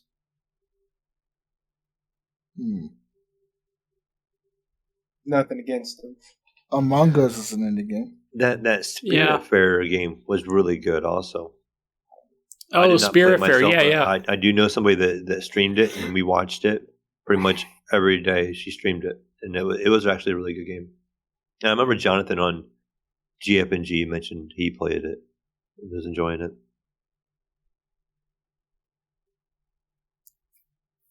Yeah. I feel like when I What look about at this. Subnautica, is that an indie game? I think they had DLC last year. Let me check. Because that's the only thing I can. So,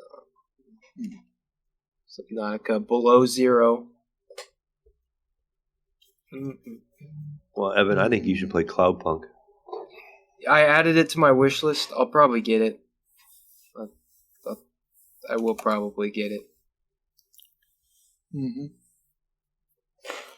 Yeah, there's a lot of titles that are indie games. There's a ton out there. There's so many. I think Jesus, when I look at this list, if it's on the Switch, it's probably an indie game. If Nintendo doesn't make it. Yeah, Nintendo. That's your category right there. For me, my top indie game of 2020 is going to be Temtem. Oh, that's a good one. I almost added it to this list, and I don't know why I took it out. You should have. I kind of forgot about that one. Temtem did release in January, so it's an early release for 2020. It says here 21st of January. Yeah, but that was really good. I was like, I need to check if this is on here. But yeah, I apologize to anybody that the reason I took it out, I don't know why I did. I think because it was an early access. That's why I removed it. But it says here that the actual release date is the 21st of January, so of last year. They actually released it. Wait, so you mean this year?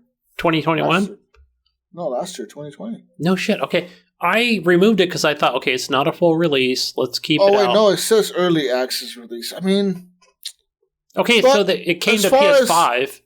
As far as early access to me these days, this game feels a lot more than early access. Like, you can play a lot of this game. Like, I think it's like 40 hours long. Mayo? Right now on early access. Mayo, I talked to Brandon, what was it? More than 6 months ago, and he had said, when we kind of first came upon this game, he was like, oh yeah, I already played 30 hours and I finished it. Like I was kind of done with it at that point as far as, and I was like, wow, 30 hours, like in the early access. Since then, that's huge. Since then, they've been providing updates to it, and they've added more of the Temtems and more lands you can search. This is the Pokemon one, right? Yeah, it's that Pokemon clone, yeah. It's really good. In Injustice the other day, actually, I would say maybe 3 weeks ago, I seen it on his list, and I'm like, have you played that? And he's like, yeah. And I'm like, you had never said any more about it. And he's like, yeah, I finished everything they offered again in the updates. I'm like, oh, okay. He's like, yeah, but they have been updating it. He goes, and I finished it. He goes, it's still a good game. But he goes, I just don't have anything new to do. Yeah.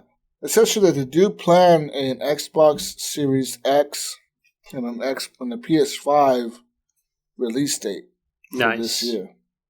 That's cool. See, I'm kind of waiting for that Game Pass thing to come along as well. They don't plan a Switch release. I wonder why. Nintendo would smite them. They haven't yet. Nintendo would put them at the bottom of the search results for Temtem. Oh man. But yeah, I mean, this game really it's a gem, man. Like, if you have a PC, even a lower end gaming PC, I don't think it requires much in terms of a graphics card, because it's cartoony graphics. I feel like a lot of cards could probably run this game decently. This game really is a fucking masterpiece. The way it's done. If you're into classic Pokemon games like Evan and I, yes, Steam. It's on Steam. Yes. If you're into classic Pokemon games like Evan and I, where you were into Pokemon Gold and Pokemon Red and Pokemon Yellow and Pokemon Blue and all that shit, and you've played all these games and you're into the catching the Pokemon, battling them to level them up, battling like Pokemon, battling the gym masters. Evan, I'm telling you, dude, this is Pokemon. But you know what's great about this, Evan? This is Pokemon as you remember it as a kid. Literally, they've taken whatever we played on a Game Boy, and they've ported it and made new creatures and new lands. But it's literally the Pokemon we experienced growing up. It's not the new level, the new style of Pokemon. It's old school, dude. It's fucking amazing. So I think I remember when you were talking about when you first got into it, but I think I was still playing Pokemon Sword and Shield. It might have been. I think I was still playing it. And I was like, oh, that sounds cool. And I was like, oh, but I'm already playing Sword. And I didn't even look it up. And, because I just looked at it for the first time now. It looks exactly like Pokemon. It is pretty much Pokemon. It has the same type of Pokemon, it doesn't have the same monsters, but it has the same element, effects.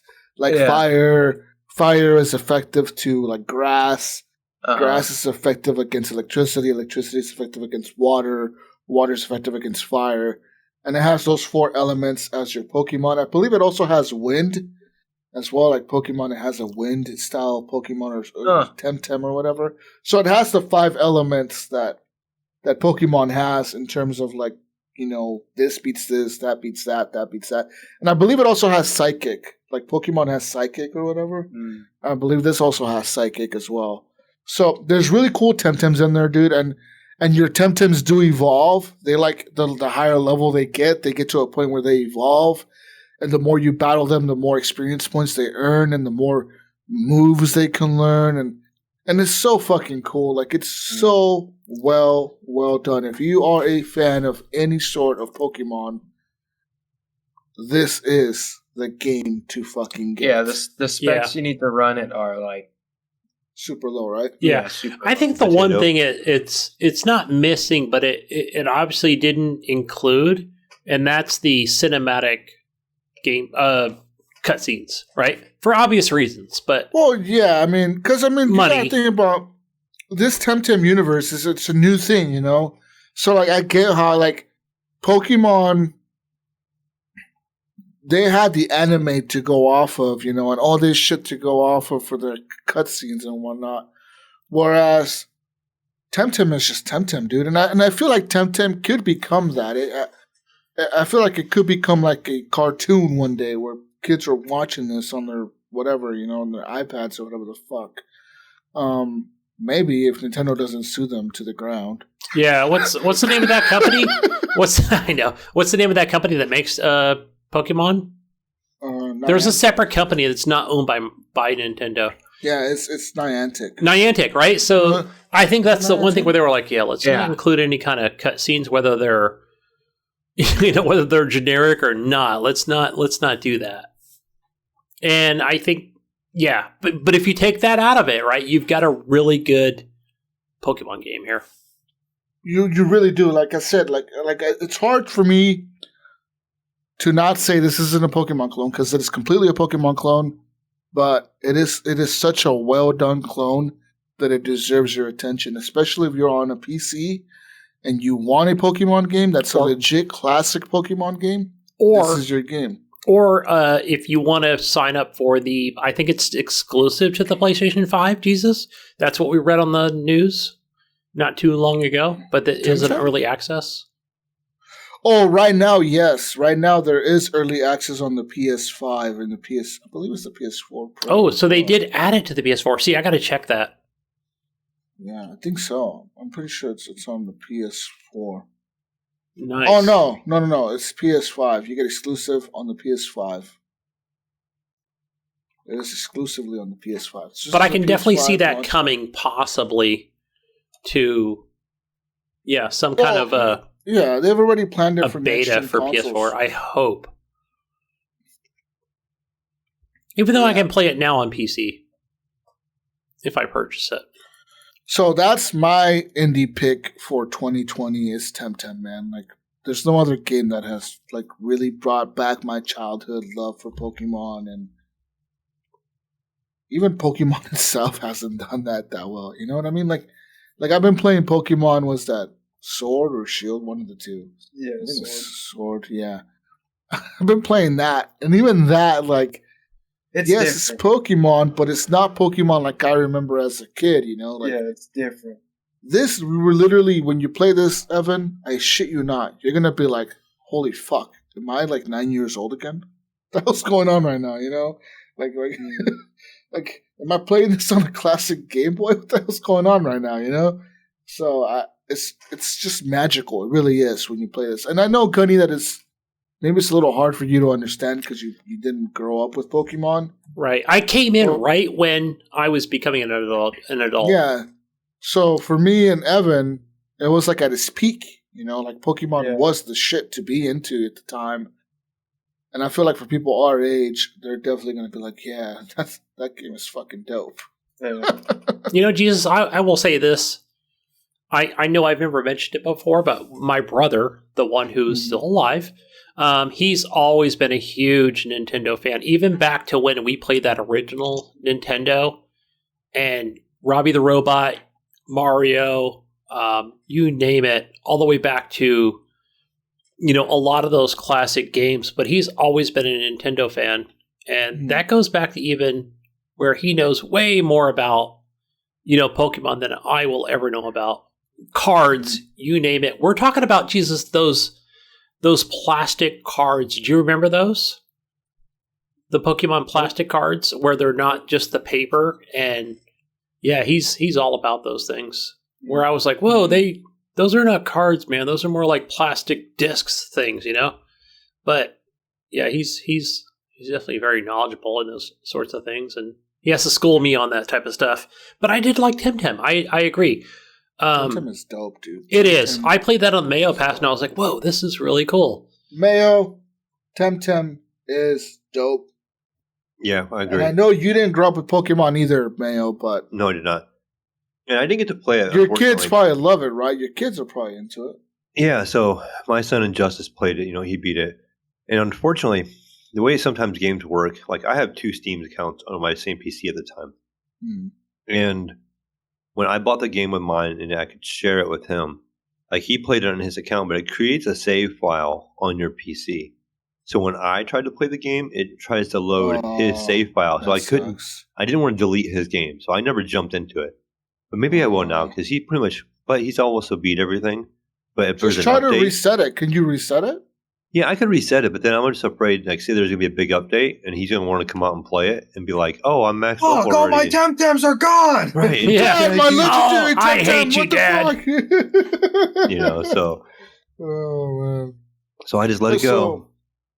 So is this coming to the PS5? I think I could play it on this PC, actually, because it was installed on his PC at his place now, so we have different PCs now, so I could play them on. Yeah, so it says here that for... I got just a real quick news article here. For the PS5, they're saying that they're trying to make it to where it's as close as possible to the PC version when they do release it on the PS5 early access. And they've also been saying that they're shooting for 4K native resolution on the PS5, as well as expanded activities, and then we'll include all the quests that are in the game right now on the PC and all the side quests, as well as they're gonna use the DualSense haptic feedback and some of the DualSense features. I'm jelly. So I'm sorry, man, but like PS5 is next gen. Xbox is that controller. That controller is what makes it so good. Yeah, exactly. PS5 controller is next gen. That Xbox controller is old news. Yeah, the color's not next gen though. Jeez, no, but that controller is pretty badass. You got to be like Bill Garner. You just got to put in some plastic dip and put some colors on it. They're also working on a whole new island called Sipanku, and which will include several new Temtems, techniques, and even more importantly, the first mythical Temtem. It says here, mythical Temtem are very special Tems which will arrive accompanied by a new activity that players will need to complete in order to even meet the Temtem. And so they're very excited about that. And also, it will feature crossplay between the PC and the PS5. Oh. So, sweet. There's all that. So, no word about the Xbox version. Sorry, eh? Yeah, see, that's... I'll just buy it on PC. That's what I'll do. That's my favorite indie, though, of the year. I don't know about you guys. What's your favorite indie of the year, Mayo? Hades? I said Phasmophobia. Hades is right there, but Phasmophobia, for what it was, being made by one person. That was one person? Yeah, and then the cleverness of being able to use your voice in the game and have the ghost respond to you. Like, if you start cussing at it, like, it gets angry, like, it just knows what you're saying. And you got to call it by name, and the game won't respond, like, unless you call it the correct name, and you have to there was another game... I remember on the 360. I don't know if you might know this game, Evan, but there was a game on the 360 that was the same way. It was also a horror game. I don't know if you were a cop, like in a police station, or like a detective in a police station that the power went out, and you can use your voice, and it would actually attract like the bad guys or the zombies or whatever towards you. Not ringing any bells. There was a game. There's been multiple games that I played like this that you can like. There was even one on the Xbox One because I remember when you had the Kinect, the Kinect would actually be on the whole time, and if you talked inside your room, and the Kinect picked up any noise, it would attract whatever it was towards you. Was that Alien Isolation for that one? It might have been Alien Isolation for the Xbox One. But I remember they had that Kinect feature, if you could enable it, where like the Kinect was always on. And then if you talked inside somebody made noise in your house, it would somehow attract the fucking alien in the game towards you because it would hear you or whatever. So like I think games like that, Mayo, are fucking awesome, man. Like they're so unique, you know? Yeah, that's what I liked about it too. Is it had that unique aspect, and it was kind of creepy at first. And I do hear this game is just horrifying in VR. Like I've heard people say, like I would never do that again. I tried it one time, I'll never do it again. I remember we wanted you to try it in VR. No, I don't want to. You guys can't get me to, man. I'm scared. I could see how that one could actually be scary because they just kind of pop out in front of you and everything's dark and dreary and you got just a flashlight shining around and stuff. So I can see it. That was my pick. What about you, Evan? What's your favorite indie title of the year? I'm not a big indie guy, but so I don't know. I feel like it's unfair for me to vote on this because. Is there any indie title you played this year? Subnautica didn't count. There was DLC, but it was the previous year. No, nothing else is coming to mind. Okay. I don't think I played any indie games. A lot of people consider Ori an indie game, and I just don't know. Like I think know. It's it has the back. To me, it has the backing of Microsoft. Yeah, that's my thing too. It was indie. Maybe not the backing. It has the first one was indie. Yeah, but they have Microsoft marketing. Yeah, because that game came out. Yeah, it came out, and it was an indie game, and Microsoft snatched them up, if I remember correctly. Like, the game was really impressive, and Microsoft just bought it. Like, hey, motherfuckers, you're ours now. Yeah, go make a second one. Go do it again. Yeah.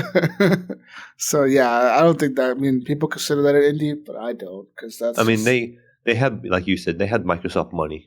If they needed help with an asset, they could have been like, hey, Microsoft, can you help us? Okay, boom, here it is. How do we do this on the Xbox? Oh, hey, let's get our engineering team over there. What about that? I just thought of one. I was looking for the name right now, but what about that one where you go to the moon or something? Or you're like, not right. I know what you're talking about. There were two of them that I never mentioned. I played that, Evan, and not Outer Worlds, but Outer Wilds. Outer Wilds, yeah. Was that Outer Wilds came out in 2019? Fuck. Never mind. And there was another one that was like Deliver Us the Moon that was similar, but that was very indie as well. There's tons of just so many. If you look on Steam, there's just so many, right? Mayo, Evan, I'm sure there's some mobile game that you play that's probably an indie company. They almost all are. But yeah, Gunny, there's so many mobile or indie games on Steam. So many, right? That came out in 2020. There's some you'd be like, what the hell? It came out yesterday?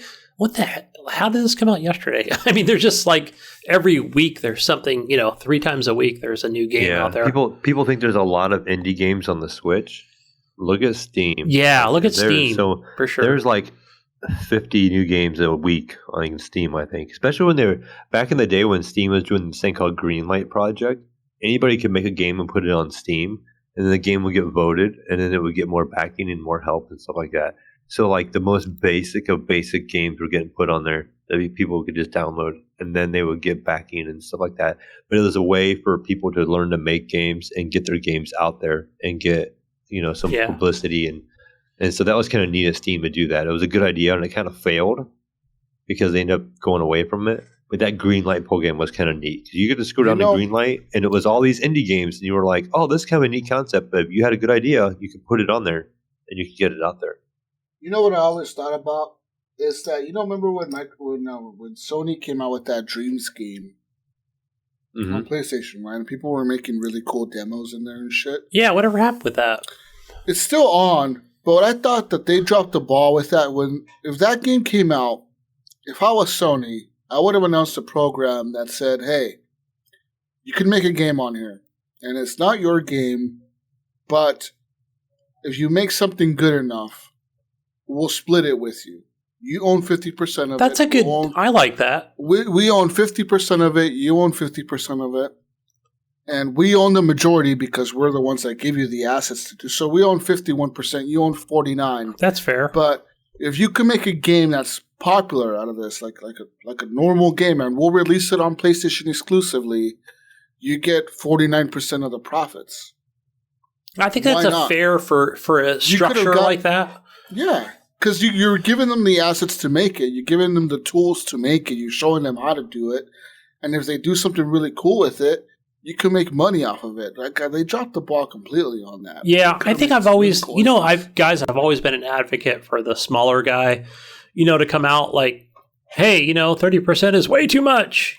But that was only for like the bigger titles. But I like where you're going with this, Jesus, because if somebody comes out and they say, okay, I agree to the 49%.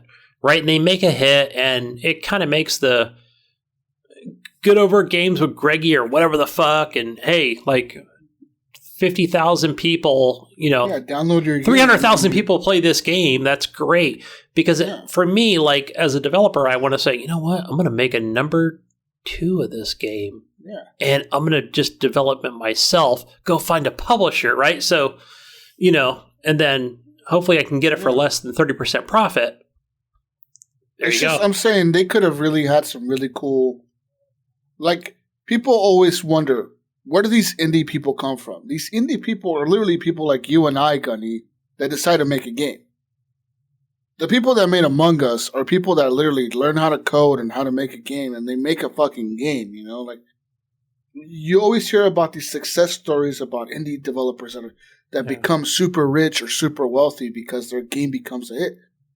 Well, yeah, it's just people like you and I that don't work for a company that decide to make their own fucking game at their own time, and then they release it, and then it becomes a fucking hit, like the guy who made Phasmophobia, or the guy who made Forager, or the guys who made Super Meat Boy. Stardew Valley. All these guys that just, they literally make a game on their own time, and they release it, and it becomes a fucking hit, and they're like, yeah, I go, cool. Like, I feel like you can discover those types of people that have that talent with a game like Dreams.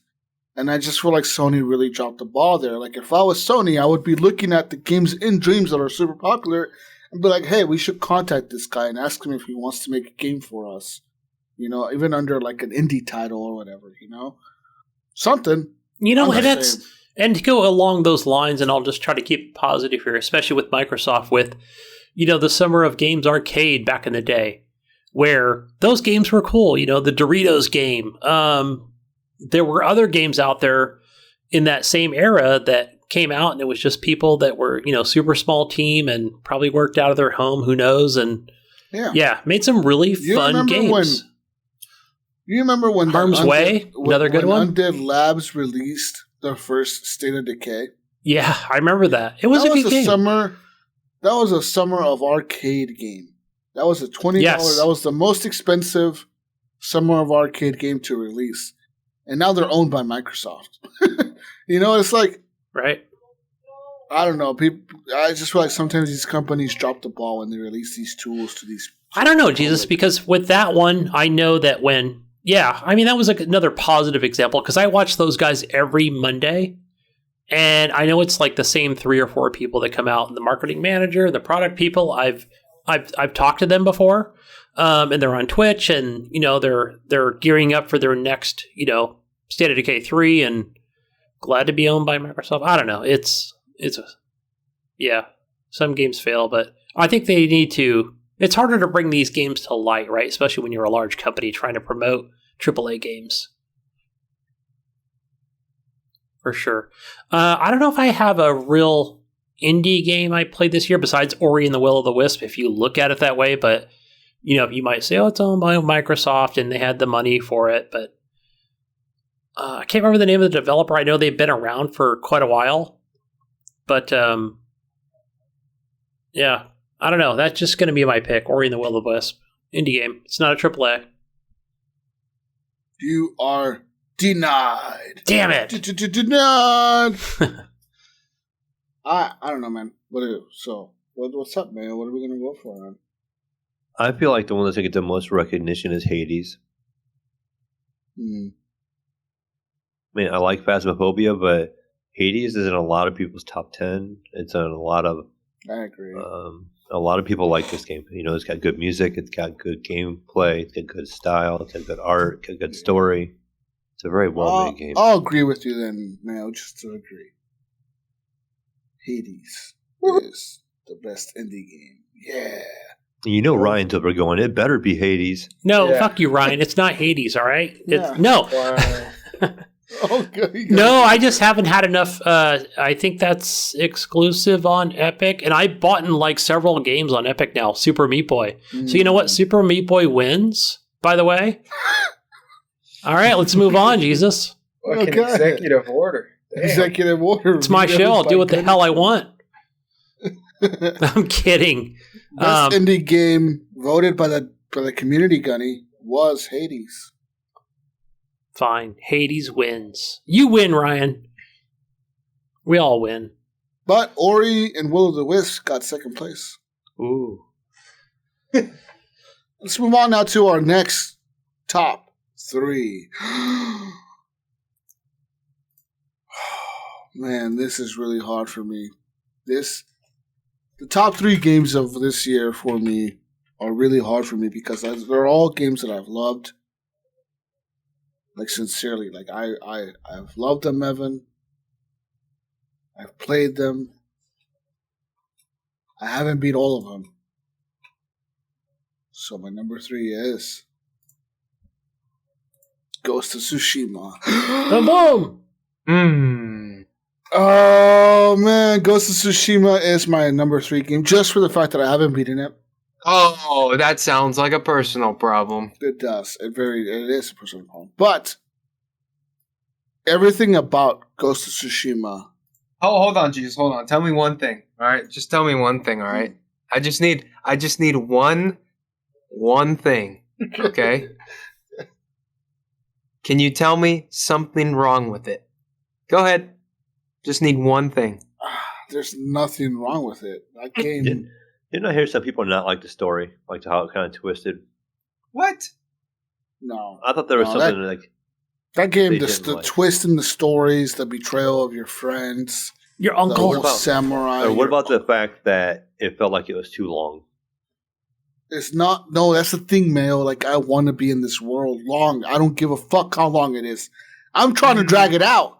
I'm literally going to every fucking question mark I see in the map. You went through Seattle twice, right? Or 3 times. Yeah. Okay. Yeah. That was the last of us. Yes, we went to Seattle twice. But I'm listening. Listen, like in Ghost of Tsushima, every question mark is something new. It's something new to experience. And the game, it literally feels like I'm in the island of Tsushima or whatever. At the time, it was invaded by the Mongols. And it feels like I'm there, dude. Like this game does such a good job of like immersing you into the story, into the world, into the universe, that when you're playing it, it's like nothing else exists. Yeah, I totally heard you wrong over here. We've been doing this for a while now. I think it's. I heard among Last of Us 2 for some reason in my mind. It's Ghost of Tsushima. Oh, man. I guess I didn't expect Ghost of Tsushima to be all the way down to number 3 for you as much That's as you what are. I'm saying. It really liking is. this It's game. between. I just need you to tell me something wrong with it. Why is it number 3? It shouldn't be. It should be number 2 because this game it has everything that I've liked about video games. It has the fighting, the combat, the immersiveness of the story, the open worldness, the meeting people on the side of the road, and when you conduct those fucking duels and you're like, hey, come over here, motherfucker, and you do the duels. Mm-hmm. Oh, it's so sick. It's so sick.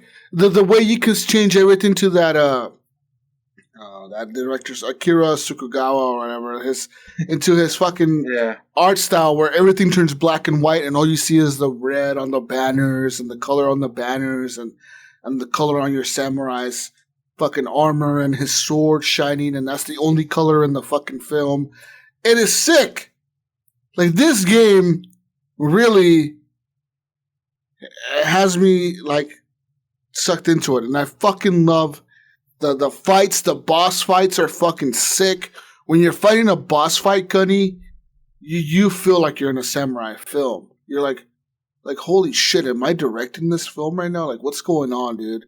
And I don't give a fuck if I get killed, because I'll get killed because I'm paying so much attention to the world. Like they're fighting in the pond, and there's all these little fucking lanterns on the pond, and they're fucking. It's so fucking sick, Evan. This game.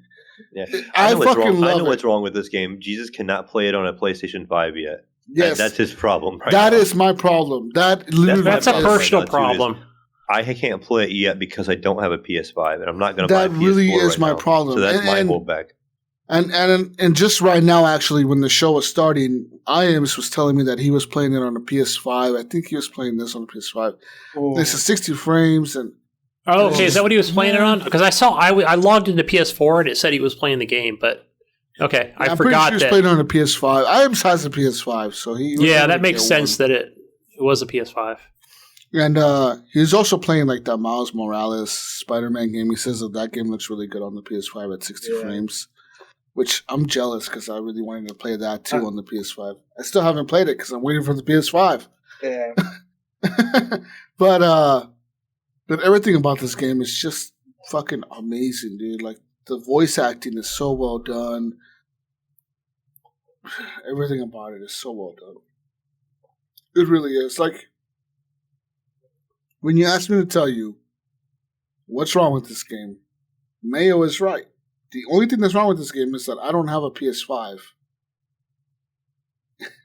That's the thing that's wrong with me. Like, I listen to Jesus talk about playing it and how excited he gets talking about the game. It just makes me want to play it. I only have, and I have in my mind just a minute ago, even when you were talking about it, Jesus, I'm like, how does Gunny not have this game? Well, I can tell you, I have a problem with this game. I have one problem with this game. Do you know what it is? Oh, come on, Gunny. No, Evan, you got to hear this, right?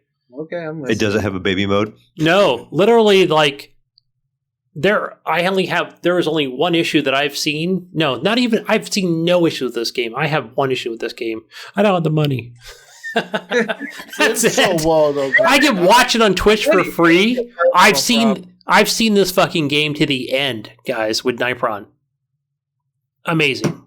I'll just say that. Trade in your Xbox Series S. I made the decision at the end of the game for Nipron to play this, and I thought it was super cool. Sell your new house, like Evan said, and just buy the game.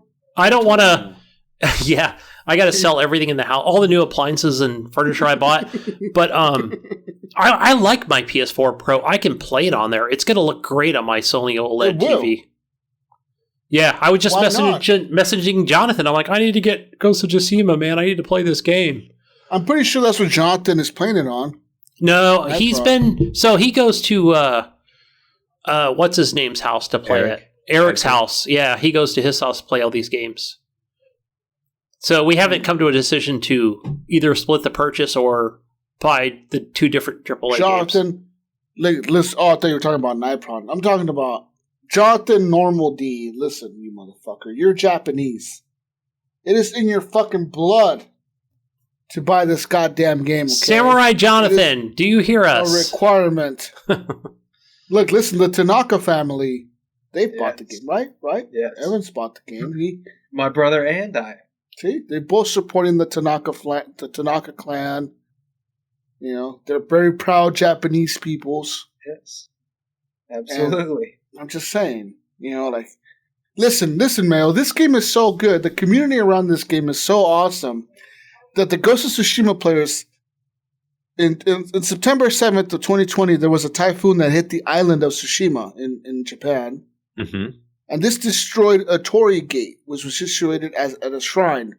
And in the game, there are these torii gates, you know, like these typical looking entrances to these shrines that when you get to the top of the shrine or you do the obstacle course or whatever, you get like a perk point or whatever when you do it, or you worship the shrine or whatever.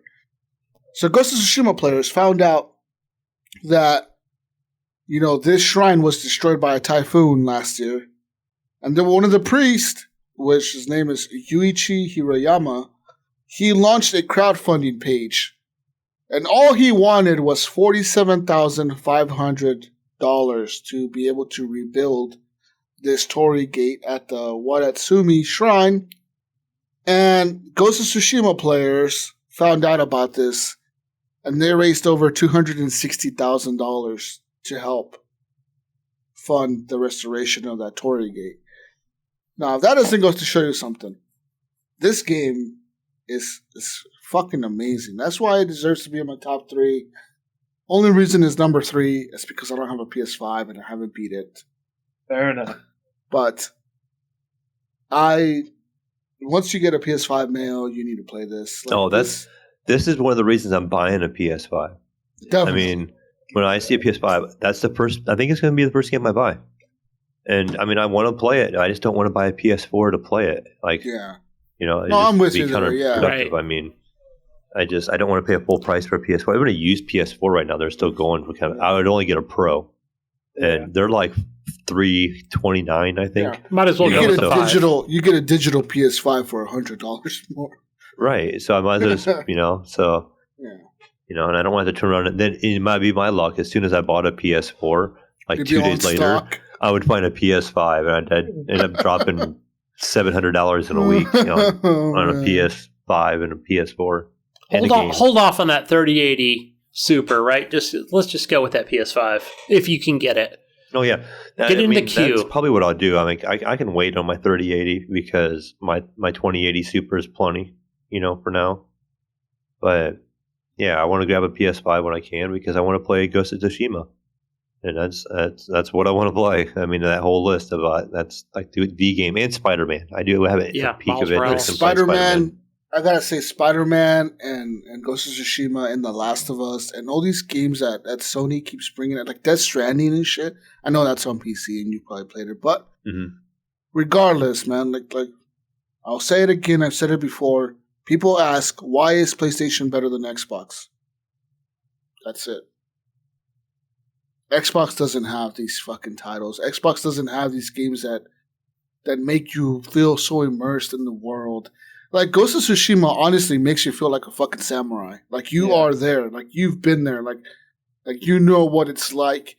And they do, like, such a good job because, like, there's moments in the game where you, like, write haikus and poems and, like, or you reflect on things and you're reflecting on your family or your father or your uncle or your aunt or, like, the ways of the samurai or, like, I really have betrayed my family. I should be more like a samurai. I should fucking be more honorable or whatever. Like, you're like, fuck, this is so immersive. Like, it's so well done. And I can't help but fucking love this game, man. Like, this game really brings out so much good the samurai feelings. In Jesus. Yeah. Your inner samurai. And I'm not even Japanese, Gunny. Look at that. Oh. Surprise. What about you, Mayo? What's your number 3 game? My number 3 game was scroll up here real quick. Hades, actually. So, indie game, I've talked about it a lot tonight already, but it climbed all the way up to number 3. You can't say nothing bad about a game that only costs you like $24. And it gives you the replayability that it does. You can continue to play through this game. It's that roguelike itch, great music. Even if you beat the game, it continues on. You get more stuff to do. It's just a game that it's just. I feel like this game even has to be in your library at some point in time. Like, especially if you like a roguelike game at all, and it's just a game you have to experience. You have to experience how well that story is told. Because they tell that story so well. I don't think another roguelike has told that story that well. When I mean that story, like an explanation of how you can die and start over and lose everything you had, but continue on with the story. Like when you die, you're getting new pieces of dialogue and the characters are reacting with you like, oh, I totally killed you last time we came across each other, or you do that again, you kill me again. and you get past me, it's not going to happen next time. I won't take it so easy on you. And they start giving you new plot things and stuff like that. That was really neat. Like, and you can, so when you go back, sometimes when you die, you're like, okay, so I got this and I took this back with me. Now I can upgrade this, and now it's going to give me some new dialogue options. There's going to be some new options in gameplay. So I want to go back in now again. So like you kind of want to die sometimes to cash in what you had just to play again with your new ability. You know what I mean? And it has great replay, and it's a affordable game for pretty much anybody. And you could just put hours in this game easily. You know, the next thing you know, like 4 hours have passed, and you're still playing through it and having a good time. So that's my number 3. Good old Hades. Yeah. Probably my the best number bang for your buck. Was Final Fantasy VII Remake. And I've already spoken on it. Thoughts and such. Great game, and I look forward to Part 2 and Part 3 coming hopefully soon-ish. I don't know when, but... What do you think Final Fantasy VII Part 2, do you think it's going to be a longer gameplay? Is that what you're expecting? Or about the same, that 40-hour mark? Yeah, because I put 40 hours into it, and, you know, that was right before I just started my trying to beat it on hard mode. So my New Game Plus, I put 40 hours in, and I bet you it'll be about the same. Because there's 18 chapters in Part 1, so I think it'll probably be about the same. I don't remember from the original where exactly it's split, at least on the discs, or I don't remember the exact part in the story either, because I remember I played it back on the PlayStation 1, and I was pretty young when I played it, but I had like a walkthrough guide, and I used that to get through it because I was too young to figure it all out. And then I played it again when they released it for the PSP. I was able to play it on the PSP, but that was obviously just it was one whole game. I bought the digital download, so it didn't split it up into 3 different parts. So I don't remember where it split off, but I think I'd guess it'd be about the same. Maybe, if anything, they would add a little more open world aspect to it, because I kind of remember that being in the later half of the game. So I don't know if they'll bring that into Part 2 or Part 3, but that'll be interesting as well. But yeah, that was one thing I heard on podcasts, as far as like, you know, where they're all going to be the three equal amounts of gameplay, or okay, you know, or the second part might be longer, or I mean, I think the obvious would be, you know, the finale of Part 3 being, right, you know, the longest with the best content, and, you know, obviously it's a conclusion of the story. So yeah. What about you, Goty? What's your number 3? Mine is Wasteland 3. Now this was, you know, played it on Xbox console, and I played it on the PC as well. But over on the Xbox side of things, I had started some, you know, one of my playthroughs, and, you know, I got pretty far in it, and ended up having Derek Blaze, who's part of our community, and he streams, but started on Mixer, ended up on Twitch, and so we went through, and I had joined him. I think it was the one time I joined him where he was at the end of the end game.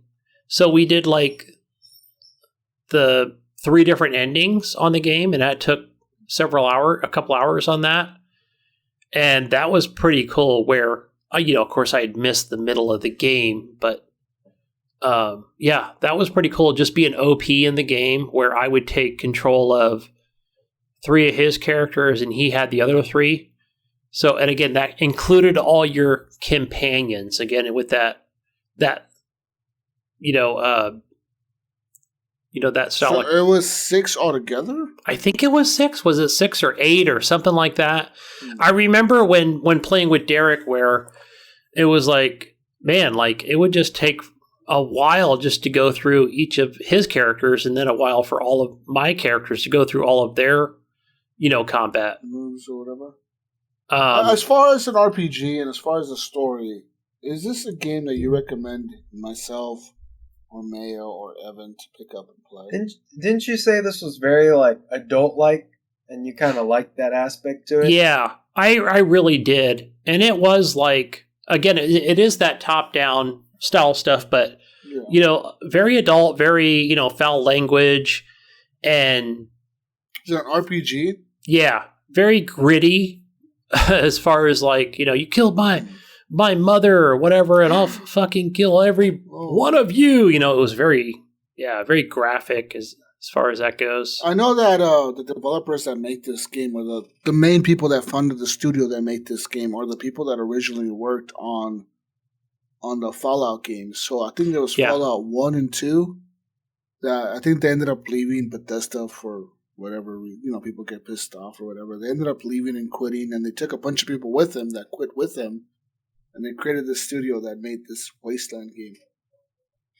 So, yeah, I know that Wasteland 1 or Wasteland 2 was a similar style of game, but I think Wasteland 1, I want to say that, once they were, I can't think of the name of the studio, but once they were acquired by Microsoft, they had come out with their,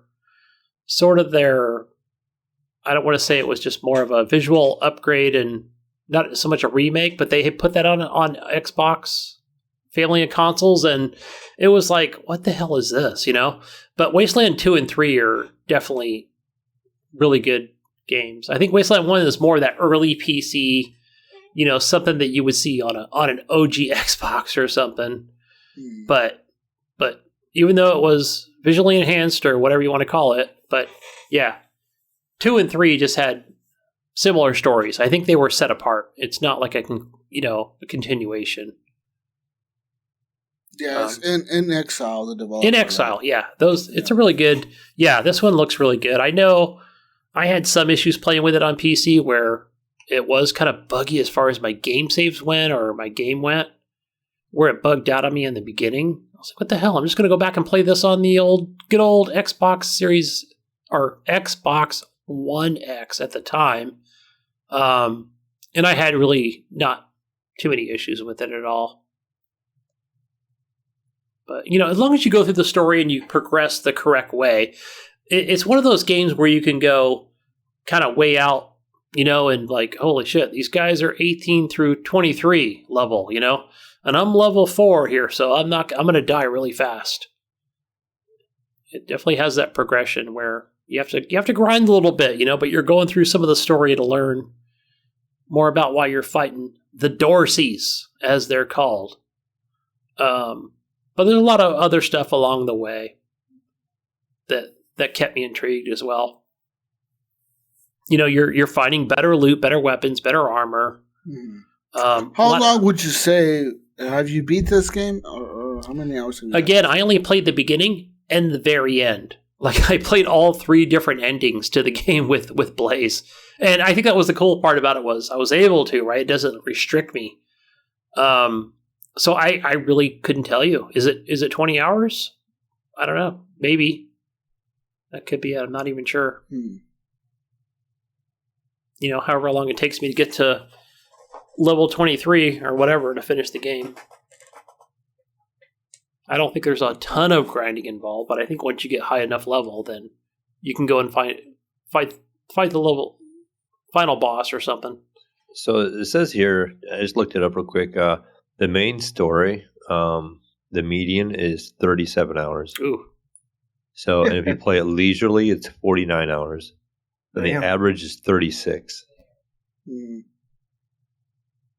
then if you're a completionist, you're going to have about 131 hours leisurely.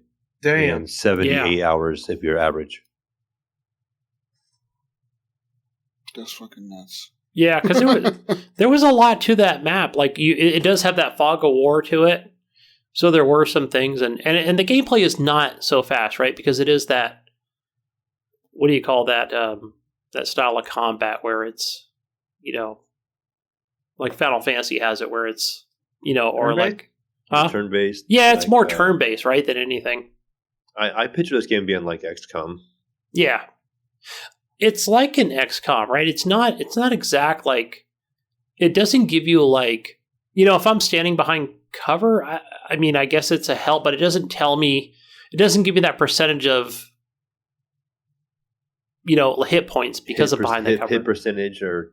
Yeah. Your odds. It does. Okay. It gives you odds and stuff, but I don't... I'm sure a lot of that helps, but it's more, hey, if you got a shotgun, man, you got to be close, right? I mean, it's just no way around it. Like, it'll tell you, you can't hit that enemy. It's not going to happen. Rocket launcher? Sure. You just got to know what you're doing in this game, I think. I think that was the thing for me. Some of that dialogue was really funny. Meeting some of the characters was really good, and little things and helping people that were not directly involved with, betraying some of the people at these bases and stuff, which I found really cool. Where I was in command of I was in charge of like somebody else's fate, and that was really fun. I could just have him killed and tell the mother like, well, fuck, he was a piece of shit, I don't give a fuck what you say, or I could tell her like, I'm going to help your son, it's like that Paragon, like what points where am I putting my points at, am I a good person? It's not so much that you were the leader, but you were just more of this fighting force. I think that's the meat of the story, right? That's what you are. You're not in charge. Like, right? You're coming from where did you come from? You came from somewhere to come to Colorado to help out these Rangers, right? Because you are a Ranger, right? Yeah, it was fun. Okay. Fun game. Well, that was our number 3. Texas. Time to move on now to the next category of voting here. Next category, Gunny, is best ongoing game. So this means this is the best game that's been ongoing for I don't know how many years. For me, I don't know, man. Like, this is really hard. Like, I don't really play games that are ongoing all the time. Since seeing as I keep moving on to new games all the time. I don't know. Fortnite. I don't know what I would vote for. I don't know, honestly. Like, I have no vote in this. I don't have a best ongoing game for myself. I'm gonna say Minecraft. I think a lot of people would choose Fortnite, but for me personally, it's always Minecraft. I played it today. I played some of the RL Craft on the PC. That Java edition, my son got me hooked into it. RL Craft. It's been keeping me from playing my Xbox version of the game. And he plays versus mode. Himself. What about you, Evan? I don't really have a strong vote for anything. But I would agree with Gunny and Mayo over here. Minecraft continues to be played constantly by a lot of people. I never got into it really, but I've seen my brother play it. Both of my brothers have played it. And, I just never got into it, but I know a lot of people that it seems like everyone's played Minecraft at some point. I mean, I don't feel like this game will ever get old. Like, like how Jesus was saying in an episode a while back. Yeah. Like, the little kids are watching their bigger brothers and sisters play this game. Yeah. And then they start playing together and they're learning it. And then, like, the bigger brother, the younger brother, whatever. You hand it off. And that kid plays it. And then it's kind of like Legos. It's like Legos. And look how long Legos have been around. Of all toys, like blocks, like blocks that stick together and you can be as creative as you want to be. and you have no limit, and it just. I think this game could go on for a really long time. Like I could see this game going on for another 10 years. Yeah, the only thing Easily. that I could see that rivals this would be like your big MMOs, like WoW. Yeah, WoW, League of Legends. I know a few people that still play that, and you got CS:GO. Like that was the first game that I bought on my computer when I built my first gaming computer. Yeah, but not everyone is willing to let their kids play a shooter, though. That's true.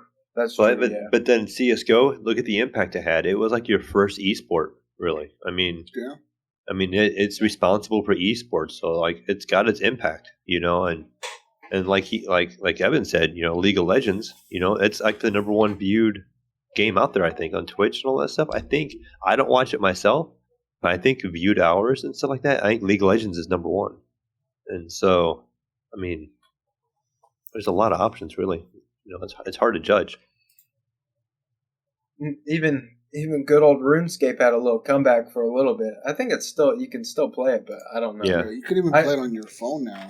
Yeah, I think must have been like 2 years ago, maybe, or not last year, but the year prior, 2019 probably is when RuneScape. Like, I remember, some guys were like, "Hey, bro, let's play some RuneScape." I'm like, yeah.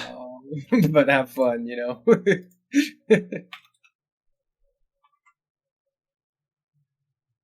Like my nephew, who's like 23, still plays RuneScape. Damn. So. Yeah, but I don't really have a strong vote for it. There's nothing that I'm playing that's still like ongoing, really. Like, nothing compared to like what you guys said. So. What's our community say, Jesus? Well, the community said, wow, Minecraft. Oh yeah, there you go. Minecraft got the majority vote here. Oh, wait, was it Minecraft? Yeah, Minecraft got a majority vote here by 36.7% votes. Second place went to Destiny 2. I kind of that's a good one. Yeah, we had mentioned that last year. It's gone free to play. Bungie has really done a lot of things to prolong keep that game going, huh? Yeah, really have. Anyways, wow. Let's move on now to the most influential game of the decade. So, most influential game of the decade, guys. It's kind of like ongoing almost, but I guess it's slightly different. Yeah. See, like this one, I kind of give CS:GO the edge because, like I said, it started esports. I think. I mean, that's a good point. I mean, we wouldn't be where we are today with Twitch and stuff without like CS:GO, and you can Valorant and all these games that are being streamed on Twitch. A lot of that started with people playing CS:GO and that being aired on TV, on streams. And I guess kind of like, I think CS:GO is still probably top 3 or 4 every day on Twitch. And as old as that game is, and I think it's kind of a staple for the competitive play. I think it's a staple for PC growth. Like I've said before in the show, these people watch these games on Twitch now. And they want PCs because they want to be like these people playing. They want to be like Ninja. They want to be like Shroud. Right. And these kids want to buy PCs because they want to be like them. And these Ninja are like Shroud. And like I think Ninja was like a Halo player, I think. But like Shroud was a CS:GO player. He was a CS:GO pro. And, my 15-year-old son, he can name all sports at esports teams. Like he knows this team, that team, and this guy left that team, and he's on now this on this team, and he legit like can say like this guy does this guy does that, and it's pretty involved really, and it's becoming a big industry, and I can only see it growing. I think there's just one game like when we get one really big game, it's going to really push it over the edge. Like there's going to be that one game that comes out. So, CS:GO this says, this was influential over the decade, right? But we're counting CSGO. Didn't that come out? When did CSGO come out? I want to say like 2012. Yeah, then it would be relevant, right? Because almost like that 2010 to 20. Well, Counter-Strike is older, but not CSGO. Oh, okay. Okay, gotcha. Maybe that's what you're thinking. I mean, you can check to make sure, but I think it was 2012. CSGO release. You know what? Apex Legends wins. How about that? Oh, 2012, yeah. August 2012. Yeah, the only thing... Gunny over there, Apex. The only thing that I would say, or anything else that comes close to what I'm thinking would be PUBG, because it kind of started the Battle Royale trend as far as PUBG rolling on to Fortnite, and then from Fortnite, I think we went to Apex, and then I think after Apex, kind of Warzone was like the next biggest thing, right there. I mean, with a lot of other smaller battle royales as well. I mean, even if you want to count like Cuisine Royale, Realm Royale. Easy there, Alan, baby. Yeah, we had some hobo ones in there. Yeah, we've had some hobo games come out. Come on now. So yeah, there's been a few. That would be my only other suggestion or contender. I'm with you there, Evan. I feel like some of the most influential games of this last decade. Let's think 2010 to 2020, and I think of that whole decade. You're right. What I think about is Battle Royale. So there was yes, Minecraft is there. Like Minecraft is one of the games that I also feel like really influenced this generation or this last decade. But what was before Fortnite, Jesus? And I think it was only PUBG. No. Okay, so I'm sorry. Let me back up. What was before PUBG? Was it only on PC? World War Z. There was an Arma. Or Daisy, sorry, yeah. No, it was the mod, King of the Hill. King of the Hill. DayZ. Yeah. It was King of the Hill, which was a standalone, and then King of the Hill, which was the Arma 3 mod, right? Yeah. So it was funny because that's where I first learned of battle royales. Was it Arma 2? Actually, not Arma 3. No, I think it was Arma 2. It was Arma 2 because I had bought Arma 3 and that did not. I could have played that game through a mod, which I didn't, but I didn't care for. Anyway, so that's where Player Unknown made it from. He made it from a mod or whatever. So, I personally, for me, what defined this last decade is Battle Royale. I mean, think about how much Battle Royale has impacted every single game that we see. Literally, almost every game that has come out since PUBG. For the longest time there was a game that was copying it. You're right. Even Mario, the Mario 35. Yeah. Tetris 99. I mean, Tetris. Everything copied it. Yeah, it seems like there's a big trend where everybody wanted to put out a battle royale of their own kind. And they just couldn't match it or whatever, Like, even to this day, PUBG is one of the most played games on PC. And mobile. But I think I'm going to have to go with, I mean, we're talking about, would you say game of the decade, right? It would probably be CSGO. Influential, yeah. The esports is big because that did take off, 5 years ago? I mean, you could almost say Fortnite might not have grown if it wasn't for Twitch, which grew because of esports. So like. Yeah, I'd say it's a pretty good toss-up between. Well, you could even. Nobody would really care to watch if it wasn't for the start of the streaming. If you root that back to CS:GO and. Yeah, because a lot of people were watching the tournaments. Is kind of how things started, I think, and then, they got the idea to let's stream games, and then Next thing you know, then they're streaming tournaments, and then League of Legends is up there too. They had a lot of streaming going on, a lot of watched content, a lot of watched championships. Mm-hmm. Yeah, because they had massive prize pools even from the beginning, huh? Mm-hmm. Yeah, they did. That was the draw to them or whatever. Was these prize pools out like? Yeah, and I think it still continues to be trending with Microsoft's recent acquisition with that esports thing of, hey, they want to put their name up there, right, at these tournaments. With Microsoft saying, yeah, we own this service, man. We're here. We're relevant. Throw some Xbox logos in there. It's a matter of they get push and get over that hump. It feels like, I feel like esports are there and they can be entertaining, but I just don't feel like they're over that hump to be mainstream, and I feel like there's going to be some game eventually that's going to do that. We just don't know what game that's going to be.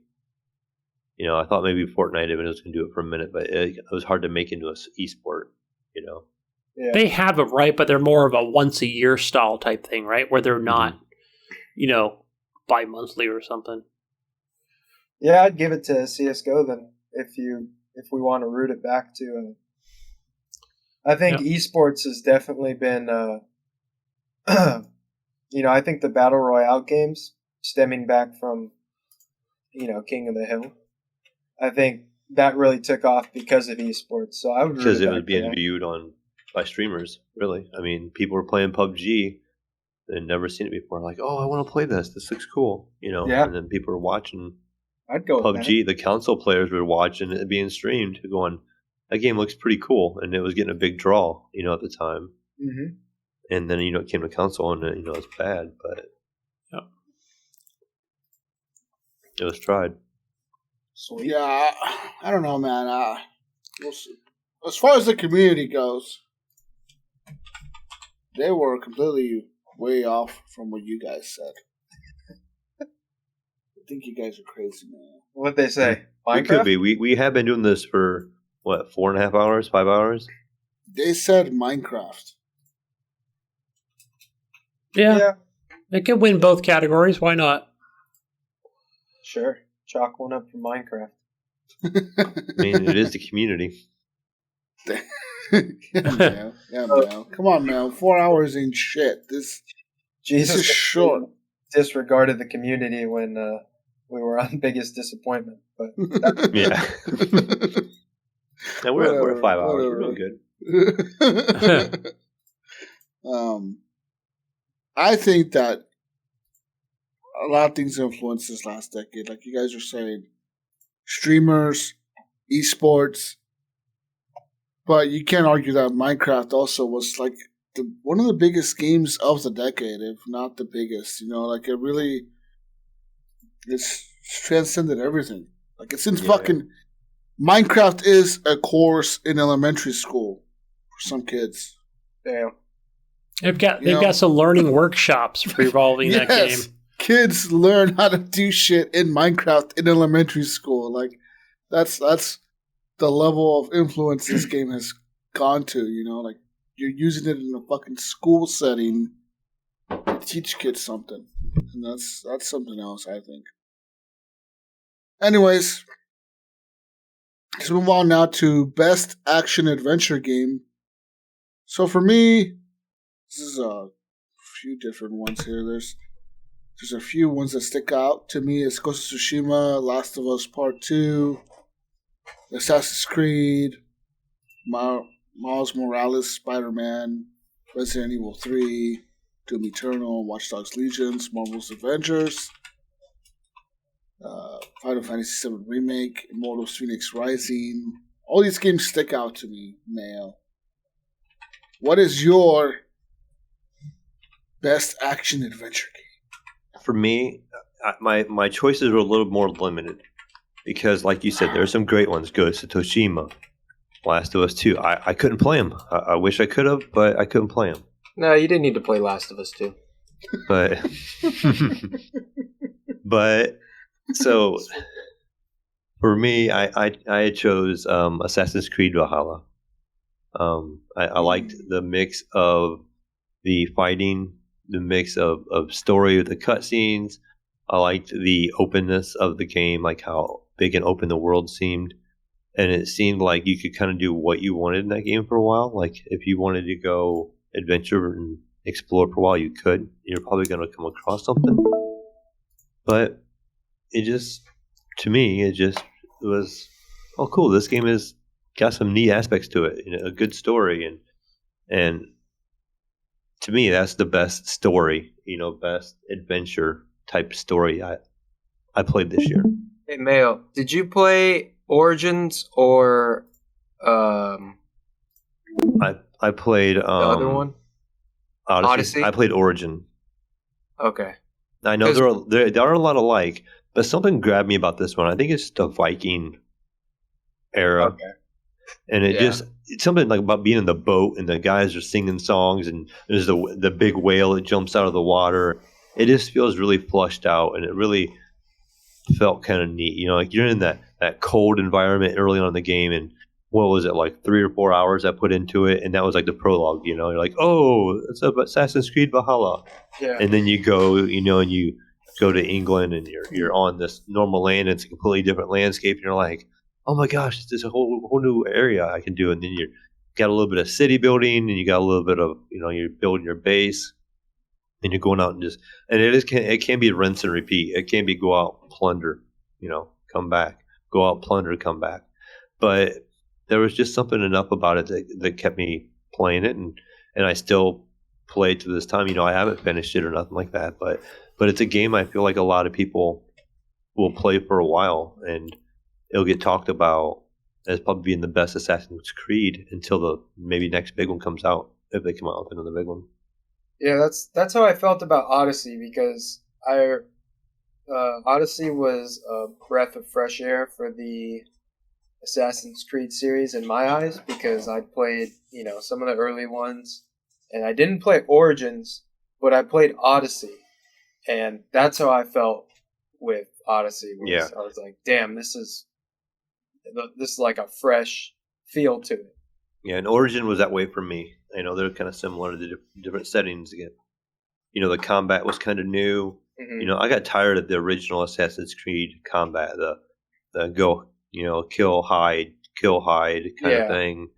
You go find this guy, kill him, by going across the rooftops. And then, it was a nice welcome change. And they kind of threw some little bit of RPG elements in there, because they felt like they needed to evolve with the times. And, the variety of weapons, how you could have different weapons was kind of cool, and yet they can still somehow manage to try to tie all this story together, which was kind of neat, I thought.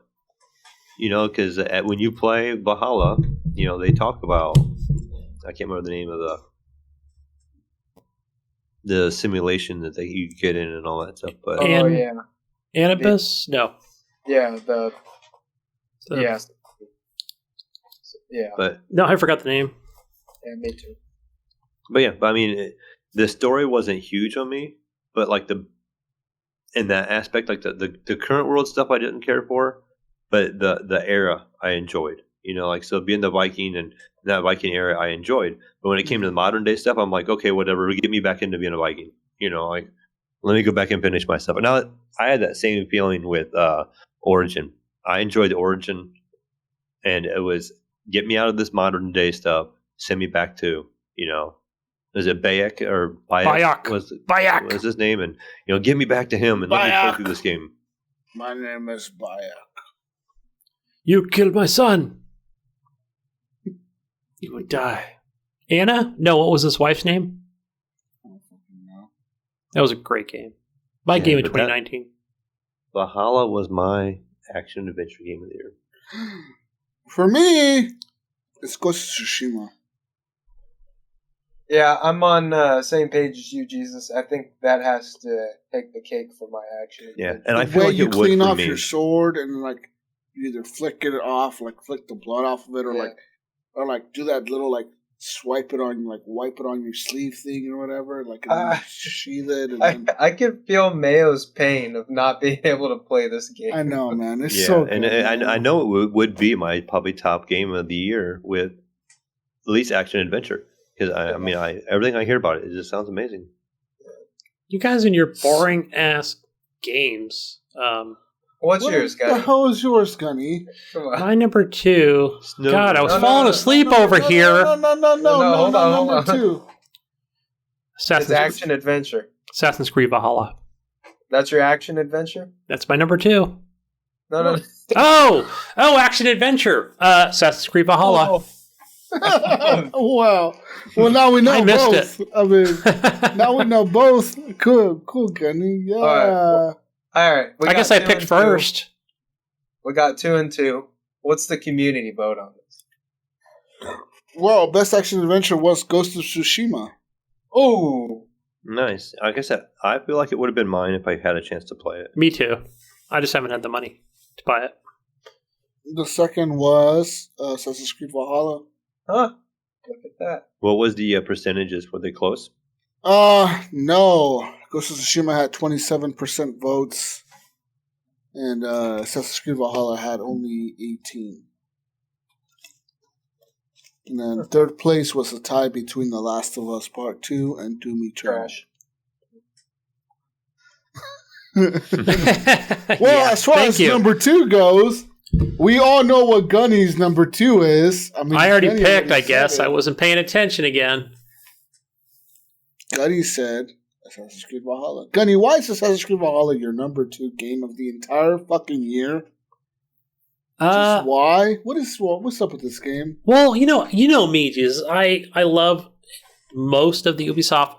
Any fucking open world game, give it to me. I'm all about it. Throw some story in there along with that fun action for me to explore every part of that world.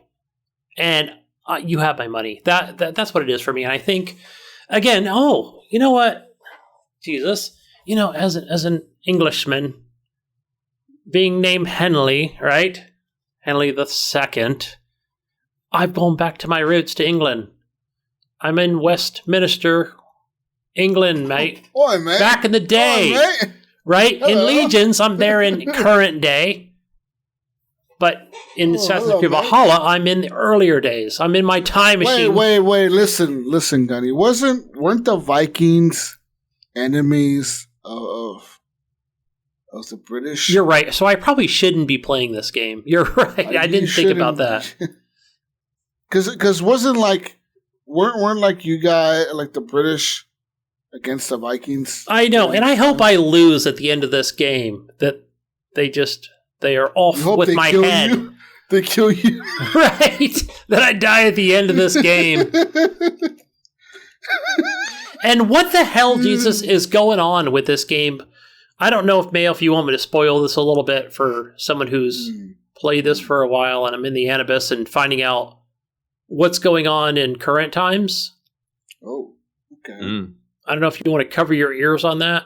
No, I'm fine. I don't. Okay, so but with And spoilers. spoiler alert for Assassin's Creed Valhalla, maybe skip ahead just a couple of minutes. Okay. And that is when I go back into, out to my actual self and I'm in that fucking cabin. Where am I, Jesus? I think I'm in somewhere near Portland, Oregon or Washington. You're fucking in Washington or something. Is it Washington? Yeah, it's just like And then you come out, right? And I think I've mentioned this on the show before, but there are a couple cool parts where you are with Assassin's Creed Odyssey. Origins? Odyssey? No, I'm getting them confused, where you have, what's her name? It's her signature, her sword or her armor or something, and it's there on the wall. It's actually like the actual sword that she has. And I thought, oh, this is a pretty cool, like a little Easter egg kind of thing that's kind of right in front of your face. But then you're somebody else. He might be another scientist who kind of pulls up in the car and he's bringing some other essential goods, right? And it's talking about why they're having earthquakes in the earth, right? And why the earth is dying or something, right? It always leads to something apocalyptic that's going on. And yeah, and for the first time, I think in an Assassin's Creed game where I'm like, okay, this is interesting, where, I'm outside of the, the simulation. I'm Yeah. more confused now than I was 5 minutes ago. And it was like, I thought that was pretty cool, right? Or I'm like, I'm fucking engaged in this whole thing, Johnny, you just confused me. I don't have no idea what the hell you're talking about. I'm talking about when you're out in like out of the simulation. The Animus, right? You're yes. in the cabin. Yes, you're in the cabin. That's like in it's not on the West Coast. That's on the East Coast. That's in like Delaware or Maryland or something. I thought she even mentions it when you see the the skeleton of Eivor or whatever, and she says like, yes, like how did you end up in Maryland? Is that what she said? I thought it was like Portland, Oregon or something. I was totally wrong on the geography. She says like, well, how did you end up on the East Coast of the United States in Maryland when you were from fucking Britain or whatever? Right. So. Okay, could be Maryland. Or somewhere in the East Coast. I know it's like the northern part of the East Coast. I'll have to research that. Us East Coast people all run together. Could have been in Ohio in a cornfield for all I know. Somewhere over there. Where you people live, like over there somewhere. I don't know. Yeah. But remember she kept saying like, hey, time's running out and stuff like that. So I was like, oh, cool. I'm just dying to get to know like what's. Let me tell you, Gunny. Let me tell you some facts about Vikings. You want to know some hard hitting Viking facts? Yes. Did you know that Vikings invaded most of Europe, and they did reach North America? No way. Yeah. Yeah. Oh, I wouldn't be surprised if they were all throughout that Canada land. You also know, I got 10 facts about Vikings right here. Viking fact number 1. Besides the Minnesotas. Vikings did not wear horned helmets, Gunny. No? Not like the football team? No, they did not wear horned helmets. Also, number 2, Gunny, Vikings were known for their excellent hygiene. Bullshit. So they weren't pirates, right? That was the thing. Apparently, they had a lot of excavations of Viking sites in the areas where they've been known to live. They found a lot of tweezers, razors, combs, ear cleaners. These are all made from animal bones and antlers. They also bathe at least once a week. That is much more common than most of the Europeans at that time. And they also enjoyed dips in natural hot springs, Gunny. Very, very probably because they were cold all the time. Very, very useful information here, Evan. Okay. Number 3, Gunny. The Vikings used a unique liquid to start fires. Yeah. Mm-hmm. Gasoline. So they would collect a fungus called touchwood from tree bark, and then they would boil it for several days in urine before they pounded it into something akin to a felt. Then the sodium nitrate found in the urine would allow the material to smolder rather than burn. So Vikings could take the fire with them on the go. Also, Gunny number 4, Vikings were buried with their dead in boats. Yes. In boats. Just let it float? They buried all their dead in boats. Yeah. So, yeah. Also, they were very active in slave trading. They were slave traders, Gunny. They used to capture people and trade them with the Anglo-Saxons, the Celtic, and the Slavic peoples as slaves. Just so you know, Gunny, just so you know. You're playing a slave trading game. That's your number 2. Yeah. Viking women enjoyed some basic rights, Gunny. They had basic rights. Viking girls got hitched as young as 12 years old, and they had to mind the household while their husbands sailed off on adventures. But they had more freedom than other women of that time era. As long as they were thralls, Viking women could inherit property, they can request a divorce legally, and they can reclaim their dowries if their marriages ended. That's interesting. Yeah. Very interesting, guys. They had some rights for sure. They had some rights. More than most women back then. Yeah. Number 7. They couldn't even vote. Viking men spent most of their time farming, Gunny. So if you're not farming in this game, you're not playing a Viking game. You're playing some fake fantasy. Right, because I can't plant anything in Valhalla. Yeah, you can't plant anything. Also, Vikings like to ski for fun. Water ski? They like to ski in the mountains in the snow. for fun. I guess, yeah, if you're spending enough time on the water, you might as well go snow skiing. How about that, Mayo? How about that? Bowling probably wasn't popular then. I wouldn't have guessed. Also, Mayo, guess what, Mayo? Viking What? gentlemen prefer to be blonde. They prefer to be blonde. Like huh? whether they dyed it as well? Like They dyed their hair blonde, actually, yes. If your hair was like a dark color, they would dye it blonde because they would prefer to be blonde because they thought blonde was a beautiful thing. Like you being blonde was being beautiful. That's what it was equal to. Yeah, what's up now, Gunny? What's up? I'm going to now? be a blonde snow skier. That's what I'm going to be. And also, Vikings, Gunny, let me tell you something, Gunny. Vikings did not ever recognize fellow Vikings. In fact, they never even called themselves Vikings, most likely. It says that the term simply referred to all people from Scandinavia who took part in overseas expeditions. It says here, during the Viking Age, the land that now makes up Denmark, Norway, and Sweden, it was all a patchwork of chieftain-led tribes that often fought against each other. And when they weren't busy fucking fighting against each other, they were fighting against other people in other lands.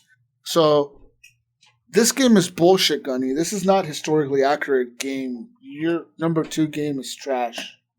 It sounds like it. Like it sounds like I'm doing nothing like a Viking. Yeah. All I'm saying is... I need a mod that makes me blonde. Yeah. Or I'm changing. I'm going to a barber tomorrow as soon as I log in. And I'm going to go snow skiing. Tell my wife to keep the house. I want a divorce. Anyways, guys. You guys want to know what my number 2 is? For It sure. has a number 2 on the title. No! Black Ops 2? Mafia 2. The Last of Us Part 2! Dude! Not number 1? Yeah! Over Toshima. Dude! I thought it was going to be Overcooked too. What the hell? Evan is disappointed, guys. I'm sorry, Evan. Fucking pissed. Fucking hate this We know what game. number 1 is now. Number 2 is The Last of Us Part. I fucking loved. You got a shitty taste in games. What? Excuse me, sir? Excuse me? Invalid. Your list sucks. Invalid. Oh, fuck. Last of Us Part 2 was a great gaming experience. I enjoyed it through and through. I really enjoyed being Abby. I enjoyed seeing for the first time, seeing the side of the protagonist. Because we always saw that, like, everyone always thought Joel and Ellie were the heroes. Like, they're the good guys. And when you look back and you see the consequences of what you did in that game and see the other side of it, you're like, fuck, they weren't really the good guys. There's no good guys in this world. When it comes down to an apocalypse, there is no good guys, right? It's kind of like The Walking Dead. You think of The Walking Dead, everyone thinks of like Rick Grimes and his son and his gang of people being the good guys and the other guys are the bad guys because they eat people. It's like, wait a minute, no, it's not. That's not how it works, Mayo. There is good guys on both sides, right? Like I would kill a human to feed you guys. At least you guys would be fed. You know what I mean? But if other people saw me killing that human to feed you guys, they would be like, "Oh, that guy's fucking crazy.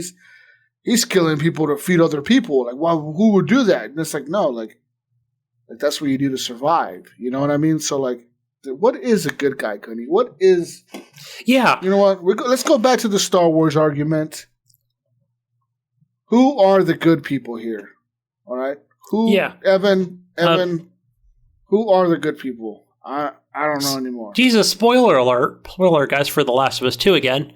And this was the part that I actually played where, right at the beginning of the game, where Joel's talking to his good friend about the decision he made with Ellie to save her from becoming possibly the cure for this, That's his brother. I think he's talking to his brother. Oh, I didn't know that was his brother. I thought it was a good friend of the community. who he entrusted. So where his and of course his friend his brother had wholeheartedly listened to what he had to say and said, all right, this kind of stays with us and it goes no further. But I thought, it certainly told me as somebody who's playing the game, like, fuck, is he a good guy or a bad guy, or what is he, Like, should he have just let her stay there and be dissected and pulled apart? And well, we kind of knew that from the first game when they, when you're playing as Joel and, I mean, you go into the operating room and fucking kills that doctor, takes Ellie, and then in the final minutes of the game, you see him lying to her, like, right. And then she finds out, right? And and they have that rocky relationship and stuff in the second game. And I mean, that's where I concluded from it. I was like, fuck, So, like, who is the good guys and who are the bad guys, Evan? Who is good and who is bad? We don't know, Mayo. I really don't know because I don't know the story. You don't know. I mean, I know what you told me, but yeah, you're not missing out, Mayo. Oh, Mayo, you're missing out on everything, Mayo. Like Mayo, like I feel like. I mean, from what I've heard of these games, I feel like I put Toshima above this one. So, in my desire to want to play, I would say it would be like this would be the third PlayStation game I would pick up. So, or none. Or last. So, like, really, between this and Ghost of Tsushima, there would have been a toss-up. Like, there really are both games that are, like, really games that I like. Yeah, and I think for me, the atmosphere in Toshima would have been cool. Yeah. I'm not as much of a dark kind of atmosphere, real dreary type thing. So that's just a personal preference for me, though. This was some real dark shit. Like I'm gonna fucking, go on some dark ass revenge path and kill people. And like I said, this Last of Us Part 2 really did a good job of making you question, like, what is good and what is bad. Like good is only perceived as good because of, the way we see the one side. Is if you look at the other side of things, who's the bad Gunny in history? Who's the bad guy, right? 100 years from now, people look at American history and look at the United States. They could paint the United States as the bad people. True. But we live in it now, and we think we're the good guys, but we could be the bad guys, Gunny. Yeah. What if Canadians are the bad guys? What if Ryan is the bad guy, and we paint him as the good guy, and he's the bad guy, Mayo? What? Right. We read in the history books that it was Ryan Gibson that was actually the bad guy this whole time. Ryan Gibson is the bad guy, and we think he's the good guy. We don't know this. What if Jonathan Normal D is the bad guy and we think he's the good guy? And the big D, the biggest D, is the real good guy. Right. He never talks, so we never know. Like, wait, so he was the good guy the whole time? Yeah. We don't know this. This is the scary part, Mayo. Well, it is scary. Like, what the fuck is she But what we believed at the time was different. Yeah. No, all right, Evan. If it makes you feel better, Evan, I'll place Ghost of Tsushima at number 2, and I'll place The Last of Us at number 3. Does that make you feel better? Yes. How much better? A lot better. Yeah, I mean, I really like both games though, and like I said, there was moments though in The Last of Us 2 where I just thought, like, this is stupid. Like, why am I doing this? Why are we doing this right now? Like, what's going on here? And like I said, that whole last section, I just kind of ran through it. I didn't give a fuck. I'm like, I'm just going to run through here. And I'm going to shoot everyone and get to the next checkpoint and get there as fast as I can. And yep, that's how I felt too. Like, I was just like, I was playing it just to finish it in the second half of the game. That's what I felt like, yeah. And so that, now don't get me wrong. Like, as much as I talk shit on it, I was like, I guess I felt a little disappointed. I felt like there was so much hype going into it. Like, Last of Us, great game. Like, oh, Last of Us Part 2, like, let's fucking get it, And then I just, all that steam under the sails went away, and I was like, man, I just want to finish this game. Like, this is not, I'm not enjoying this anymore, and that's why I'm not that big of a fan of the game, and thought it was kind of a disappointment just because, I don't know, it felt dragged on and such. But with that being said, though, even if you pick up a PS5 Mayo, like, yes, pick up Ghost of Tsushima, yes, pick up The Last of Us 1 and 2, but also pick up Uncharted. That shit is dope. Yeah. As fuck. Mm-hmm. Thief's End? What? All of them. You can Yeah. pick up the collection. I was looking at those today. I know I own a couple of them on PS4. I know Like the Nathan Drake collection or something like that. Yeah, that's like $30, and that's like all 3 games. The first I think they 3 gave games. away a PS Plus not too long ago, right? One of them? Or all of them? Or Yeah. yeah, I think so. Anyways, that's my number 2. All right. Well, I'll go. My number 2 is Cyberpunk 2077. Yeah. Number 2? Excuse me, sir. Do you realize we're at number 2 right now, Mayo? Not number 1. Yes. Right, It yeah. has Did you a big number miscount? 2 beside it. And Number 1, Mayo, you mean? yeah, number 2. It was close. I mean, it was real close. I feel like the only I thing can't that even kind be on the show anymore, right? I gotta go, guys. I love the art style. I love the atmosphere. Yeah, it was a little buggy in spots. I didn't care, I just feel like this game is only going to get better with time, and down the road here, it's going to be really good. I think. I feel like if I could have waited till like some people later on, like say this summer, this game might be really, really good, especially when they get some DLC and they kind of get things going. And I feel like this is going to be the next Witcher kind of game. The Witcher was really buggy at first, Yeah. and then it's going to be great. And I feel like they're going to be the same path here. Like, I think this game is really, really, really, really good, even though it has its flaws of its bad perception that it's gotten from console players, and it's gotten just different negative press for some reason. We don't know why, but this game is not liked by the press. They want to see CD Projekt Red burned for some reason. That's like, oh, we always want to keep piling on because people will click on that. Yeah. But the game is good, and the console players are like, what is Mayo talking about? But it's a good game, and you just can't. Yeah, eventually it's going to get patched for the consoles. Like they did say, Gunny, that their initial patch for the console was to be due out like in the summer, but now they pushed it down to like November, past November. Oh, man, that sucks. That's To bring it up to the X and X, S and X enhanced, is that what you're talking about? Yeah. Damn it. PS5. Yeah. But you know what's funny about that is, so I originally had that on my SSD drive on the Xbox Series S until I realized a couple weeks ago I was looking at it. I think it was last week, and I was like, wait a minute, this game's not enhanced. So I immediately threw it back to my external drive. I was like, let me save room for a game that's actually enhanced.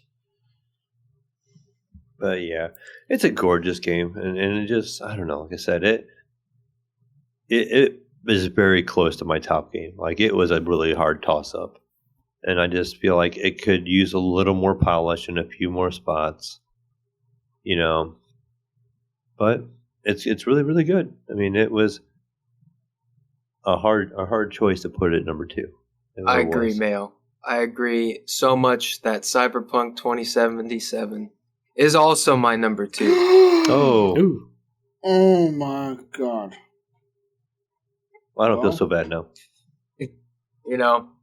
I think the game only crashed on me one time. I put in, out of my 60 to 70 hours, whatever I have in it, it only crashed on me one time. And there was only like a couple times where I saw glitches. And I was like, I was, it was sad to see, like I said earlier, all the news articles, all the YouTube videos, like, Cyberpunk is shit. And I'm like, damn it, I'm having a blast with it, and shout out to CD Projekt Red, and shout out to Poland, for making this game. Side note, there's this it's like a candy bar kind of.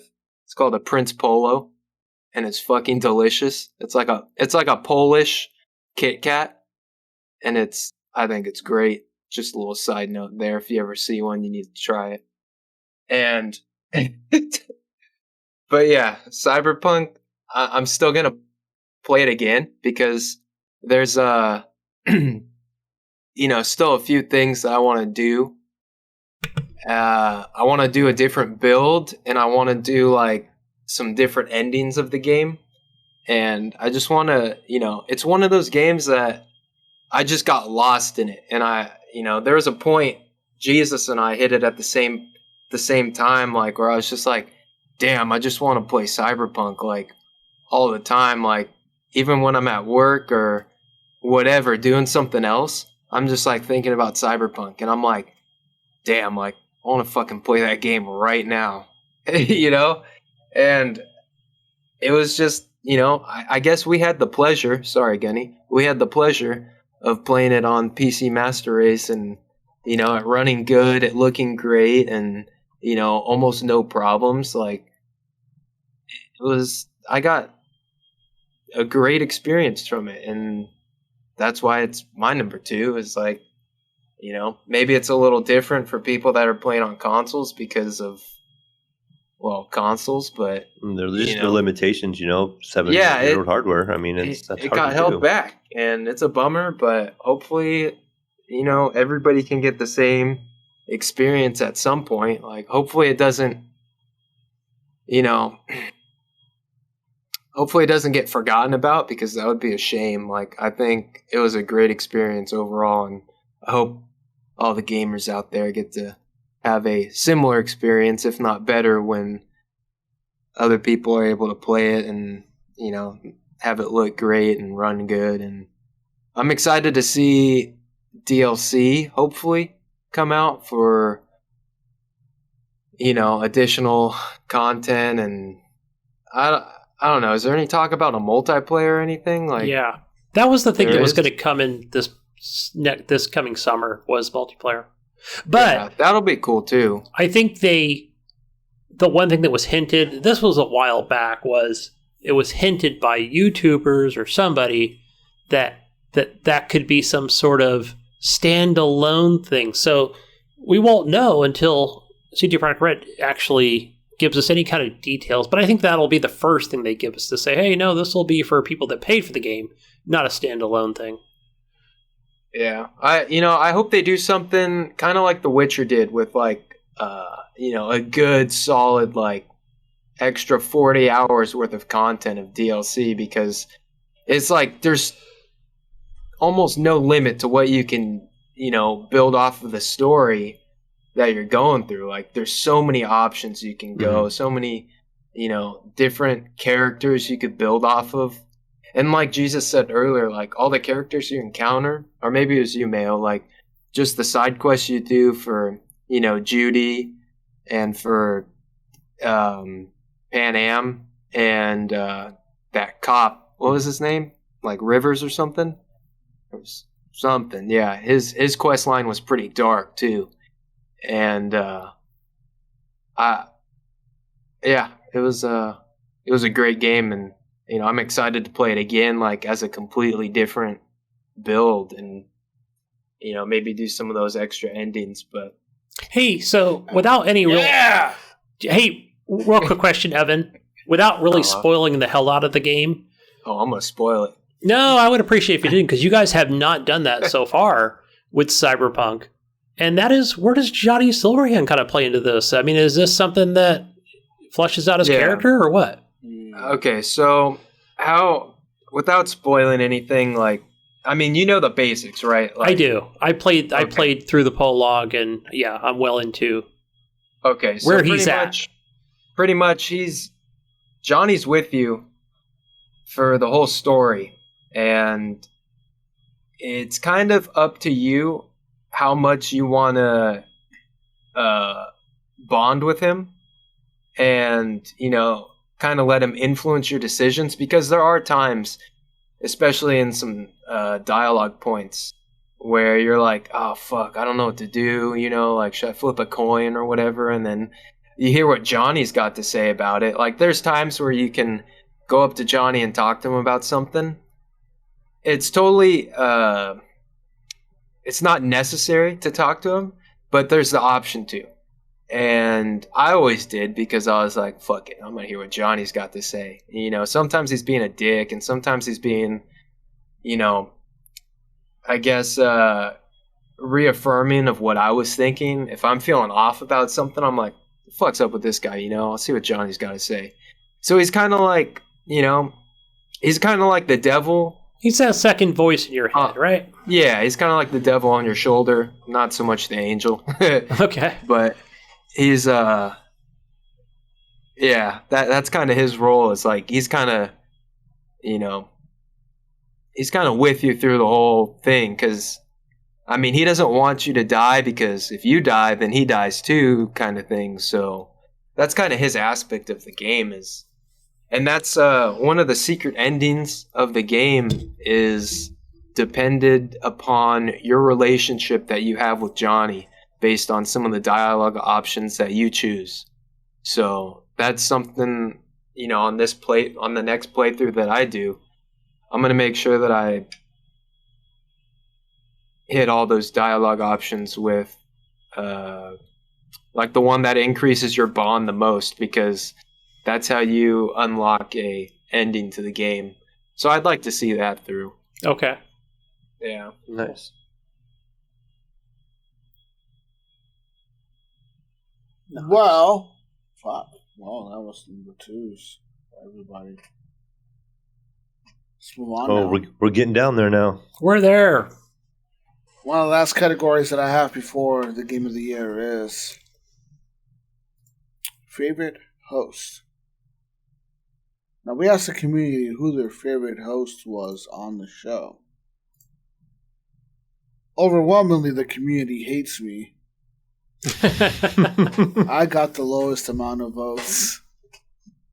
Assholes. Thank you to the people that voted for me, but fuck everyone else. Gunny, you got second place. Oh. With 32% of the votes. I had 19% of the votes. You have 32%. And Mayo with 48%. Whoa. Damn. Of the votes. Nearly half of all the votes. Mayo getting on all those Discord votes. Yeah. You must have pushed it in every server in Discord, didn't you?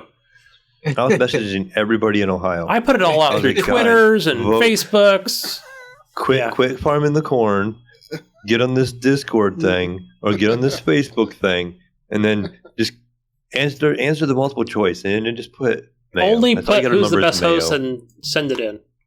Yeah, and just submit. Mayo. And don't look at the email verifications. You might have a few people that voted the same. I don't know. No relation. Mayo was voted the favorite host of 2020. Mayo, congratulations, Mayo. Yay! Thank you. Woohoo! Patreon money into getting a belt for Mayo. That's his favorite host. Spend all the Patreon money on a big ass belt buckle that's his favorite host. Oh, yeah. That's going on your license plate. Have it shaped in the shape of the state of Ohio. That's going on your pick 'em up truck. My tractor gunny, get it right. Oh, sorry. Well, I was thinking of the truck that carries the tractor thing, the holder, the trailer. Yeah, congratulations, Mel. This is kind of wild. I wasn't not expecting that. I mean, me either. That's kind of cool, man. Like, yeah, awesome. How long have you been on the show now? 2 years. I want to say a year and a half. Gee, and you already won favorite host. Like God, you get the best parking spot this year. By next year, well, that's good. Kick us off. Me and Gunny will be off. We're parking in the weeds. You get the nice asphalt parking lot spot. Because Mayo's a community man. I am community. Damn it! Fuck you, people. You win Employee of the Year.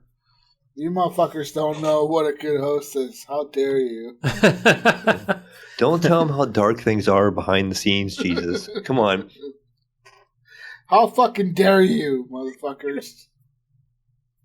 After all these years, Evan, why the fuck would you vote for Mayo, dude? God. Said Mayo's a community man. Now let me tell you something. Anytime I have a computer question, I'm like, hey, Mayo.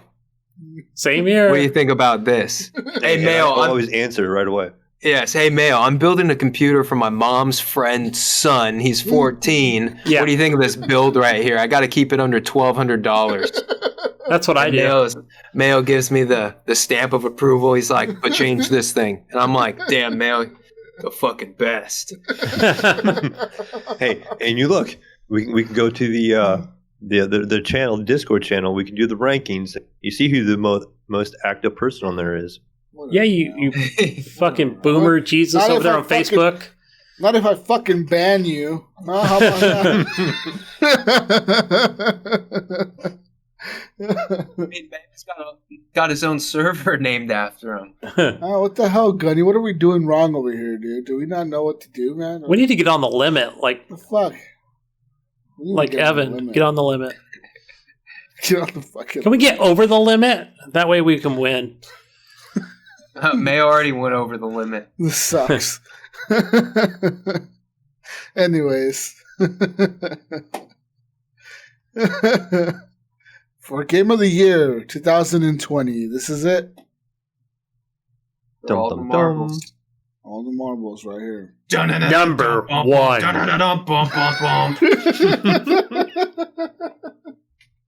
Game of the Year 2020. This is it, ladies and gentlemen. The last category we have on our list, besides Best Color Palette, which I think goes to Ghost of Tsushima.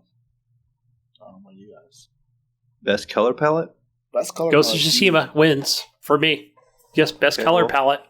I won't disagree with you guys, but I Get would those say probably apple say blossoms. Cyberpunk for me because I haven't Cherry played Ghost of blossom. Tsushima, so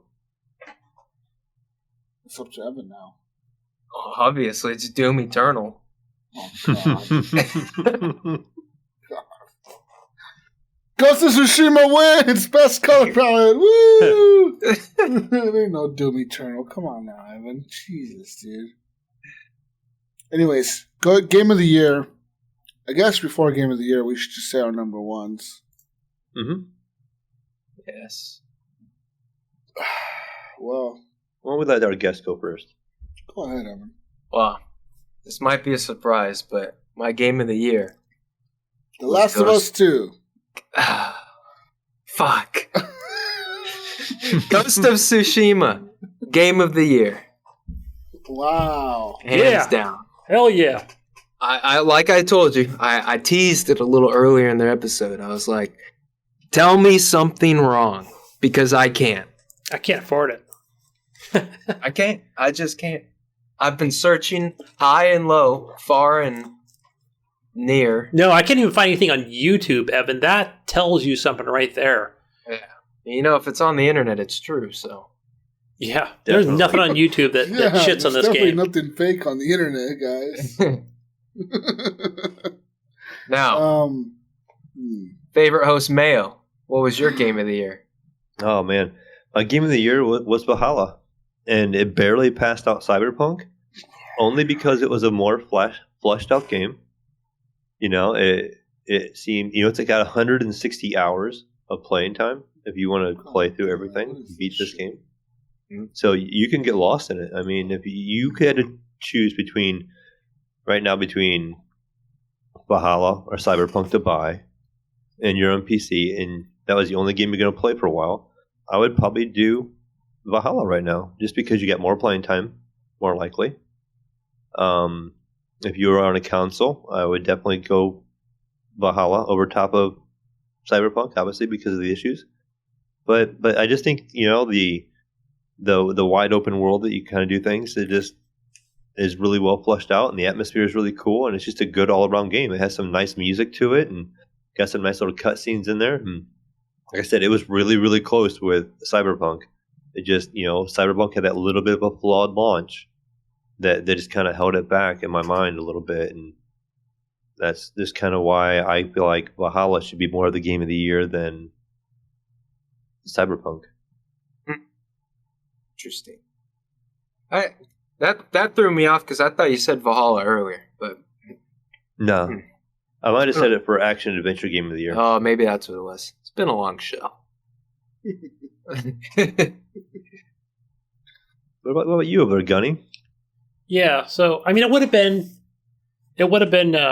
Valhalla because like Assassin's Creed open world. God damn shit! What the fuck is this bullshit? No, listen to me. Check this out. Would have been Valhalla. Okay, would have been Valhalla, right? I mean, I love my open world games. You know what, Mayo? I'll just let you say. You already said what it was, Mayo. What's my number one? SnowRunner? Yeah, you goddamn right. It's SnowRunner. Fucking A, right, Jesus? SnowRunner. Hell yeah, that's my number one. SnowRunner is not even a fucking 2020 game. What the hell that came out in April 28th, 2020. What the fuck? God damn it! Yes, sir. It did, and they did. Yeah, I put so much goddamn time into this game. Mud to snow, Jesus, I put next evolution. I put so much time into this game on the Xbox One X, leading such into a wonderful game. It went from mud to snow. Whoa! And hey, different weather, man. It makes it better. And so I played through this game through the snow. Check this out. I bought the season pass. I got my Jeep, my favorite fucking Jeep that I love in that game. It's a 2-door Jeep with the big old wheels on it. And that was my almost like my pre-order bonus, but that got me to other upgrades that I needed for my other trucks and played. I don't know. I probably should check my stats but if I was to, it probably 40 hours in that. Why are you driving a Jeep? Okay, so you got to scout first. You got to scout first for that unlocks the Fog of War. That unlocks the lookout tower, the watchtowers or whatever they're called. And you also can get upgrades with those. Well, you get upgrades with any vehicle, but you can get to those hard to places to activate the upgrades, right, for your other trucks. And so that might be better suspension, better tires. You earn more money. You rank up in the game. And so then when you do get the said truck that you can now purchase with the money that you made, right, or by doing other tasks, they can then be upgraded to, let's say I want a higher suspension in my GMC truck or whatever fake truck they're calling it. I don't know. They must have a deal with Chevy GMC. But you know what I hear, Jesus? What? This sounds awfully eerie. I remember like a couple of years ago, a certain Gunny got a Hummer stuck like in the mud. Right? Was it a Hummer? No, that was my Jeep. But was it a Jeep? Yeah, he had it stuck, and then he had to get it winched out. Yeah, that video is still on Facebook with another vehicle, and then he replaced that and got a better Jeep and made it bigger. No, right? so that video I just was passing by it on Facebook. I went down to the Jeep store and gave him $10,000 to upgrade it. What? See, why wouldn't you just give him $10,000 to buy a new Jeep? No, because I wanted that because that one's a Rubicon and I wanted the Rubicon upgraded. Why don't you just get a new Rubicon? Well, because I had already had my Hobo Jeep, right, which I still have. It's great, right? This is real life, people. This is my regular Jeep Wrangler, and the windows roll down manually, and there's but I have a brand new Rubicon, but that one got stuck, and I'm like, I just bought this, it's brand new. So I went and paid, it was more than $10,000, but I had that raised up and winched. Why wouldn't you just trade it in for a new Rubicon? Well, because a new Rubicon's probably going to cost you $35,000 to $40,000. Well, you're still paying $10,000. Yeah, but that's to upgrade the existing, right? This is like SnowRunner, like the fucking video game. Gunny, he was scarred. He was so traumatically scarred when this happened. I almost want to delete that from Facebook, but I kept it in there for humorous purposes. A raise this truck with $12,000. The wife will not let me go back on that field, even though she manages it. I am not allowed to take the Rubicon on that field. Thank you for consistently clarifying between real life and in game, because you fooled me one time. Where you were talking about construction management. You were talking about your house. And I thought you were playing a video game. Yeah, I was sanding doors yesterday in real life, all day. But guys, back to this SnowRunner game again. Mud Runner, which was the original, and I think that was part of that Spin Tires thing. I never really played them per se. Like, I think I played them on Xbox. Yeah, but they look like shit, right? You know what the color palette was on that? It seemed like black and white. But no, SnowRunner is more that upgraded, more modern version that's really good, and it's a slow game for someone old like me, and it works really well. It doesn't necessarily have music, so I just throw on some Spotify music and just chill. It's a nice chill game. They didn't put music in the game? They did, but you can just barely hear it, and it's more like some kind of old country music that plays through, an old Chevy stereo. I need to know Gunny's playlist for when he's about to go snow running. I listen to everything. I listen to a lot of things, everything but jazz. Matter of fact, go to Facebook. If you go to my name on there, it's funny because I got the notification because I streamed, I think, was it January 1st? And it said, hey, we took your video down, but do you want to republish it with no sound? And I said, yes. So it took it down, right? But it replayed it. And the music I played was from Spotify, I think, for about 15 minutes, which was weird, right? It didn't mute it. My voice is there, and then the music is there. So Facebook, you screwed up. Well, but I'm asking you, what? Give me a song here, Gunny. What are we playing? Well, he doesn't like doom music. We know that. So it's not any heavy metal shit. What are we listening to, Gunny? Okay, let's see. He said Van Halen. Yeah, let's throw some Van Halen in there. Let's see here. What did I recently listen to? Oh, Jesus, I had some country rock hits in there. Oh. I was playing some hot rhythmic music. Hot rhythmic? Which is okay. What the hell is hot rhythmic music? Okay, so we're talking about, let's see, what is her name? Where is she? Oh, some of it has a little Nas X in it, Kid Cudi, Ariana Grande, some Pop Smoke, Lil Baby, Juice WRLD. I love Juice WRLD. Juice WRLD? Yes. I wasn't expecting that. Yeah. Throw some Juice WRLD, some Juice Box in there. God, listen to Pop Smoke and Juice WRLD. I know. I didn't even know what that was until Iams had mentioned it on the podcast. I was like, what's a Pop Smoke? Let me click on that Pop Smoke. Yep. I thought it was like a little thing I got for 4th of July. I can just let it fire off. Oh, it's music. It's an artist. It ain't fireworks. It's an artist. It's a real person. Pop Smoke and Juice WRLD. Yeah, I like it. It's fast. Anything that's fast and rhythmic or that rocks out. What's the other one that I really like? It's another band that I really enjoy. It's rock and roll. It's called Greta Van Fleet. Greta Van Fleet. Now they're like almost like a modern day Led Zeppelin, but they're rock and roll, but they're not too heavy like doom music. Oh yeah, fuck that doom music. Fuck that doom music, man. I'd rather go with some Greta Van Fleet. But guys, I know I'd rather listen to Juice WRLD than fucking doom music. Oh my god. Yeah. Oh man. I was listening to that all day, man. Give me some Juice WRLD in there. I'm like sanding away in that loud sander.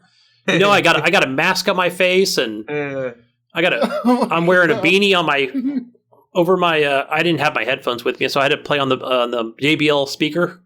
But I had that thing pumping. Man. It was bumping, baby. Oh man. Going back. Let me go back. I want to finish this, guys. I know I talked about it a little bit before, but SnowRunner, #1 game.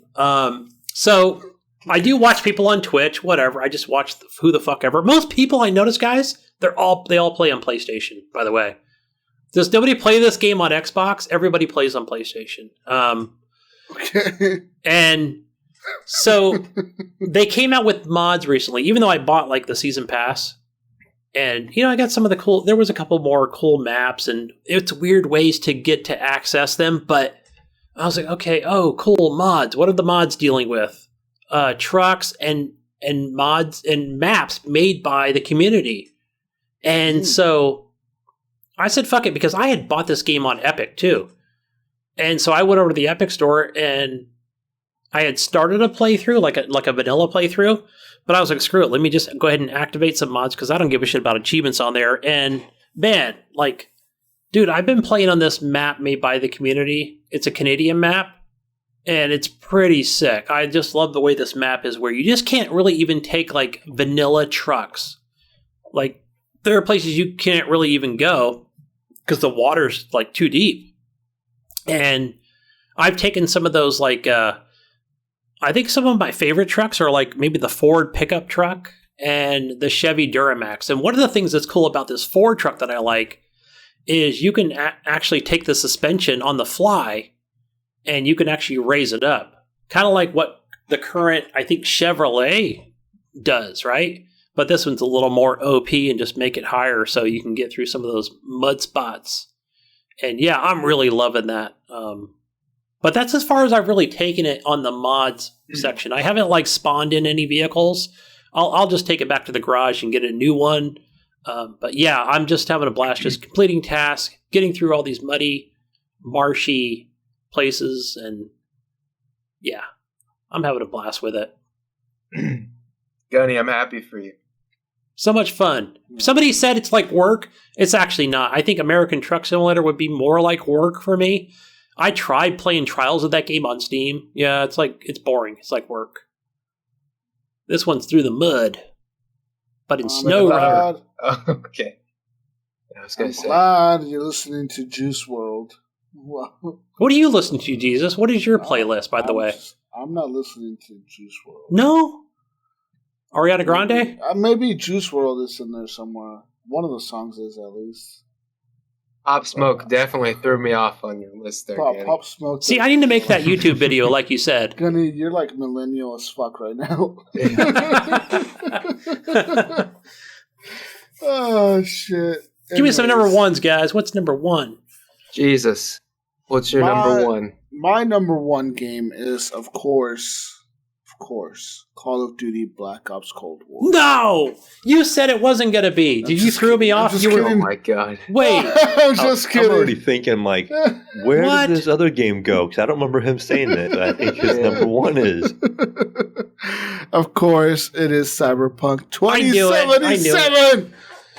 I fell in love with this game. Like I said earlier, this is a game that when I stop playing it, I want to play more of it. When I go back to it, I discover more every time I go back to it. Like recently, I went back to it and I got Johnny Silverhand's car, like his Porsche. And then I discovered that I could get the jacket that's in the cover of the game, the samurai jacket or whatever, that says samurai on it. I got that jacket, and then I discovered a faster car. Like, I think it's the fastest car in the game. You find it in some cave somewhere. I found that recently.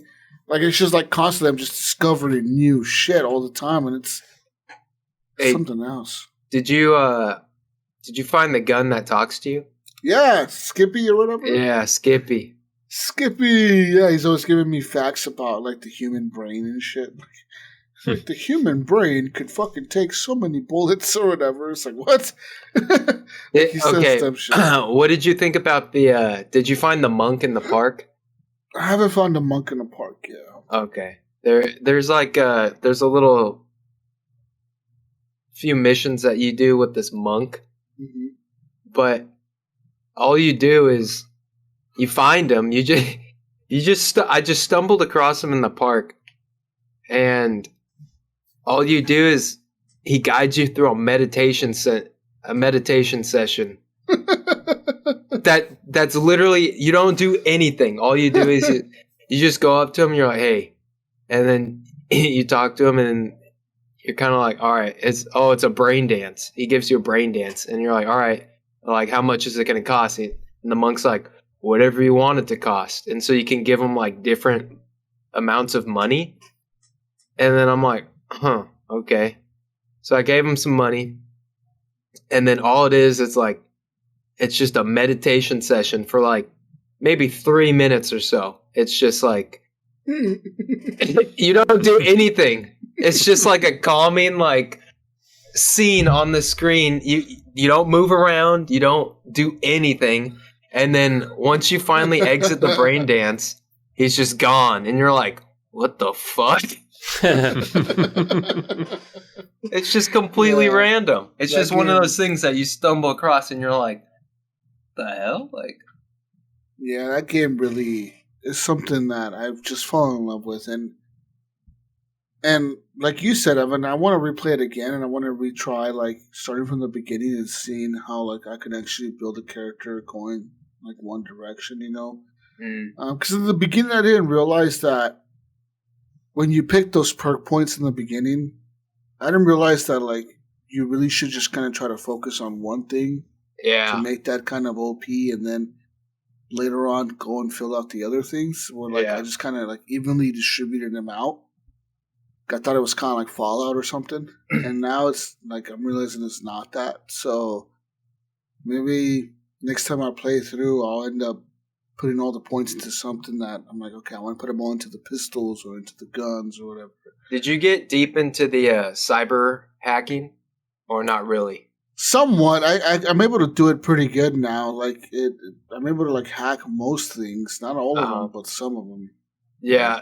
I hit this point like towards the end of the game where I started bumping a bunch of points into cyber hacking, and it's a completely different play style. That's kind of the reason why I was like, oh snap, like I can play this again completely different, because I got to a point where I could literally like go into a base and I just did little quick hacks, and I did one where if the enemy sees you, their optics get jammed for like 10 seconds. So I literally just walked into this base and just everybody that saw me, their optics just got jammed. And then they're looking for me. They're like, what the heck? And then I just walked in. I grabbed the file that I needed to get and I just walked out. I didn't shoot anybody. I was like, whoa. That's fucking awesome. Yeah, so... yeah, that game is something else, man. And like, I was just having a blast with it, and it lived up to the hype for me. Like, it really did. Like, there's it did really for me also. Complaints. Like I said, I was really close to giving it my number one. It's really good.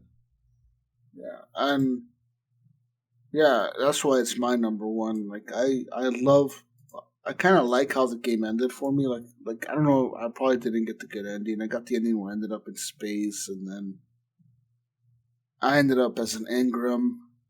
Like myself, like V ended up as an Engram himself. So you gave the body? Yeah, like no. I didn't give the body to Johnny. Johnny got killed. Like Johnny got taken out of my head. Oh. And they killed him. They crushed him or something. They deleted him or something. So he got taken out of my head, but then as you're in space or whatever, the doctors keep coming in and they keep testing you, and they keep like telling you like, solve this cube, and they give you like this Rubik's cube, and you have to solve it. And then they're like, okay. Then they're like, okay, tell me the first thing that comes to your head if I say this word. And then they'll be like love. And then you got to respond right away to like what comes up first or whatever. And then you give them the answer like, okay, like, and they keep telling you like, okay, love or this or that. And then they're like, okay, I need you to walk on this treadmill now. So, like, you get up and you walk to this fucking treadmill or whatever, and then they're like, okay, try to walk. And they tell you, like, okay, now we're going to speed it up a little bit, try to run. And then like, after, like, you do this for, literally, like, I swear, like, half an hour. Like, it's just the same fucking loop. In the game, you're actually doing these things for, like, half an hour. Like, you're like, what the fuck? Like, am I stuck in this loop? What the hell's going on? And then finally it gets to the point where V gets frustrated and he starts like saying like, no, fuck you. I'm not going to fucking solve this Rubik's Cube. I'm not going to fucking tell you what I think. I'm not going to walk. And then you start like breaking shit in the room or whatever. And then you realize you're in space. And then finally the doctor comes back in and she's like, okay, you can contact the people on Earth. Like we like opened up the computer where you can actually call people on Earth and talk to them, like talk to your friends or whatever. So like, you could call whoever was on Earth. So you can call like Pan Am or Judy or the cop guy. I forget his name. And then or whatever. Yeah, you call Rivers, you call Judy, you call Pan Am, you can call like some of the fixers or whatever that you did missions for. And like you can even call like Jackie's mom or whatever. You can call all these people and you can talk to them. And you're kind of like Pan Am is like, where the fuck have you been? It's been like a month. Where the hell are you? And you're like, I'm in space.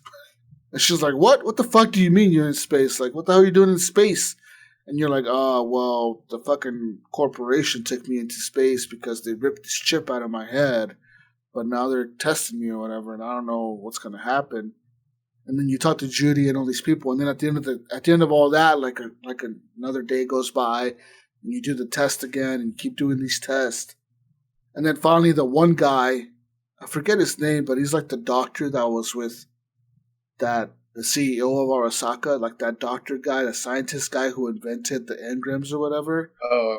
Mm-hmm. He comes into the space station and he comes to talk to you and he's like, hey, I'm here to tell you something. And you're like, what? And he's like, well, it's been like 4 months now since you've been on Earth. And he's like, and I got an option for you. He's like, you can either go back to Earth and die, like you're going to die in 6 months. Like that's about how long we give you. So you either go back to Earth and your body pretty much rejected the medical thing we did to you. It rejected it. And since your engram got taken out, your body's dying. Your body doesn't know what to do, so it's dying. And you can either go back to Earth, and I'll send you back to Earth right now. Like, you can grab your shit and leave. Or we can upload you into an engram, and then we'll put you into a body when we find a body for you. So then you have that choice to, like, be uploaded as an engram yourself, like, kind of like how Johnny Silverhand was, or you can just go back to Earth and die doing whatever you want. So like I think I ended up choosing being uploaded or whatever, and then it shows like V being uploaded, like he's like being hooked up to this machine or whatever, and they're like fucking telling him, okay, like you're gonna feel like this pain or whatever, but it's all good, like you're gonna be uploaded into this computer or whatever, and that's it. And like I thought, man, that ending was kind of fucked up. Like, you know, you ended up just like Johnny, you know, when the whole game you're trying to fight Johnny or whatever, and you ended up just like him. It's like, damn, that sucks.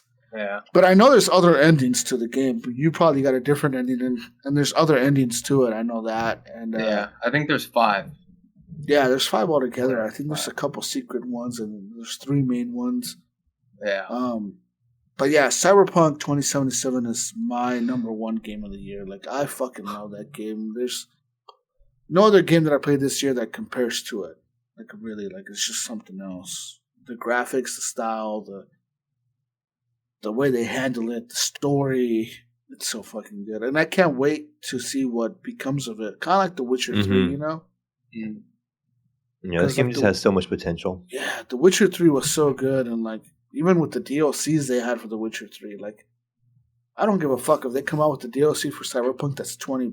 I'll pay for it. You know what I mean? Like, I'll pay it and I'll play it. You know, that's how good this game is. Like, I'm in love with it. You know, and there's really pretty much everyone that I know that's played it on PC has loved this game. Like, it's really the console people that are not liking it. And I get it. You know, they're having issues with it or whatever, but hopefully that gets patched eventually.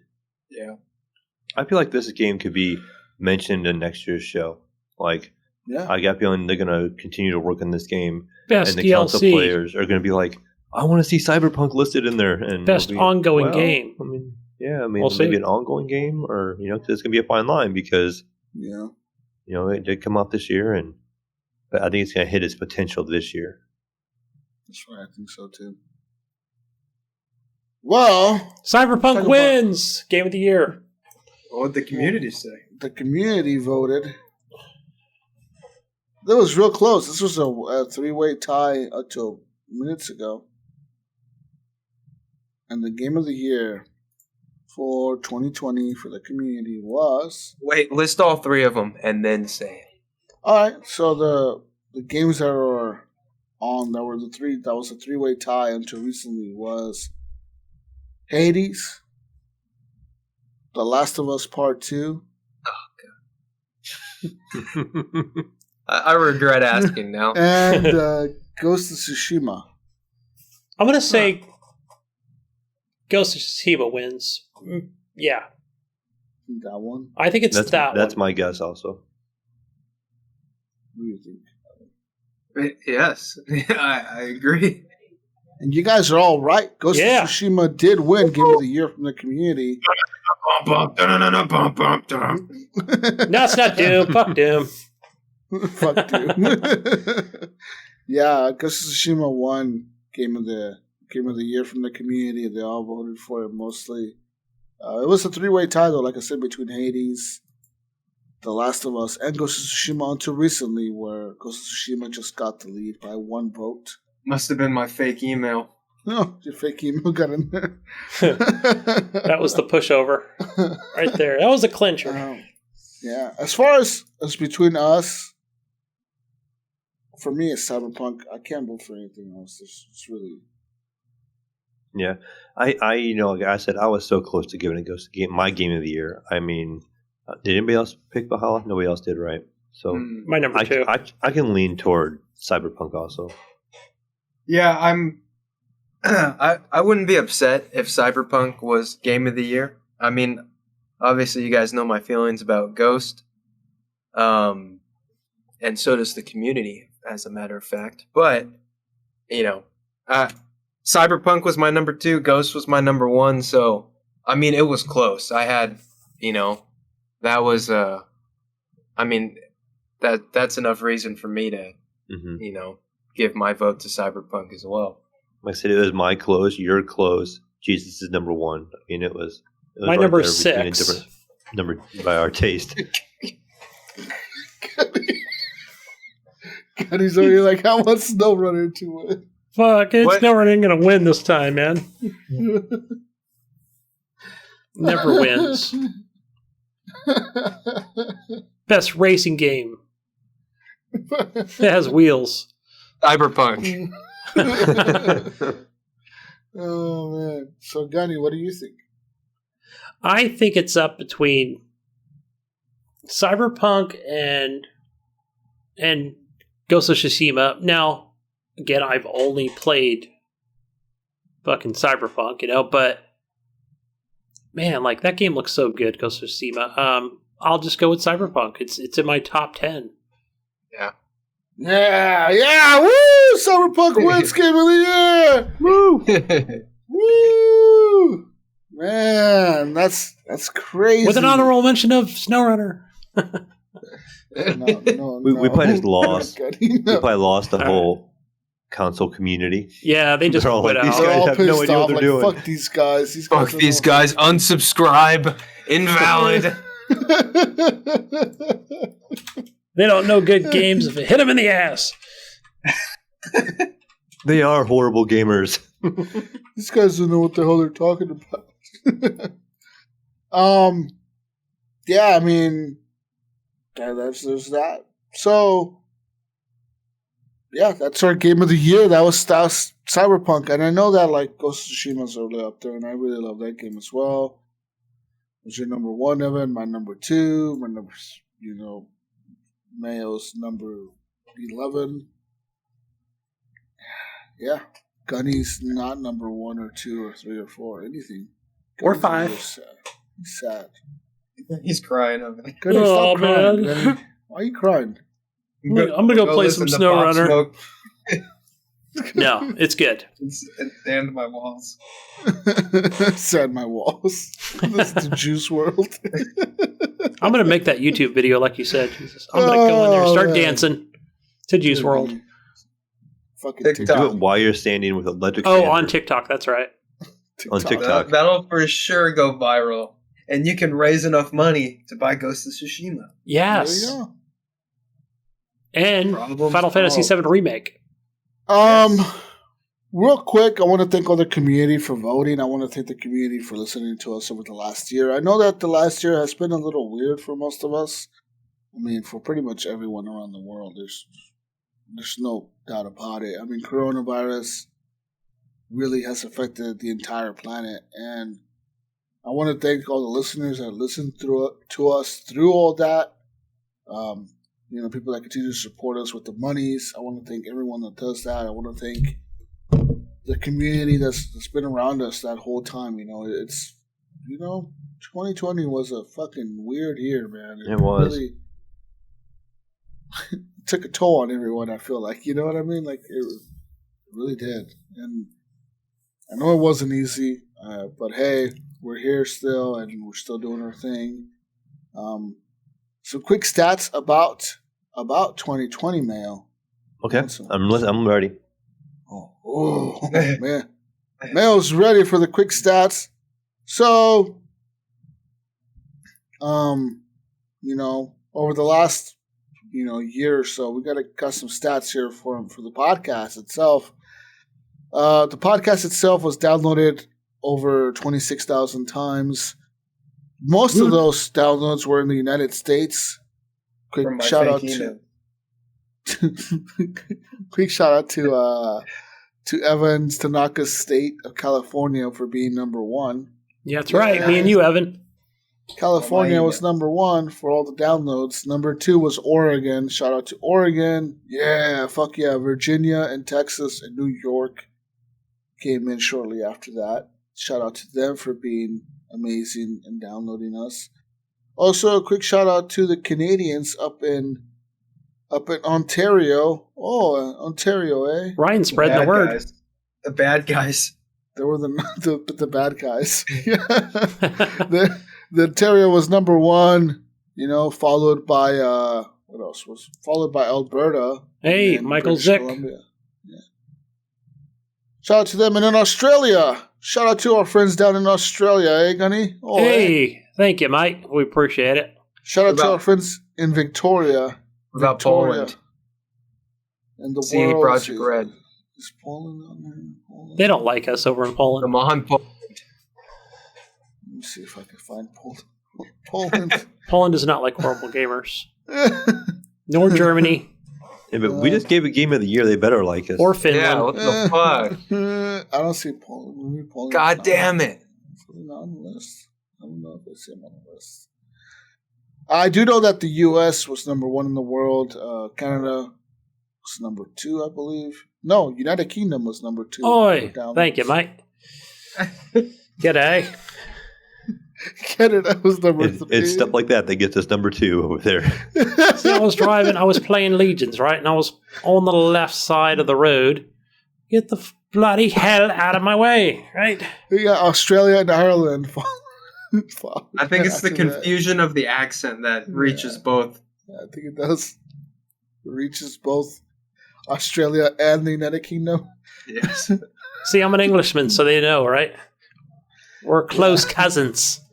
So shout out to everyone listening around the world. Horrible Gamers was downloaded in over 80 territories and countries over the last year. That's pretty amazing. I hope that includes the Vatican. I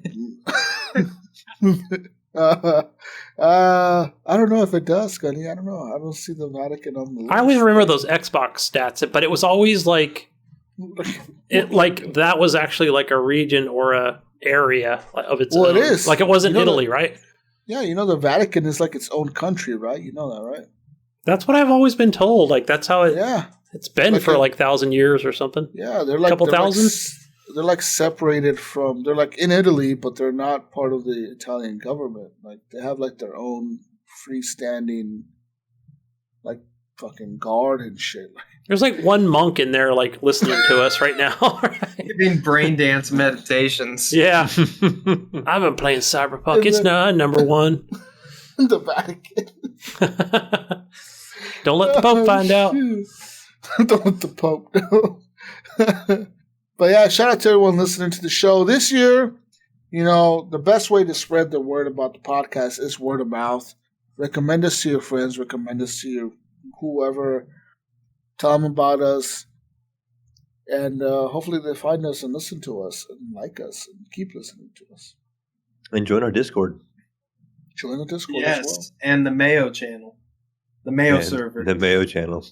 The Mayo server? Gosh, when's the last time we went on the Mayo server, Jesus? Mayo.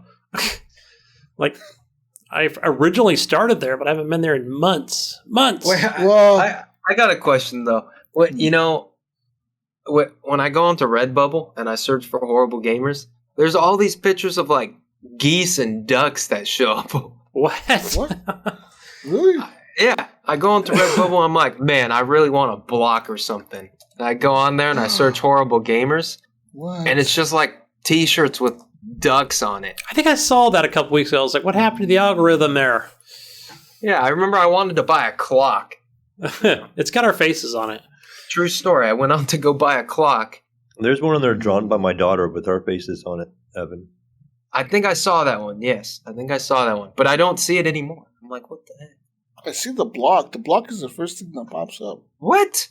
I think, don't you have to do HGP, maybe, Jesus? No, I mean, I see it on What there. kind of Chrome browser are you using, Evan? Jeez. Bro. Yeah, what kind of hobo-ass shit you using? I go to the horrible gamers page, and all there is the coasters. No, there's blocks. No, you're fucking lying. No, it's not even a coaster. There's the block. It's a block. Never mind. There's a poster even. I don't see the poster. All I see is the block. Poster. There's a pillow. There's a sticker. When I search horrible gamers, this fucking duck shows up. Who wants it? Oh, is that what the hell? Yeah, Get it's that like duck out of here. What's that thing? What's that in the duck's mouth? It's a bat. It says baseball Bat in the duck's It says, mouth. mess with the honk, you get the bonk. But yeah, anyways, that's all I have for stats, ladies and gentlemen. But yeah, thanks to all of you. Thanks to you, Mayo, for being here this year. Thanks to you, Gunny, for being here this year. Thanks to Evan for being here this year for giving me the show. I'm just here for a good time. Mm-hmm. Yes, thank you. Yeah. Mayo, you are the favorite host of the year. Yeah, woo. Yeah. You know what? That means I'm gonna quit now. Nah, we can't have the show without Jesus. Congratulations, Mayo. Shout out to the Jesus and the Evans. And we gotta have our Gunny. We gotta have our Jesus. Can't have it without you guys. it's been fun. I look forward to playing more games this year. Definitely, I look That's forward. my to, goal. Hopefully, That is my goal. I want to buying- play more games. hopefully buying the PS5 this year. We can all hope, right? That's like the major hope, but like I don't know if that's gonna happen. I think we'll have them by May. By My May? brother got one. He got it from Did he? Kohl's. What's Kohl's sells Yeah. consoles? Yeah, I had that same thought. I saw Yeah, that the I other remember day the that Xbox somebody One mentioned being there. Kohl's, and I was like, wow. What? Cole, you know what? You know what it is? Kohl's is on the limit. Yeah, that's where I buy my clothes. How the fuck did he get a PS5 from Kohl's? He was really thirsty for one, and he was scavenging. Was he shopping for jeans and he's just like, what's this? Hey, let me get one. No, he got a bunch of money in Kohl's cash too. Oh wow. Well, so they have a deal with Amazon. I know that but you can go directly to that Kohl's website like my wife always does. But I know that like she can take anything, and they have and you guys probably know this, but there's like an Amazon person you can walk directly up to. But you got to print a piece of paper out, and then boom, just an automatic return. There's no waiting in lines or anything. And I think I've heard about it. yeah, it's the coolest thing ever. And so, yeah, I know that they have, like, there's all kinds of toys that they've always sold. I guess they were bigger at one time. Toys and electronics.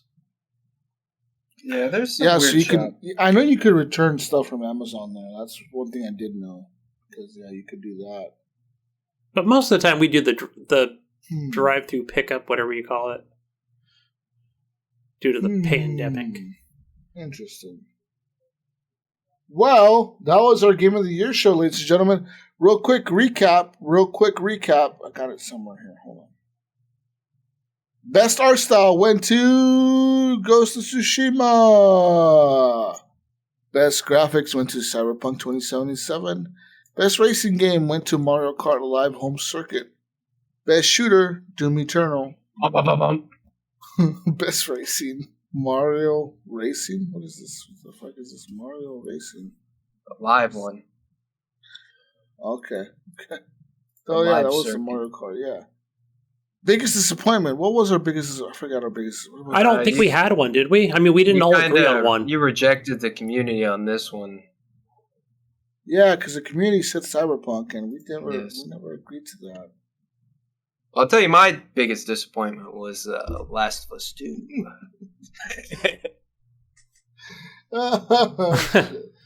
Mine was Watch Dogs.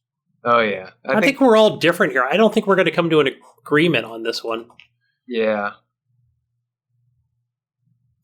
I thought my biggest disappointment was Crucible. Yeah, that was going to be mine, guys. I was going to say Crucible because not that I anticipated it, but right, that was the biggest fail. Yeah, I think. I mean, if a guy, that was pretty. I will agree on Crucible right away, right out the gates. Just another fact here on this one, guys, was 2020 was a disappointment. Yeah. Oh. You remember what the statement was on the developers that came out after the game had come out, and when they were talking about shutting the servers down, they were like, you know what, guys, we went back and we made this game, we went and played it. You're right, it's boring. And then they took it down. I was like, oh, that was like the most embarrassing thing to hear from them. Damn, Gunny. Well, I don't think we have a biggest disappointment because we can't come up with the... Yeah, none of us played the Crucible, right? So... Biggest surprise was Among Us. Best indie was Hades. Best ongoing was Minecraft. The most influential of the decade apparently was CSGO. I think it was Minecraft. PUBG. I don't care what Mayo says. Best action adventure went to Ghost of Tsushima. The favorite host went to Mayo Man. Yeah. Game of the year for us went to Cyberpunk 2077. For the community, it went to Ghost of Tsushima. Damn, that was close. Cyberpunk wasn't even close for the community. Well, it was their biggest disappointment, so we would question all the community votes if and there were if it was Game of the Year. There were things in there, guys, when I was setting up some of these polls where I had talked off the air earlier about the way this was displayed on certain websites through other gaming media outlets was the way they had it described was Cyberpunk, the console edition. And I thought, it would be too confusing to kind of put those in the polls like that. So I just left it at Cyberpunk in different categories. I thought it was fair. Mm-hmm. Anyways, with that being said, I'm done. This has been a long show. How long has it been? Holy cow. I've been recording now for almost 7 hours. We're getting close to 7 hours. That's almost my full work day. Yeah, we've been sitting here probably for 8 hours. We were, of course, we were here an hour before Jesus. So, 7.5. I've been sitting here. Jesus, I'm about to sleep over here. I'm ready to go over and play some SnowRunner. Oh man, celebrate. With that being said, guys, you can find me on everything as Jesus Walks a Lot. Not your favorite host, Salty boy. Not your favorite host. What kind of bullshit is this, guys? Come on. 6 fucking years now? Yeah, it's how long it's been. I looked at Facebook, Jesus. It's been 6 years. 6 fucking years of this shit, and I'm not their favorite host? Mayo comes in for a year and a half, and now he's the favorite host? We had to have something fresh for a little while. I'm sure you'll be back. What in the fuck is going on here? This is some rigged-ass elections right now. He showed us the ways of the PC, though. All the votes were or at least, both of us, actually. Right? Don't tell him, Eben. My bad. This is all bullshit. What the fuck? Damn it. Gunny, what the hell? He showed us the way of the higher frames limit. This is some bullshit. Anyways, find me on everything, or maybe you won't because I'm not your favorite host. As Jesus Walks a Lot. He's probably in my friends list. Just look for him there. Yeah, find me on your favorite host friends list. Let's go to the Mayo on Steam. Shit. Oh man, this is some shit. Fuck you, Mayo. You bullshit. Playing the ass. Mayo Pass, probably. Fucking favorite host. The hell is this shit? Gunny, what the hell, Gunny? Man, you know what? As your second favorite host, go find me on Xbox as Gunny Chief. Over on Steam, the Gunny Chief, or, Gunny Chief. I'm over on that Uplay store in Epic.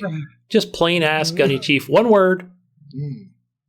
I do got a PlayStation too. HGP_Gunny. It's gamer tag. Nice. And you can find me, in your favorite place, the Discord, number one most active person over there in the Discord. Level The 8. Stats don't lie. We'll have Yo Jesus connected to me somewhere. We'll find him. We'll get him going. Oh God. But you're gonna find me over there as the Mayo. Come join us. Join the Facebook group. Join the Discord group. Come say hi. Come hang out. Do some community nights with us. We're gonna play something. What are we gonna?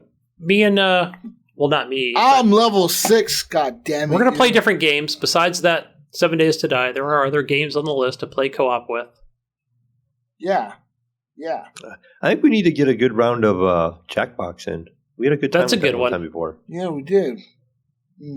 I have it. I can stream it. And actually, I found out the best way to play that is that you stream it on Discord because there's no delay.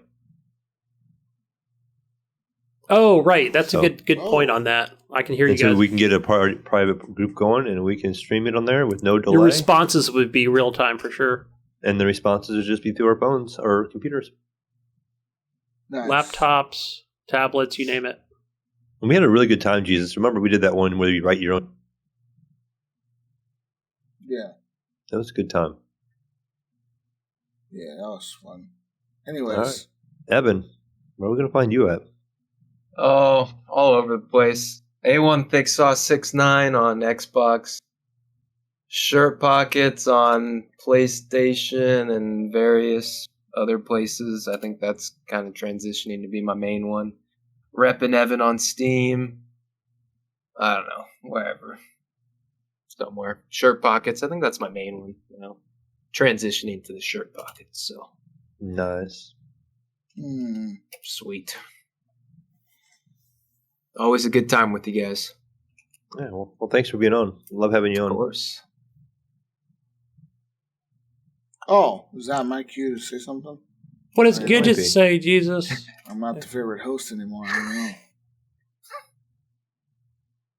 don't know. Mayo, you go then. Take us out of here, Mayo. Number 1. Yeah, man. All You right. got that employee parking spot. You do it. Oh, yeah. Is that how I get the new parking spot? All right, guys. Peace out, guys. Catch us next week on another episode of the Horrible Gamers podcast. We're the second best host, Gunny. Third best host, Jesus over there. We will all be here next week. Come tune in next week. Check us out. I won't be here. See you guys. Bye. Later. Peace out. Bye, everyone. Bye.